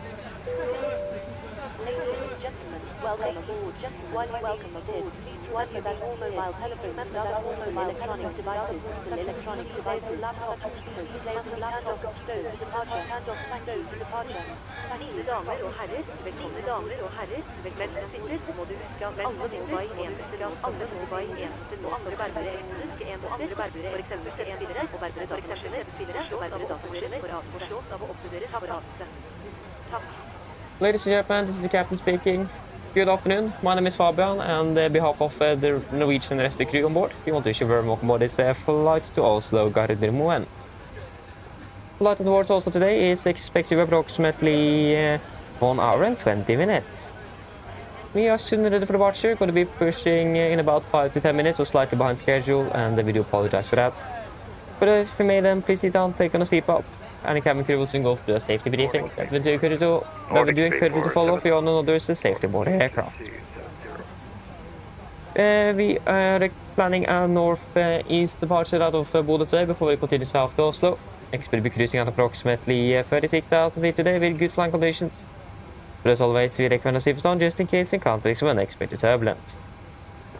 Weather conditions down in Oslo at the moment looking fairly good with just a light breeze from the south, about 16 degrees centigrade and partially cloudy.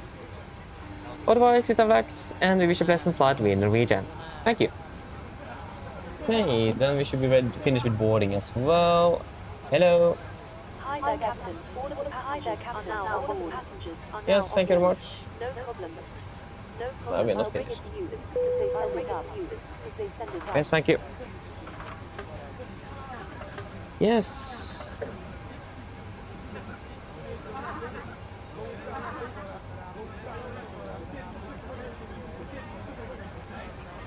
$56.3. I expect me. Huh? Oh, that bug again. Thank you for that. We expected a takeoff weight of 55,300 and we got 55,300 here. Just need to load it up correctly and GSX won't really do things correctly today. And so we 132, 232, 132. Oh, sorry. No, copy. No. 132 and 232. And it's going to be 557 and 1989. That's already in there actually. Wonderful, there you go. 55.3, 55.3. Yes, takeoff weight then about 61,100. Yeah, 61,002. Good, that is good. So we can accept and sign. That will be 22.2. Execute. Let us just fire up the APU. And the takeoff weight will then be 61,700. And the current weather conditions 04 at 10, 19 and 09. Yep.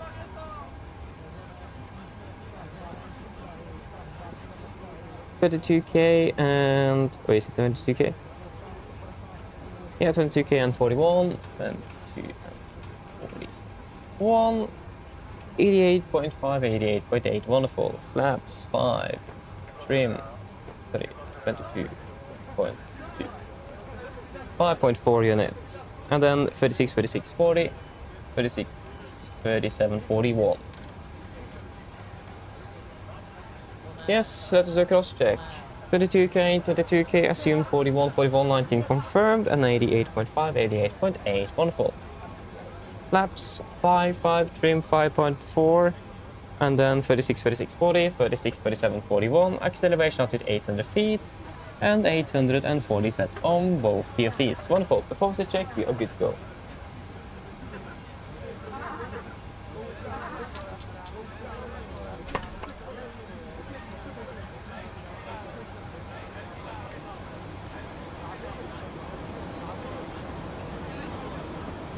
Uh, 5.4.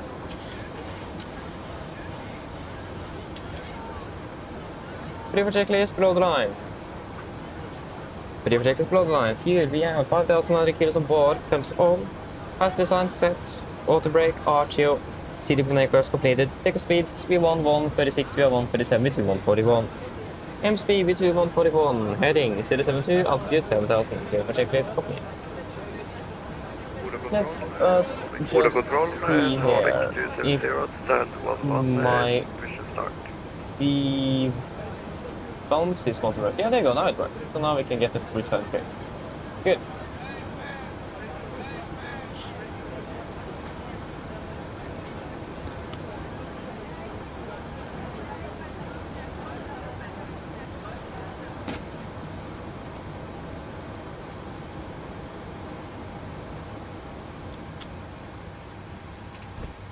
Before start checklist. Locking gear. Roger, thank you. Pressure hydraulics.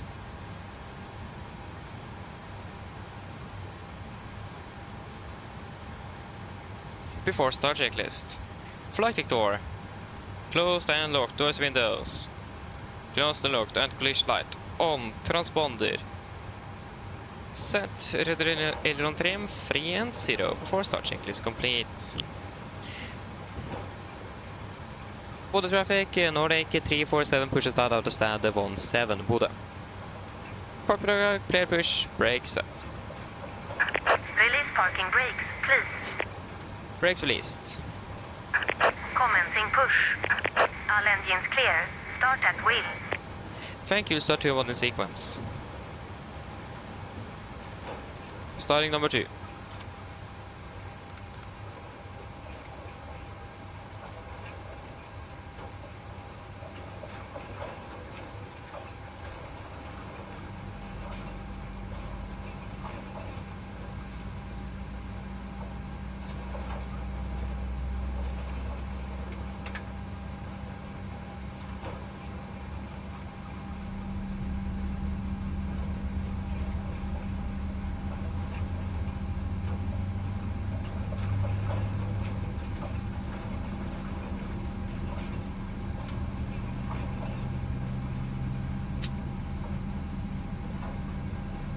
Started, cut out. Park brake set. Waiting your confirmation for a good engine start. Starting number 2. Roger, standby. Starting number 2 now.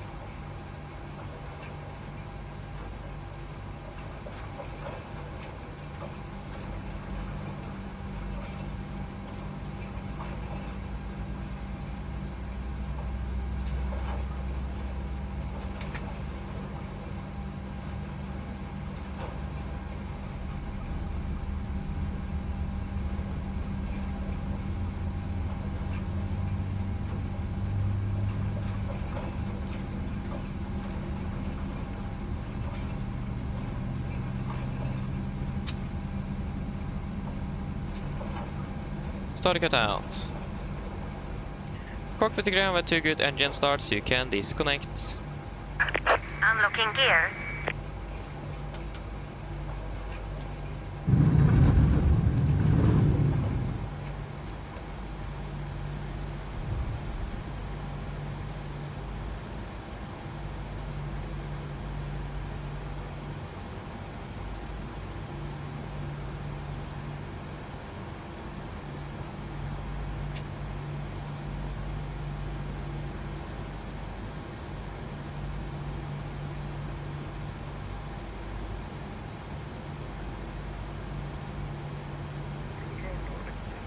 Control Nordic 70 is taxi taxiway. Tow truck disconnected. Bypass pin removed. Left is clear. Right is clear. Thank for the help, for the pin. Have a wonderful day. See you next time. Bye bye. We're just waiting for the pin then. And got the gear pin. Flaps 5, flight control check.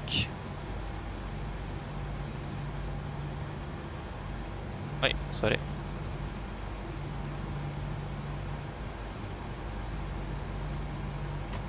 Before taxi checklist.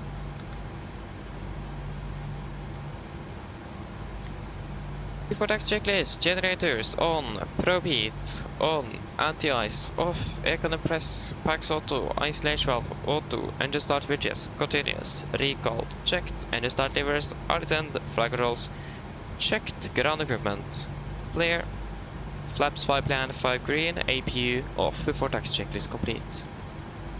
Bodø traffic, Nordic 347 taxiing by Whiskey to point 07, Bodø. Right clear, left clear, will be a right turn then.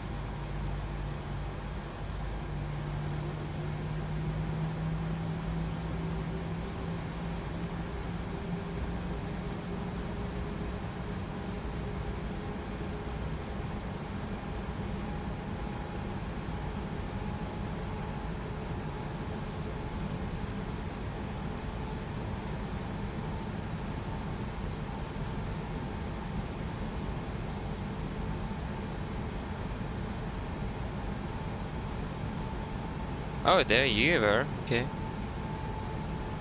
Yeah, I need to go away to the aircraft then.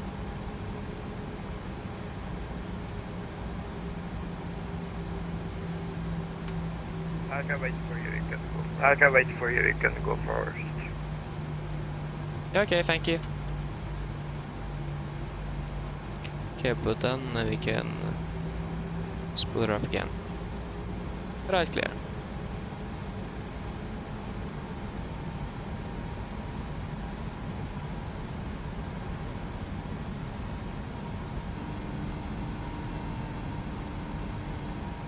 Hello.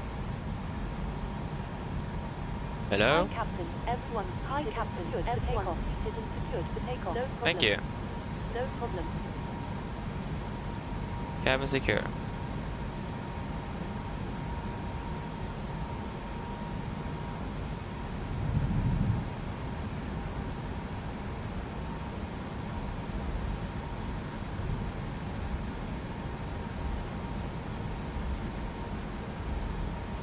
Right clear, left clear.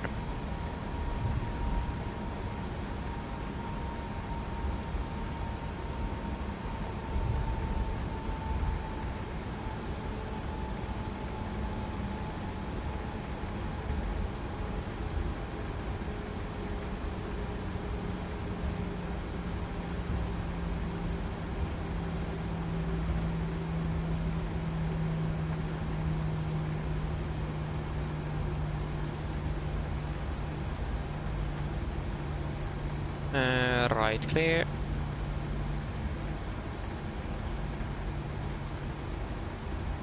And right is clear. All of these hills are a little bit annoying though. Nordic 347, are you taxiing to Hollow Point Alpha at runway 07? Affirmative.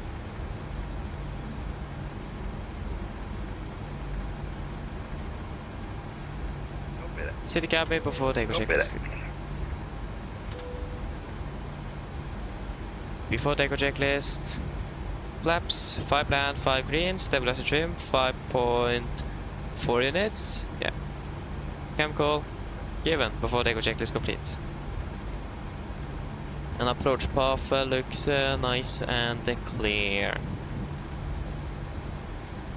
Bodø traffic, Nordic 347, laning of departing runway 07 via the Display 3 Alpha departure, Bodø.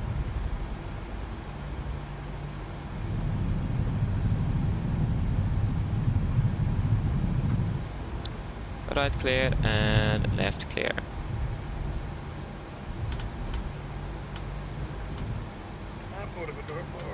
I'm Bodø Nordic 270, line up behind after company craft for takeoff. And I will take this complete 3 Alpha departure Nordic 270 Bodø. Yes, are we ready?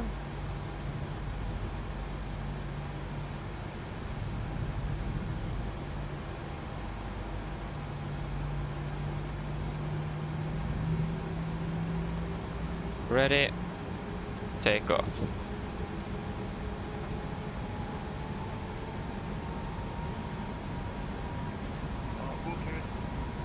God tur. Takk i like måte. Sending first.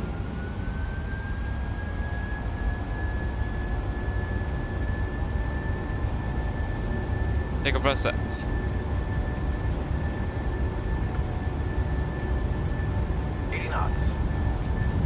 Checked.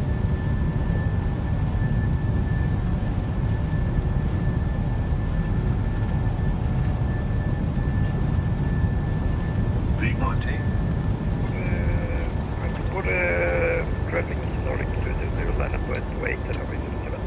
Positive rate of climb. You're up.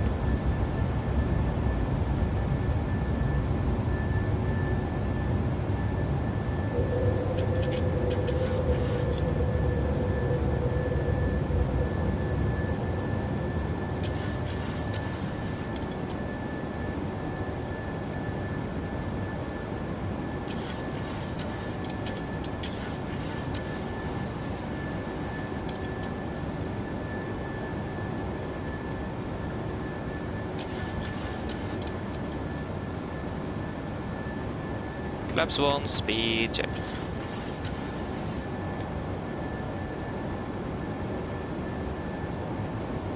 Bodø traffic, Nordic 347, airborne passing 2,100 feet, Bodø. Flaps up, speed checked.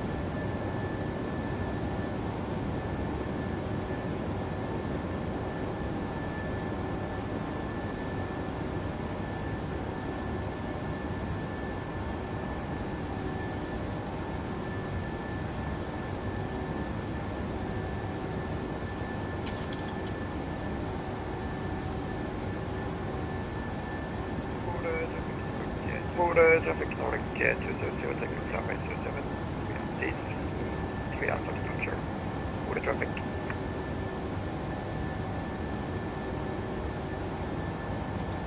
Output engaged, flaps up, no lights.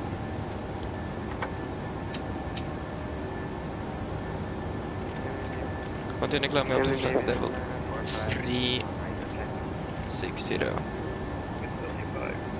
With 35. 360 set standard after take checklist. Standard set cross-checked. After takeoff checklist, engine bleeds on, packs auto, landing gear up and off, flaps, up no light, altimeters. Passing through 6,000 feet. Now, plus minus 0, after takeoff checklist complete.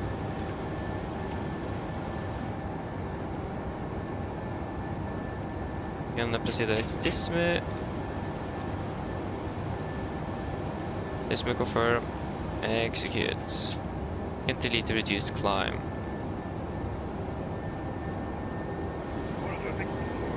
Bodø traffic Nordic 270 airborne runway 07. Engine 90 eyes on.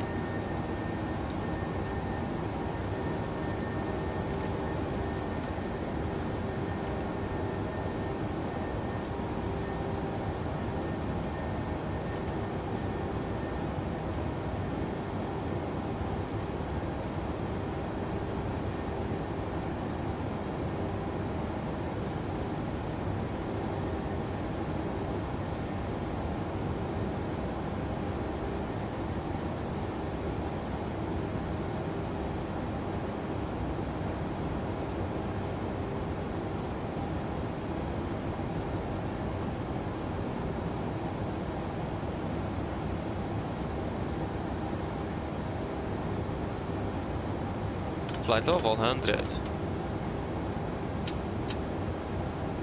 There's no DRS off.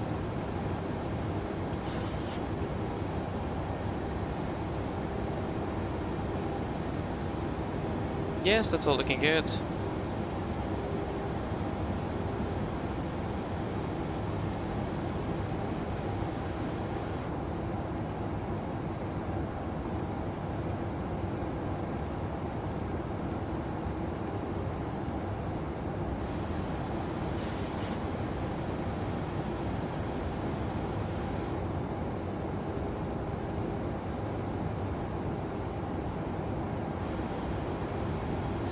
I can continue up to... Should we take flight level 380?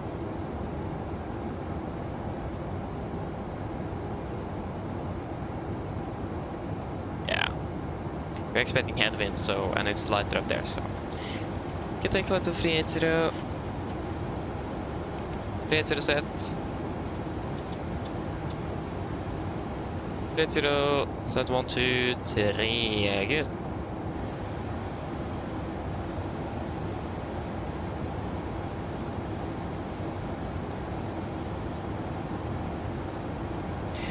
Wonderful then. Så vad har vi mist? Wait, Håkon. Wait, what is it?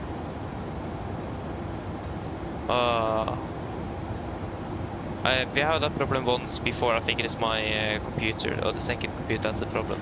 So I hope it isn't like that now, but let me know if it is. Lille Reppe, hello, welcome up pretty well. God eftermiddag. Oh yeah, right, you have all of these exams now. I feel so bad for you up there. I'm so happy that I just have 3 and not 6. I feel so bad for you. And M2 as well. Yeah, I can see that. I got the result the same day I had that exam actually, and I passed. So I'm so happy that I passed the M2. So yeah, good. I wish. Thank you very much. So I wish you good luck, Reppe, with those exams. I hope that have been going well so far.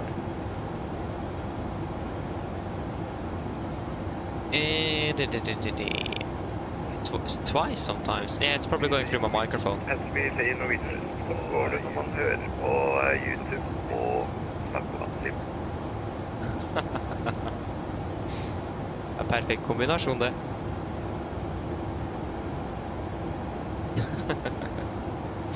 Not bad, not bad. Ja, det var det akkurat samme når man leter seg forsyne ombord i leterommet. Så står det her som vi sier i Norwegian, velkommen. Ja, akkurat. Så det er perfekt, det.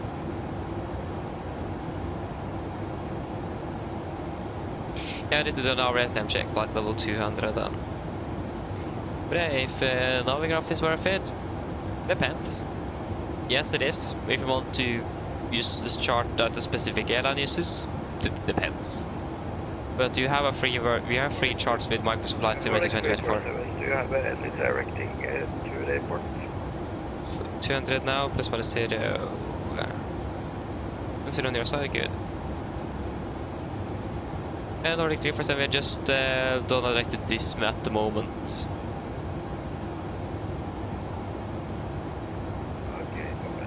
Okay, complete out directing Oscar Delta Uniform Delta India to D. Ah. Well, do D. Nice. Oh yeah, taking Economy Sierra on after this, yeah, flying it up to Værnes. No, sorry, not Værnes, Langnes. Nice. Sounds like a good idea. And we lifted off at 1307. 1307.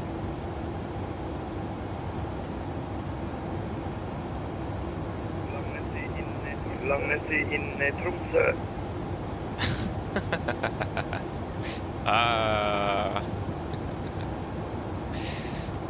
Hate when I'm saying it wrong. Okay, yeah, we got delayed by, we were supposed to start level 50, we started level 58, so at 8 minutes. When we land in Oslo, do you want to join me to fly back to Bergen or something like that? Sorry, unfortunately, no, I can't today. I'm occupied for the rest of the evening. Okay. That's okay. Enjoy a flight over to Bergen, though. Lege, please, for Nordic 4270. Enjoy the flight over to Bergen, though.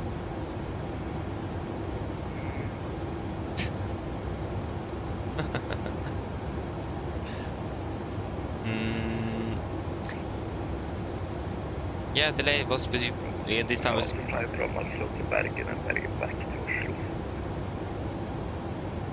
Ja, høres bra ut det da. Ja, det er eller og fullstendig at vi så. Ja, jeg skjønner.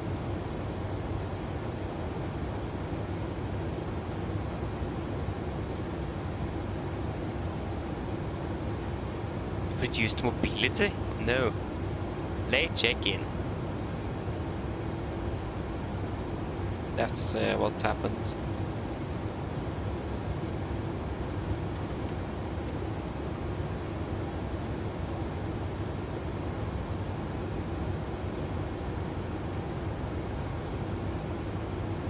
Okay, it's still lagging, and yeah, I'm sorry for that. I think I need to restart my second computer for that to work. So yeah, that's yeah.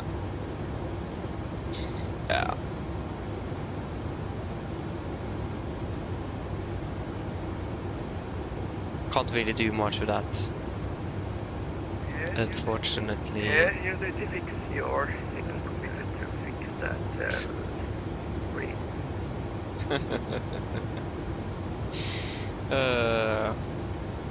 Yeah, but if I do it though, my Ordex stream will actually maybe, yeah, it will pretty much die. So I can't. But I'm also not sure if it is that computer or bad connection. I don't think it is that. I think it is the computer. But it's like there's no indications on my side that it should be anything like that. So yeah, I don't really have a good explanation for why it's happening. I remember it happened once we flew from between Rådås and Trondheim on the return trip in the middle of the night. Then it happened as well. And I have absolutely no clue why it happens. So yeah, I'm sorry for that. Okay, let's see then. Where are we expected to be parking at the Gardermoen? It's going to be... You need to fly down to Split. It's beautiful. Approach to Split. The Split. Yeah, I mean it's nice there indeed. I've been there for a long time though.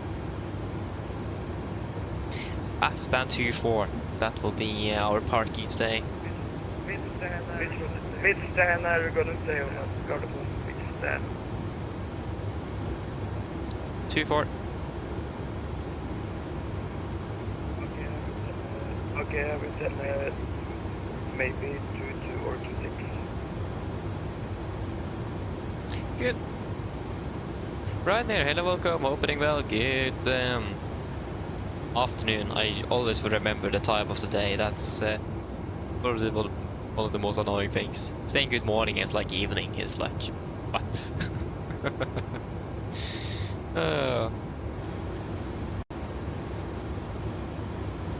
But yeah, I quickly just need to go for a few moments, so I'll be back in a few minutes. Enjoy the views.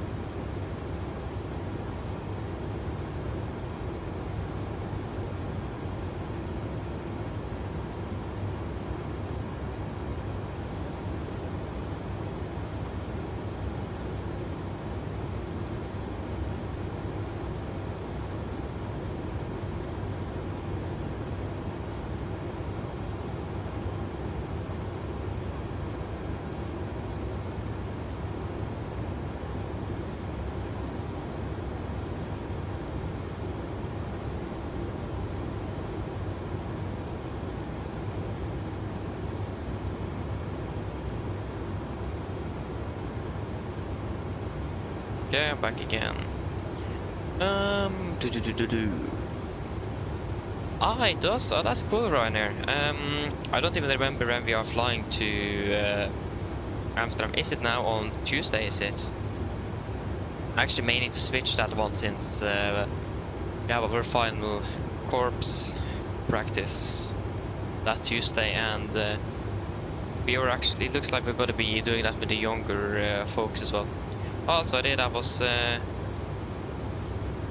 I've been looking at the wrong day all the time, huh? Oh, that's sort of 1815, yeah, but then it should work. Where did I get 1750 from? Huh? Okay, yeah, but then no, forget about it then. Then it's going to be working after all. Because we have the youngest group with us as well. Of course, we're going on a corps trip this summer, 19th to 21st of June. So we'll have practice some common songs that we'll play together. Normally we are divided into 3 groups in 3 different levels. So the 2 younger, the 2 groups of the youngest and used to play together, and then us that's a bit more experience, about 3.5 years plus in experience playing in one. We'll play together. So those is 3.5, and younger will then join us for a practice on Tuesday. So, and I thought we're starting at 1750, but no, we are starting at 1815. Then it should work. So yeah, it should just about work actually. So yeah, no one wants to not reach it after all. I thought we were flying at starting in the brief at 1750 to Amsterdam on Tuesday, but we're not even flying to Amsterdam on Tuesday. We're flying it to around Wednesday. So I completely just misjudged the timings. Because the corps is till about 1745, so it will just about work actually. So yeah, we'll just forget what I said. Hey Tandil, hello, welcome up, well, good day, good day. Welcome.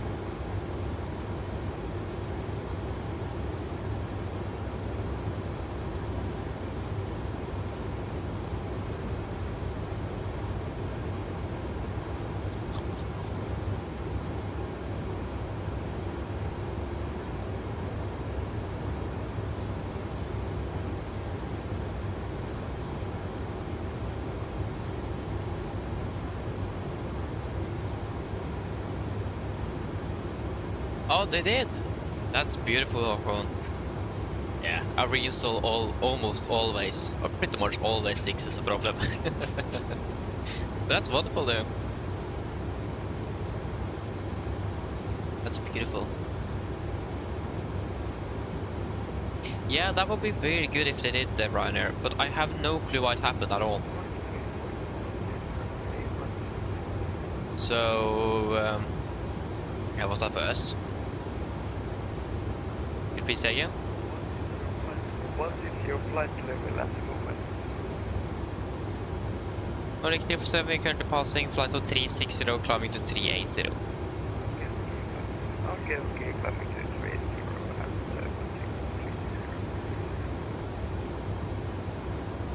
Wonderful. Yes, so yeah, but I've looked at the trailer and I'm a little bit mixed really, because the only thing they really show is new EFB and all of the exterior modeling they had on. nothing about the systems.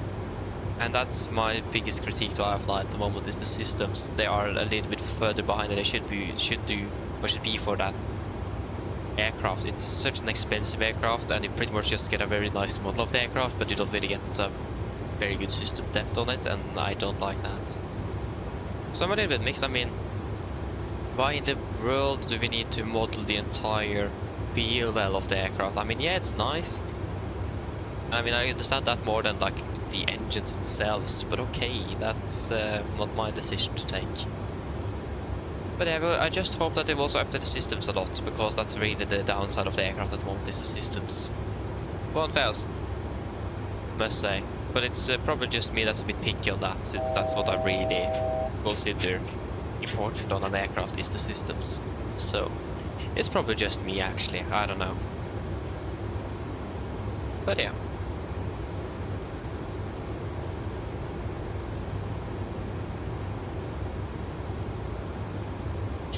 To be honest, I actually didn't really see a difference at all. It is still that very light grey color that I still never seen in a Max, and yeah, I didn't see any difference. I saw on the trailer that they were like focusing on the buttons. It looks like it is more wear and tear in the flight deck, but that's really the only difference I've seen. But as well, I'm the one here with like probably the worst eyesight here, so yeah, don't. I will probably not be the one that's to judge that. Train and welcome back again, welcome back. But I know they have said that they're going to be introducing like A-cars and improving LNAV. That's one thing that's probably the worst thing with the aircraft, is the LNAV system. It's not good at all. It banks 45 degrees at 38,000 feet. The real aircraft doesn't do anything close to that. So yeah. I really hope they will enhance the systems, because it is really needed. Yeah, imagine it. Yeah, it could be the plug-in. Yeah, I mean, I have no clue. I'm not sure if I even want to fly with that aircraft ever again after that nosedive. Traumatic. Traumatizing. That's more correct. Traumatizing.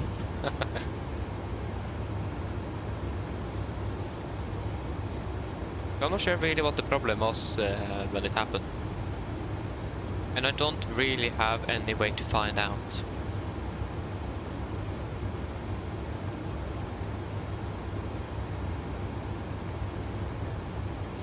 Yeah, exactly, you will have that. Yeah, that's perfect for you indeed. Not really something Norwegian flies, so that I don't really care about that.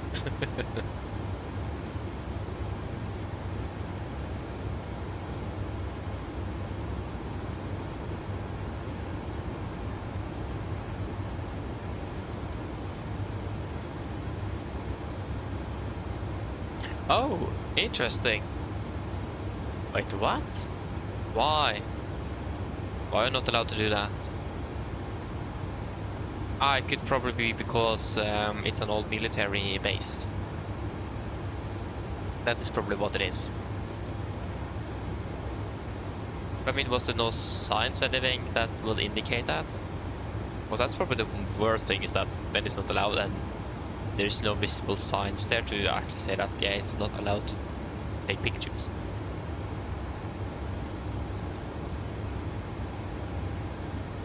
Oh, I see, actually, okay, so it does seem that called the police, okay. Yeah, I mean, I don't know why.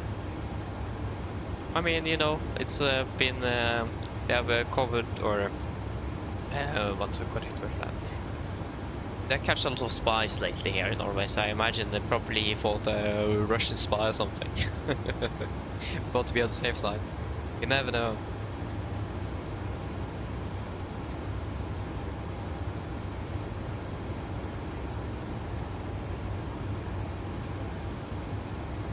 Yeah, exactly. I mean, if there, like, how should you know if there is no sign there? If there was a sign there clearly labeling you're not allowed to film or take pictures, yeah, I mean, fair enough. Then you can get fined indeed, since yeah, it's a sign there that you easily can see. But if there's nothing, yeah, I mean, why? Yeah, I don't know why. That's, yeah, okay, that's just strange.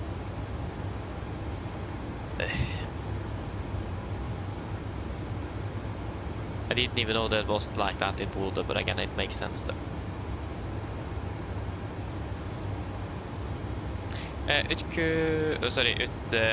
Utkars, I actually don't know. I don't think they do.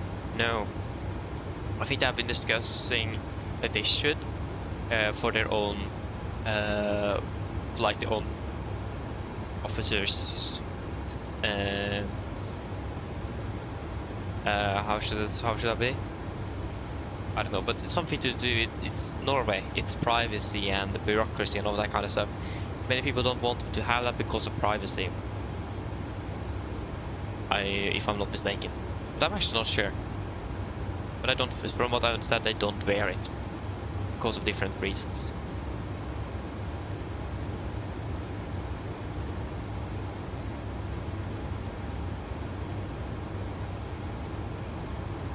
Exactly. If the sign is 100 meters away, covered with bushes, yeah, I can't really see that.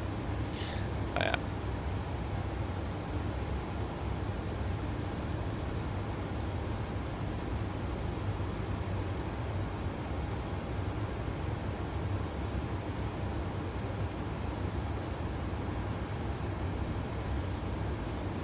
Yeah, exactly. That's also probably a thing as well. And again, imagine it's because of some privacy reasons for those who's actually getting, for example, arrested or something. It's for that. Can't really call them a victim either. That won't really be a correct word, but at least for the third-party persons involved, for example, it probably is for privacy reasons in regard to that. But I'm not sure. I think I heard something about mainly privacy. But yeah, and again, we have a lot of CCTV, so... And then, why do we need it then? There's no need for it.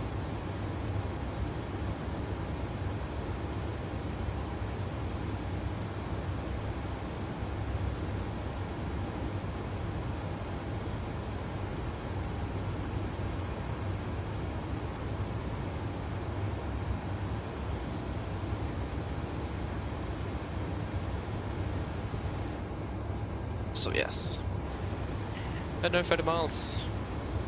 Expecting one on the right for landing today. Be good on 192.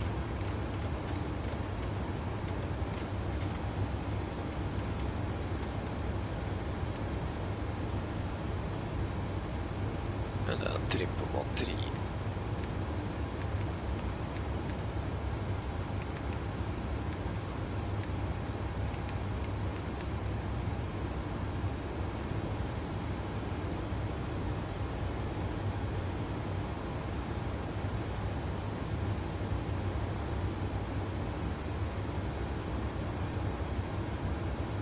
No, they don't. I mean, in Norway, you're not even allowed. Are allowed to have guns at all, except for hunting, and then you need license and training, and it's quite a strict regulation around that in Norway. So it's not the same threat as in the US. So you don't have that paranoia.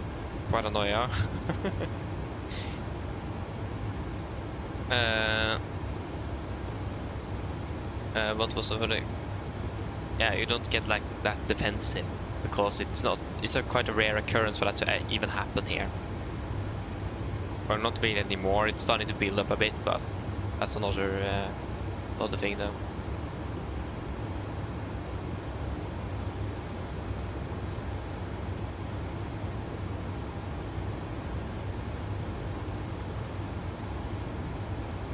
Nice though, terrain.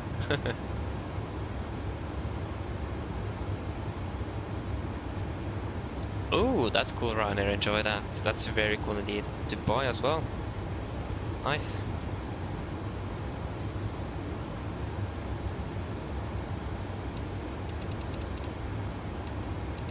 I was actually going to be this way.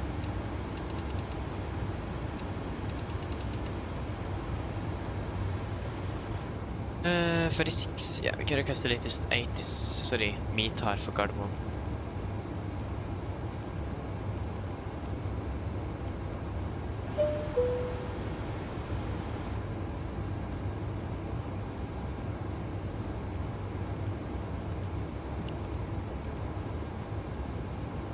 214. 214. 15 and 9.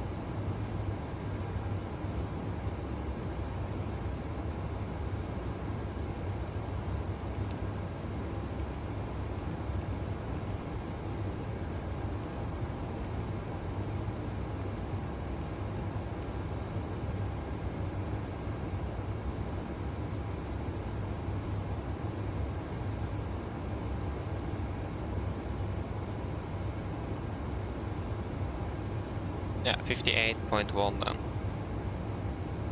Wait, no.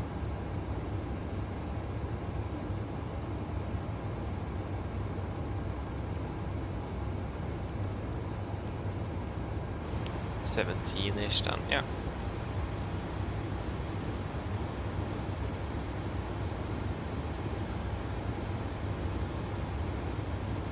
Yeah, the FCP is really good actually, I really like it. Really nice thing to have. The only downside is that I don't have the EFIS for the NG, just the max. But yeah, it's almost the same. Just that the range selector is infinite, not fixed as on the NG. I can pretty much roll it right as long as I want. So yeah. 138 with flaps 30. I clicked on 3.1. Thank you.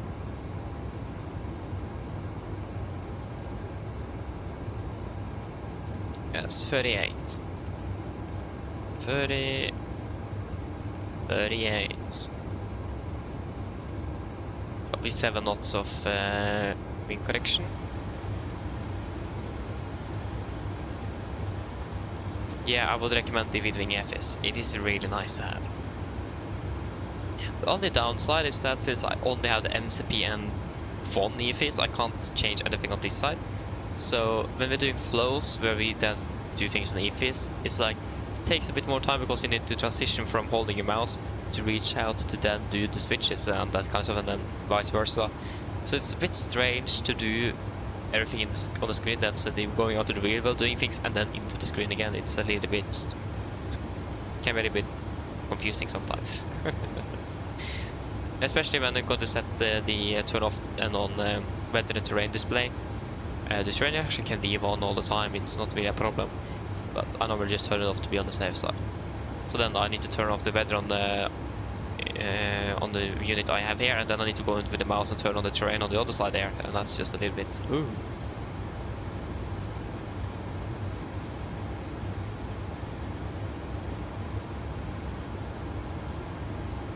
Yeah, I have 3 years ago. Yeah, I think that changed over 3 years. I got a larger desk now, so it's pretty much reaching the entire one of the sides of the room, one end to the other end, almost. Much more space now.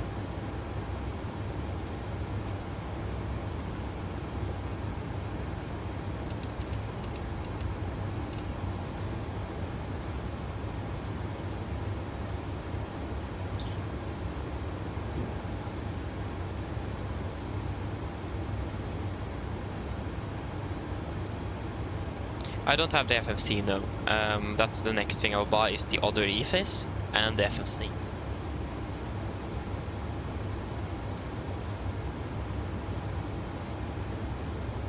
No, I don't have the curved desk. I don't have the table under the floor anymore. I have mounted my yoke on a, so I mounted a few pieces of wood underneath my desk. So I have the yoke hanging underneath, so I don't have that table anymore. I'm so happy that I don't have the table. It was so annoying. And now I also made a little what would be that be? A little area with wood as well for the rudder pads, so they don't move around the floor anymore. Also very nice to have. So quite some upgrades indeed, and it's coming more. That's why I haven't done any tour yet, because I don't have things ready. It just takes time to actually make it ready. That's the problem. So I'm sorry for that, but it will come one day. I guarantee you that. Yeah, zoom up. Yeah, då får vi kika zoom up.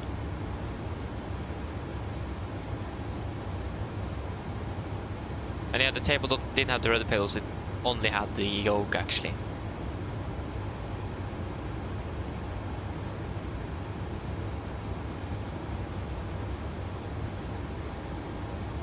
Yeah, exactly. That's also what I noticed. I really need it to make those turnarounds we have at Norwegian as well. I really want it. So that's my next priority is to get the NG EFIS and that FMC as well. And then probably covered for my iPad and a large monitor after that or something like that.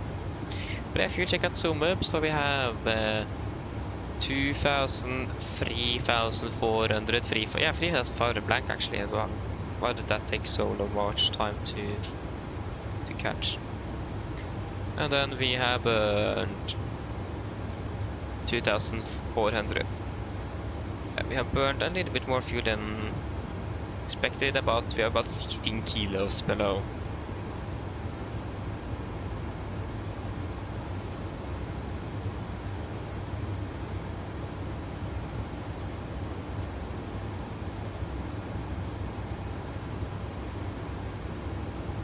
Ah, nice, sounds good, train. I also need a new rudder pedals as well. Those cheap ones I have now doesn't really work that well in the cars. They are so small, they have to tie together, so I need to twist my feet to get it right. I can just plant the feet down and then boom. So that's the most annoying part.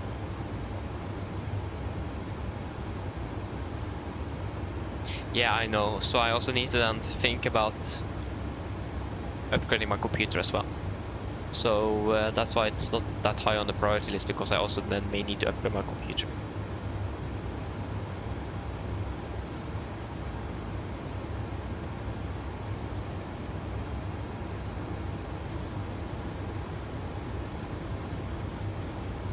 Yes, should we do the brief then? So approach briefing. We can start off with the star. So we are expecting the Belgium 3 mic arrival into Oslo.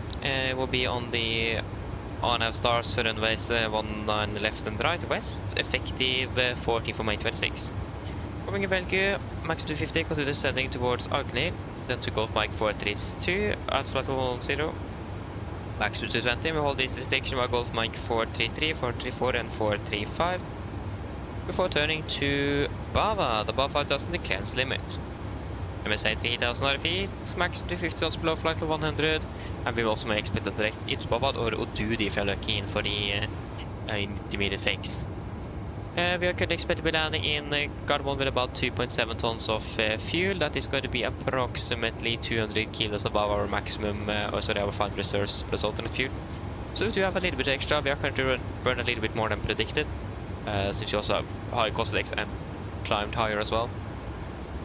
So, but at least we're landing with well enough fuel, so we don't need to worry too much about that.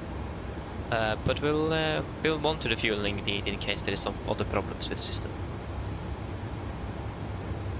For our approach, we're expecting the IDS Enki for 1 on the right on the respective chart, effective 19th of March 26. Coming in above the above 5,000, at 220 knots initial approach fix, then continue towards Bodø, above 4,000 maximum 200, and that is the intermediate fix. Revealing is 192 degrees, ILS means 111.3 Golf Sierra Whiskey. 192 is triple and 313 Golf Sierra Whiskey set triple, and Gardermoen VR on 115 195 set on. Standby on both nav radios. Standard 3 degree glide and 3 degrees on the purpose as well. And it's going to be a minimum speed that go around with a climb gradient of 3.1% at 880 feet. Transition level 80 for the mist, straight ahead at 2.5 DME, goes to risky, right turn 2 to 3 degrees, climb to 5,000. And then once we reach 20 DME, we'll take a right turn again to Bavad and maintain 5,000. And minimum 160 knots until 4 DME. It's gonna be flaps 30 today, 138 on the video, I think, correction 5, and 143 with the idle first intent reversers and manual braking. I actually disregard vehicle second intent reverse thrust and manual braking. Thought we were a bit later. Yes. Actually, we correction is plus 7 knots, apologies. So 138 plus 7, so we'll have a final VREF of 145 knots. Then for the, so for the airport ground charts, effective 14th of May 26, landing 1 on the right, vacating Alpha 5 preferably. Taxi via Hotel Yankee stand 24. No hotspots, taxi restrictions, and the notable, only notable no times today will be the ILS 1 on the right and silhouette that is downgraded from Cat 3 to Cat 1 only. RCR 666 dry, weather conditions are looking good today. It's a little bit windy, but nothing really out of ordinary for Gardermoen, really. For today, there will be birds at the vicinity of the aerodrome, so we will not avoid them. We'll just need to fly through them. It's only the best option we have. But just be aware that the chance of a bird strike is fairly high around Gardermoen at this time of the year. It's a bit windy as well though, so you may not expect to be flying too much around at the moment. Other than that, we also do have moderate icing conditions on the approach, and it's going to be between flight level 300 and 100. From flight level 100, from flight level 300 to below flight level 100. So just to be aware of that. So we just will turn on the engine at us a bit earlier than we used to when we were flying through clouds, and turn it off a bit later than we used to when we're finished, so we can minimize the risk of ice buildup on the aircraft. Other than that though, I don't have any other threats. Do you guys have any questions for the approach?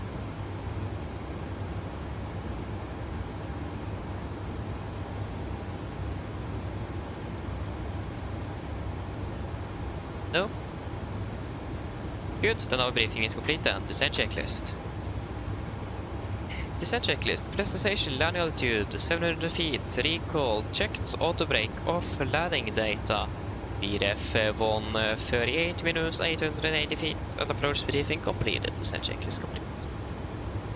Ryanair, yeah, actually, I actually do like it. It's very nice to just fly the same sometimes, because briefing setups that will be a little bit quicker afterwards since you are flying the same thing. The only downside is that you can be quite lazy. You can skip. You are allowed to shorten down a brief, but since we are flying here and people go in and out of the stream all the time, it's a bit hard to shorten down a brief for the same airport when there's a new guy here coming and not been through that first briefing. So that's a downside with flying here and doing that, but and again also can be a bit complacent, so we can take things a bit too relaxing and not be on the top of your toes all the time as it normally would be. So yeah. And then yeah, we got the suspected tail strike. The PMDG aircraft sent the cabin crew and Robert Radazzo communication with us yesterday. They've heard some scraping noises in the back. So we returned back to the field after 43 minutes. Inspected, no damage at all. We had this 2-position tail skid since we flew a short field performance aircraft, and it was all green. The green band was showing, so we were good. And then I checked with the footage since I recorded with the Skyrolly for the flight. I checked with that, and we were nowhere close to a tail strike. Not at all. Again, you take the safe route as always. Safety comes first. So we returned back to the field to be on the safe side and inspected the tail, and it was good. So we've got about 1.5 hours delayed. So we've got to fly back, and the Norwegian got a standby crew to fly the flight up, so they could minimize delays, and they can also just check the aircraft. So, but then once we climbed out, the simulator crashed. Or no, not sim, my PC crashed. So yeah, very nice day. It was really fun though to have something else than a normal flight, but actually have some abnormalities in there as well. So yeah, really fun, not gonna lie.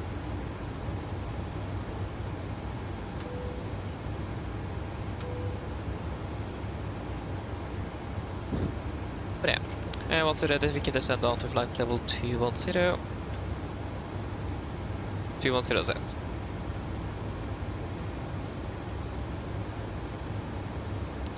Yeah, again, the reason, I don't know, we weren't even tail striking. And yeah, I've tested. If you tail strike the PMDG, it won't show it on the tail skid. It won't show it. I tail strike a lot this morning to try it out, and I returned back to the airport, and it was all green. So that did not work.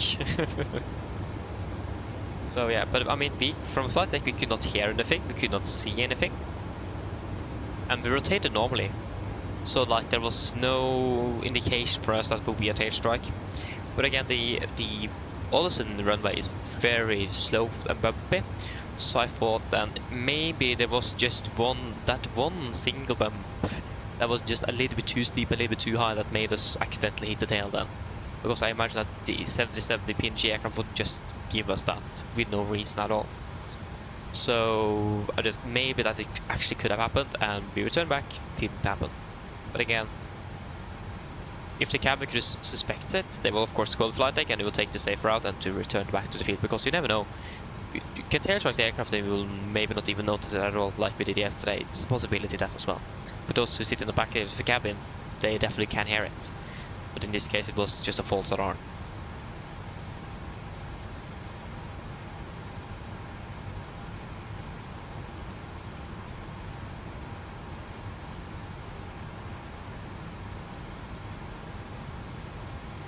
Yeah, exactly.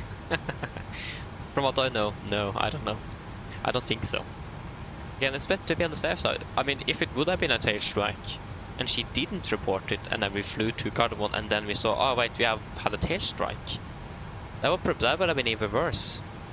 Then she definitely would have been fired. Not definitely, but at least you understand my point. It's better to, if you suspect it, return back and check, because structural damage when you have a tail strike is the risk there is quite high. That's why the only step in the tail strike checklist or the tail strike QRH is to depressurize the aircraft and do not pressurize it, because of the risk of structural damage in the tail.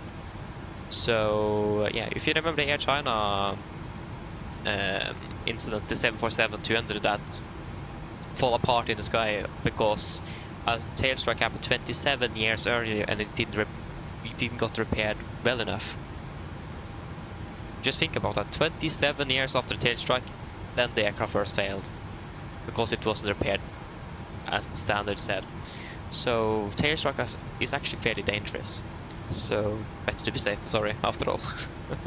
But then the PMDG aircraft just did its own thing, and the depressurized. So we got the pressurization valve selected to manual and opened the IFLY valve fully open. And then suddenly we got the cabin altitude, and yeah, I mean the cabin altitude was at 10,000 feet, we were cruising at 10,000 feet. Fair enough. Descended out to 9,000. The cabin altitude was still at 10,000 and climbing, and I just, what in the world is happening? So the pressurization system of this aircraft is a little bit buggy, so I need to see if I can report in that bug. So yeah.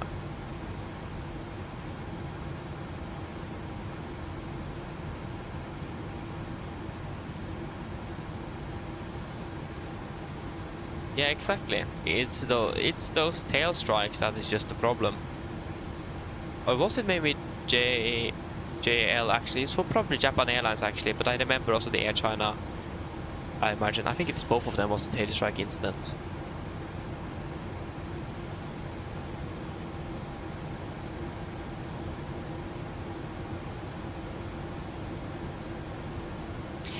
The reason couldn't really have a cabin altitude warning going all the time in either, and I don't know what would happen if it then would have a cabin altitude of 10,000 feet on the ground in Ålesund. So just did it to just get rid of that bug really. So yeah, not what I would have done in real life, but it's a bug, we can't really do anything with it, and it just didn't want to work as it intended. Yeah, let us do a brief then. So we're landing in about 20 minutes. Yeah, actually we're landing in about 20 minutes, yeah.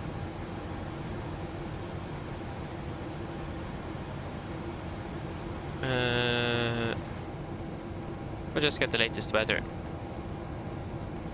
Sorry, let us look at the weather that we have.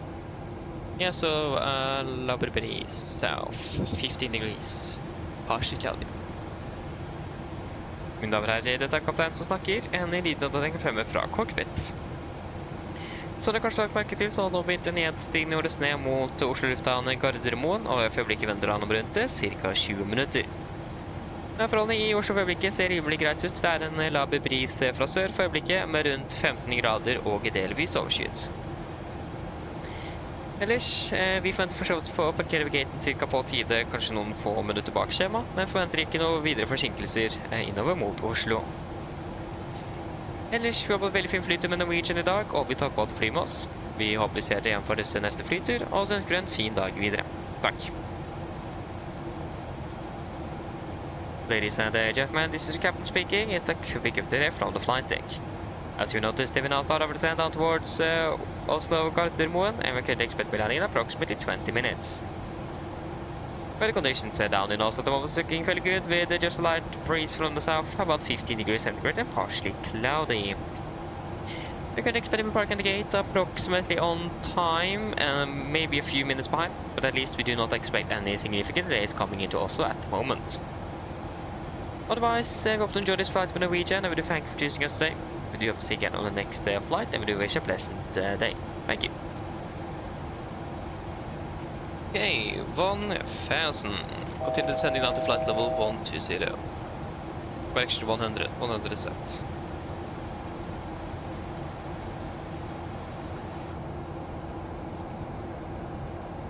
And there is no other significant traffic. Is fed behind, so it should be good.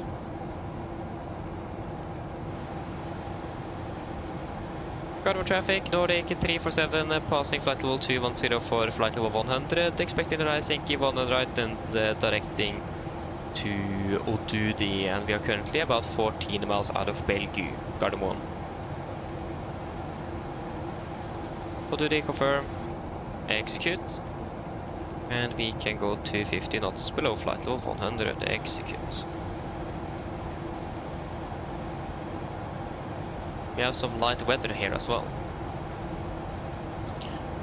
Yeah.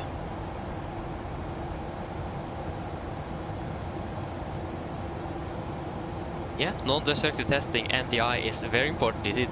This is something I've been learning at school actually, and I think we'll learn more about it next year. It's very important, it is. Probably one of the most important things is that, and of course corrosion. Checks and tests for corrosion is also extremely important. That's the biggest threat with the navigation, is corrosion.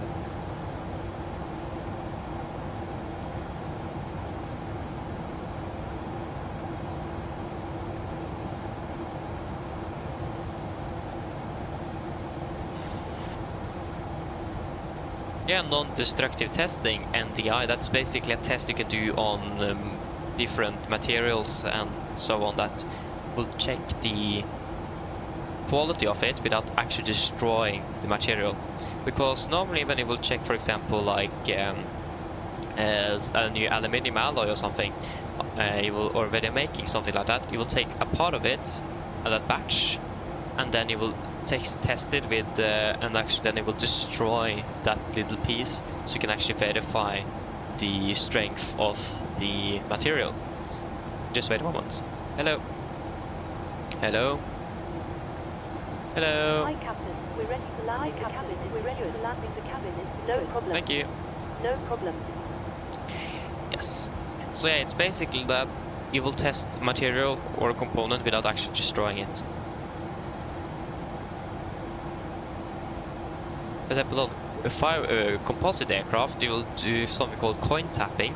Basically take a coin and tap, and if you then hear like a hollow sound within the structure, then you know here's something wrong with the material. It doesn't delaminating, as we call it. It's not glued properly together. It's starting to split from each other, the different layers within the composite. So yeah, it's a test like that to just make sure that the structure and the material is where it should be.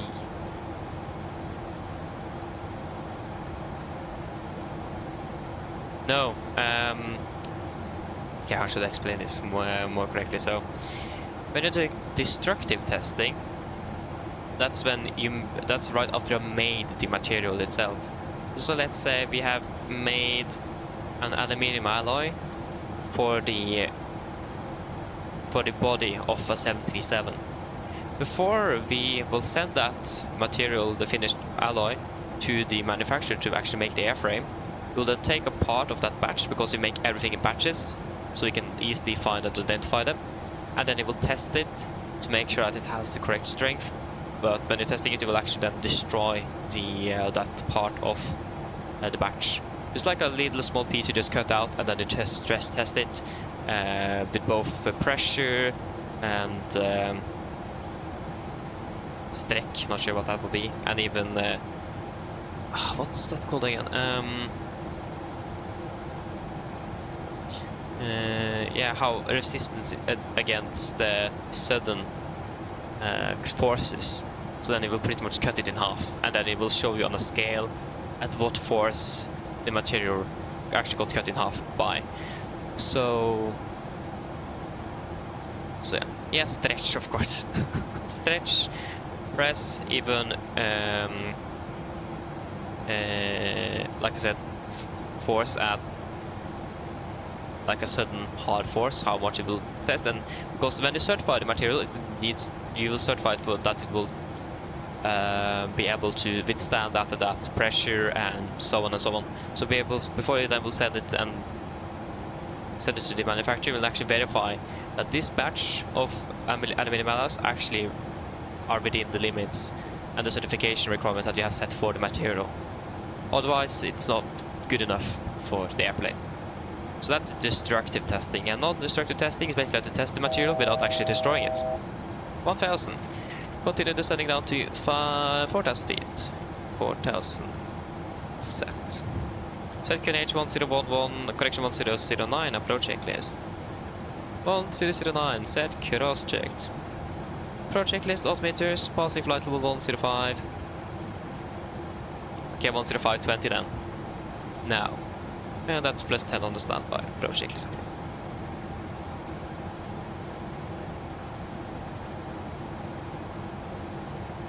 Temperature? No, I don't think so. Not on aluminum alloys. At least that's not. I have not learned anything about that at school, at least. But yeah, I mean, yeah, you will. But I mean, before certification, you will test the entire airframe for pressure cycles and that kind of stuff. But I don't think you'll test that for every single airframe before delivery. As long as you have the aircraft and the material is within the certification, what is specified in the certification of that material, it should be good. So yeah, only reason I remember this now is just, again, this was the first exam I had in June was about this. So no, I'm not surprised that I still remember it.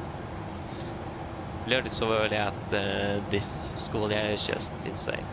Should I guys on? Nice, see you on the ground then, Håkon. See you at the gates. Carnival traffic, Nordic 347, passing flight level 100, continue descending to 4,000, currently 25 miles out of Bodø for ILS 0, correction 1 on the right, Gardermoen.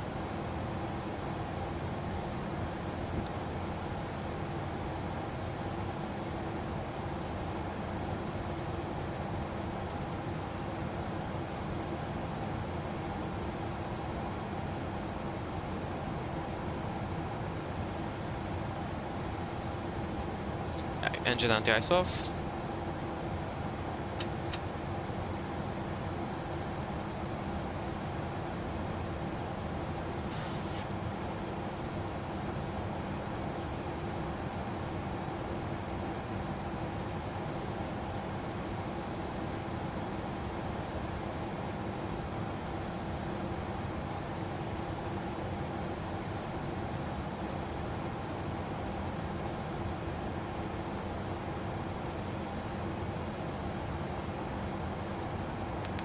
Spin it vent, 250 sets.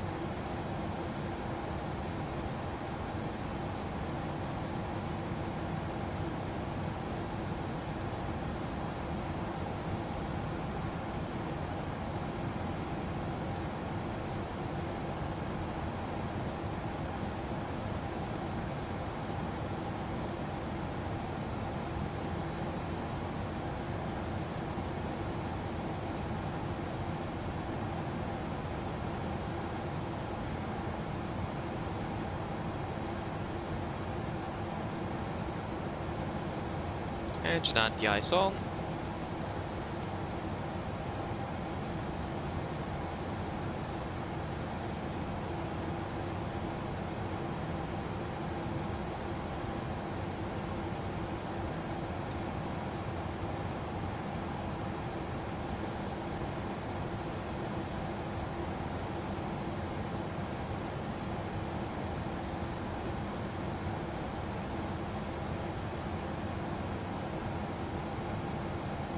Yeah, it's gonna be stand 2-4.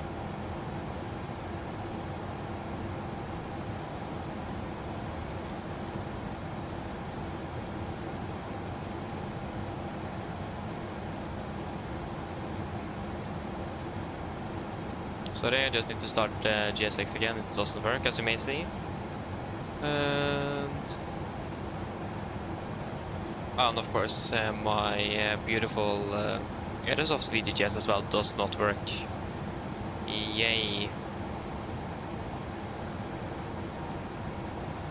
I know it's running, but it's not working.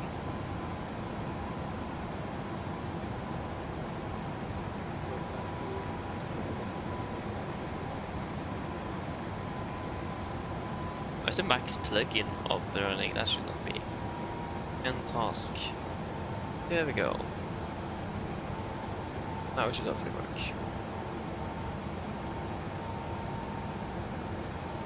Yes, plus 10, we'll just wait a little bit longer. Stand. North Pier, no. West Pier. Speed to 20. 220 set. Engine 90 eyes off.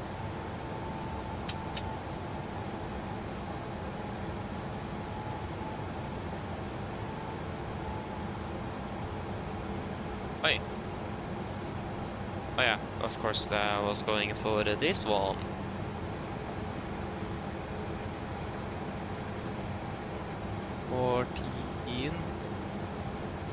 What? There we go. 1400 works fine. And stand 2-4.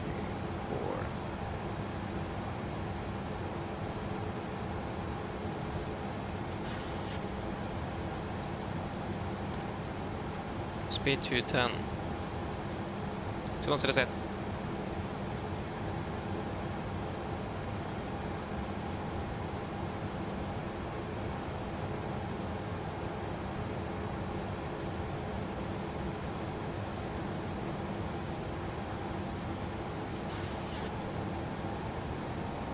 Why is there a guy taking off instead of on left? What? It's a little bit concerning.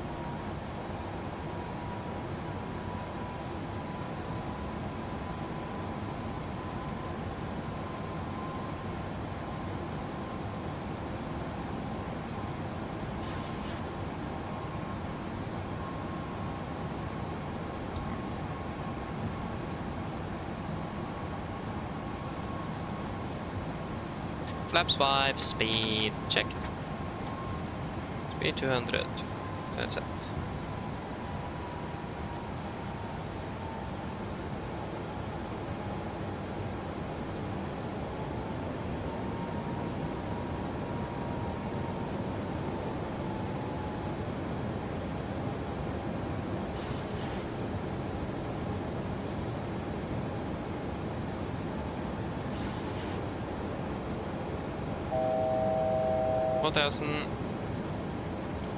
Approach arm. Flaps 5 set.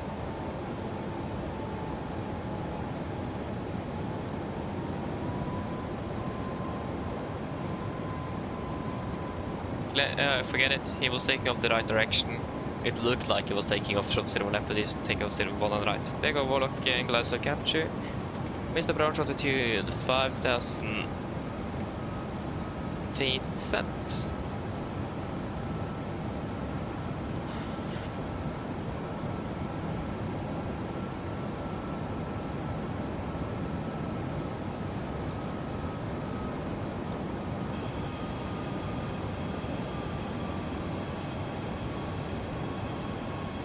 Cargo traffic, Nordic 347, established unless 19 right, 10 miles out, Cardamon.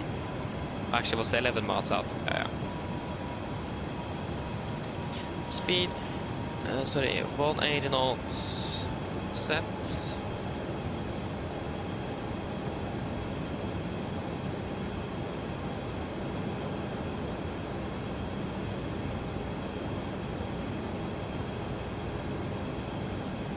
RR Live QNH 1009.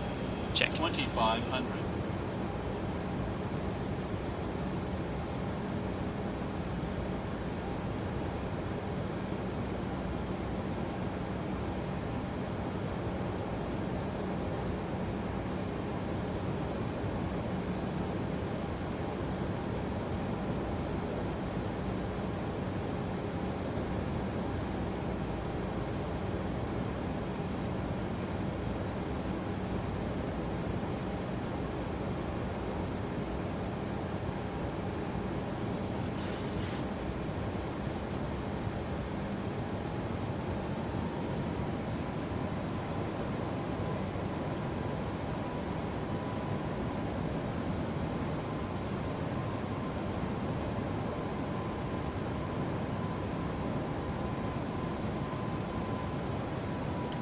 Get down, flaps 15 speed checked. Speed 160. Land check is flaps. 900. Forgot the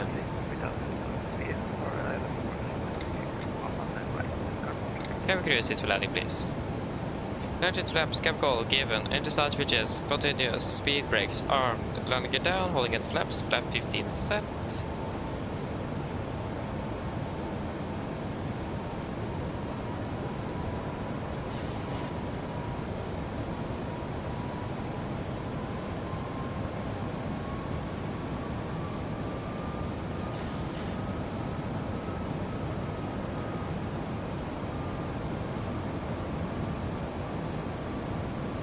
Flaps 30, speed checked.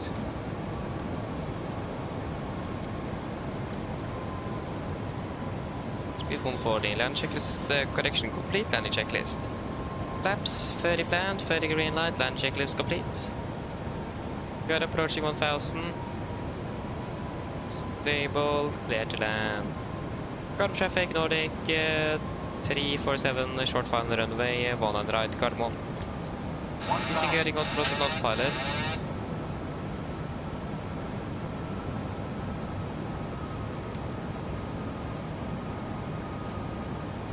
And 145 is the speed.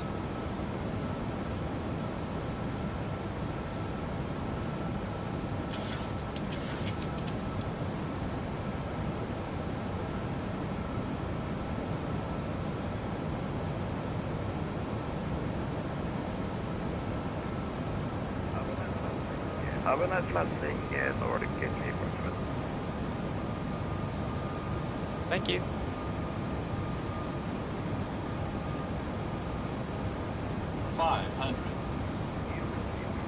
You will see me soon. I am passing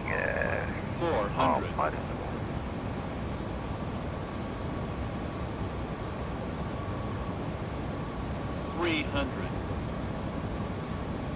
Approaching minimums. Contact. 200. Minimums.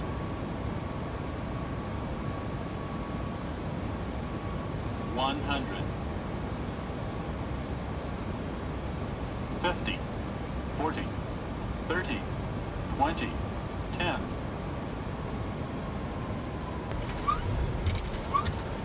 Speed brakes up. 2 reversers. 81%, 100 knots, 80 knots, 60 knots. There you go, welcome to Oslo, flight time 1 hour and 9 minutes. Oh yeah, okay, we managed to stop here, but okay, then we can do that then. We're that quick. Okay, land 16. Not even early.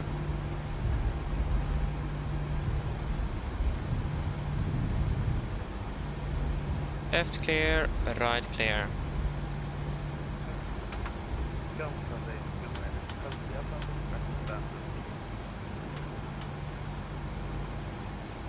Gardermoen traffic, Nordic 347 runway 19 right vacated, taxiing via Victor.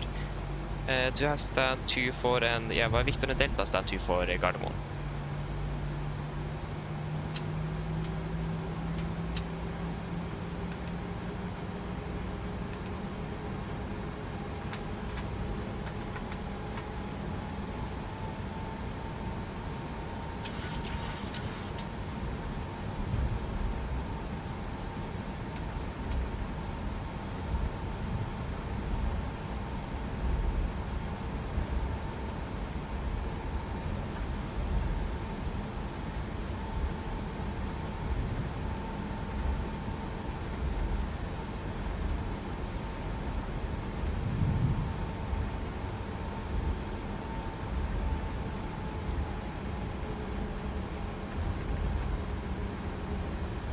Right is clear, left is clear.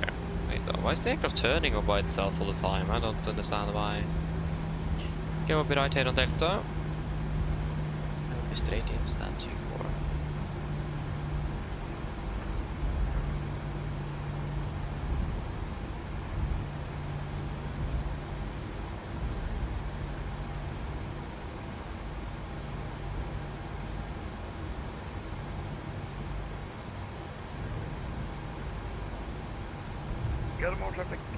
Got more traffic, Nordic 270 is passing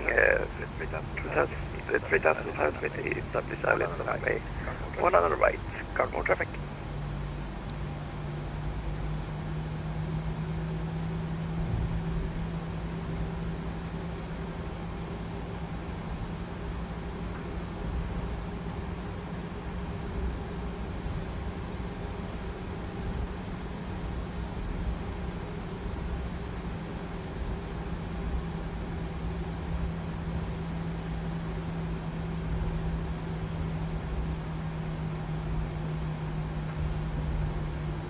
Right is clear, yeah, and left is completely clear. There's no traffic here.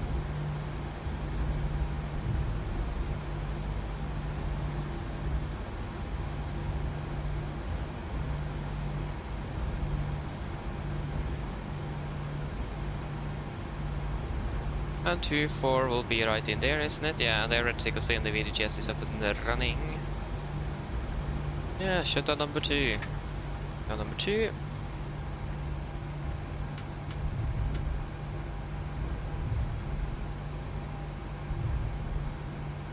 Master caution ELEC. And yes, that's to be expected.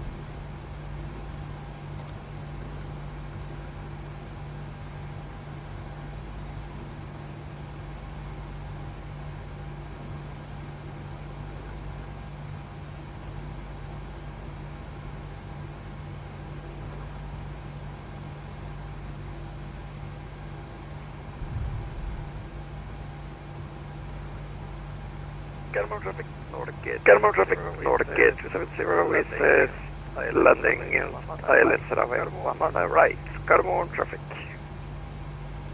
Happy landing. Thank you so much. Thank you so much.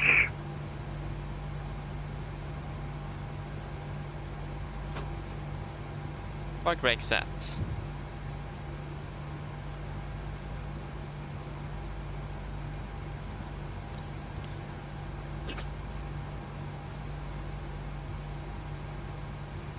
There you go, now it works.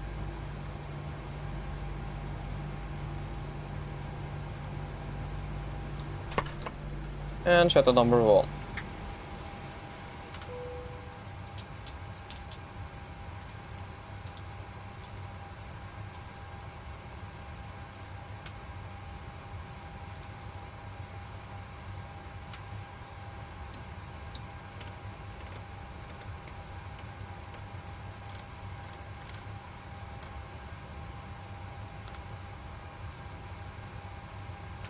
Shuttle checklist to the line.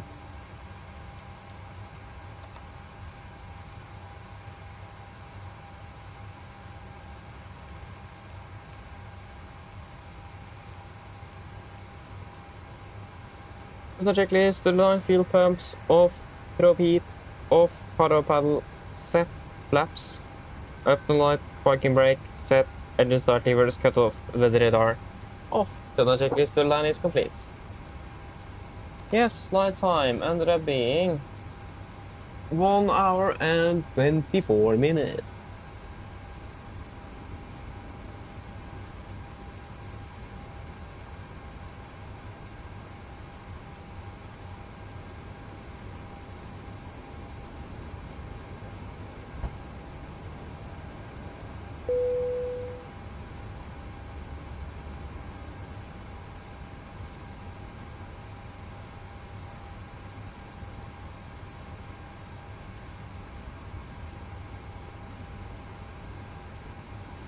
Yes, and we touched down, yeah, we landed at 14:15 and parked at 14:21. 14:15 and 14:21. Yes.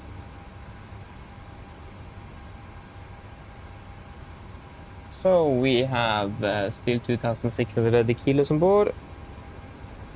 And we have burned through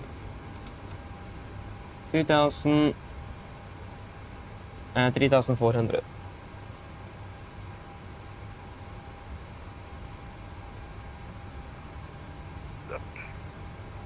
No. 2,000. Yeah, 3,400. That is correct. Yeah. And then 91, 92, 91, 92. Got exactly blank numbers as well. That's quite rare, not gonna lie.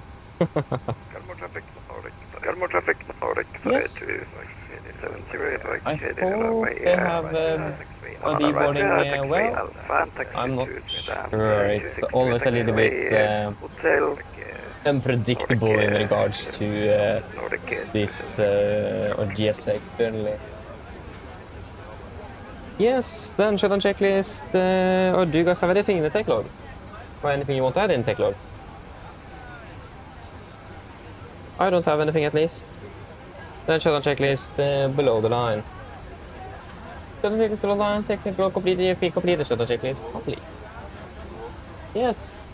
Maitland 564. Hello, welcome, everything well. Good afternoon. What? I don't expect anything here. Oh yeah, probably been. Oh, this. Okay, it's the screen that I've been lagging. I'm sorry. I need to optimize some settings here, that's for sure. Because I have no problem at all on my side. So it's probably actually the stream itself. I'll need to take a look at it.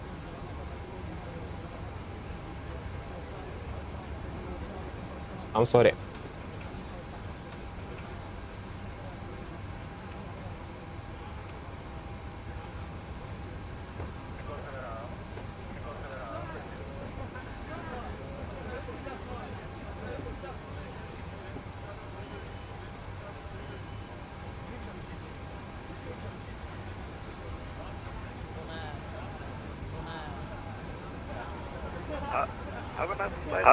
Have a nice flight, Skinner Wind 73 Alpha.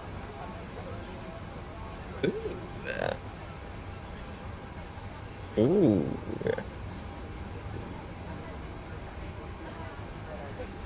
Nice. My uncle is of course flying now with Room Tango November from Tromsø. Like what?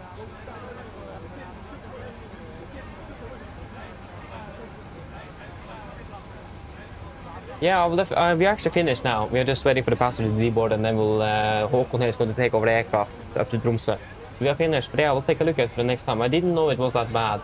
It looks like it's quite varying. Sometimes it's very good, sometimes it's very bad. It's just, I'm not sure if it is the Wi-Fi on my computer because it's so varying. I'm sorry for that. I need to see if I can find a solution for it. It was before landing in Bodø as well. We had like screen tearing with ping in there, and yeah, at least that's what I heard, and I've seen that before once. Yeah, so it is that bad. Yeah, I will definitely take a look at it. I will. But yeah, are you ready to take the aircraft, Håkon? If not, then we'll shut it down.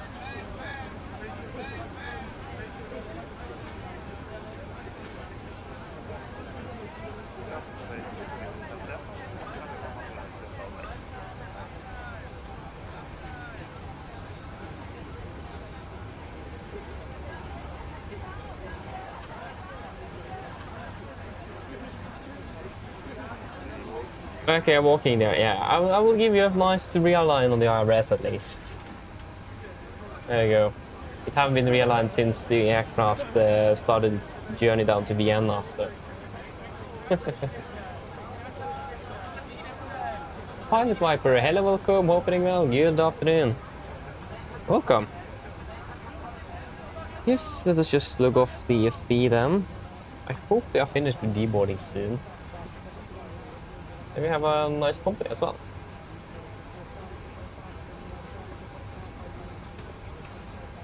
Still not finished with deboarding. I guess 6 people left in the cabin.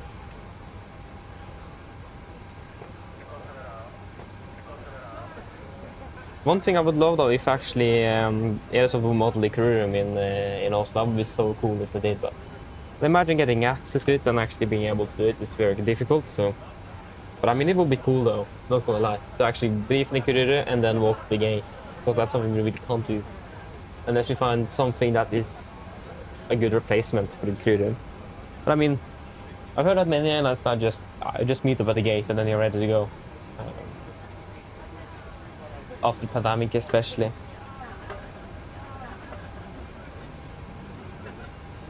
But yeah.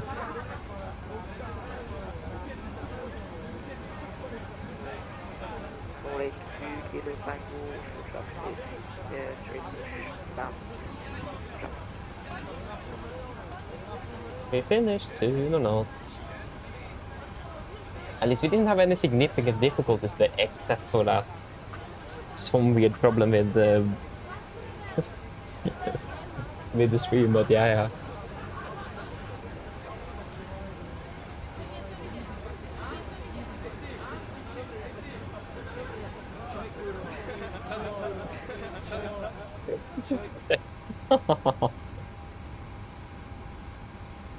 Yeah, now it sounds like they're finished.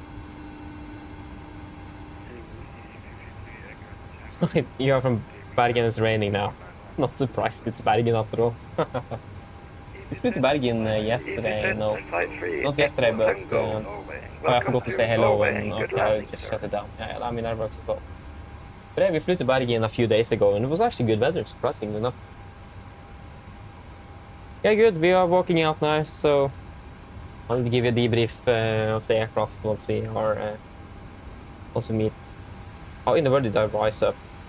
Ooh, okay, interesting. I think there's an option that I have missed. Yes. Wonderful. Been an enjoyable day though. Good old Bodø. We have been flying so much up to Bodø this year. It's absolutely insane. I wonder how many flights I have up to Bodø now. I need to check that. It's a lot. But we are going up here though. We are not going on transfer, we're going on baggage claim. I can shout to you from the second floor. At least the aircraft status is good. As you probably see, there was nothing significant in take log. And I must say it's a good aircraft, so enjoy the day. Enjoy it.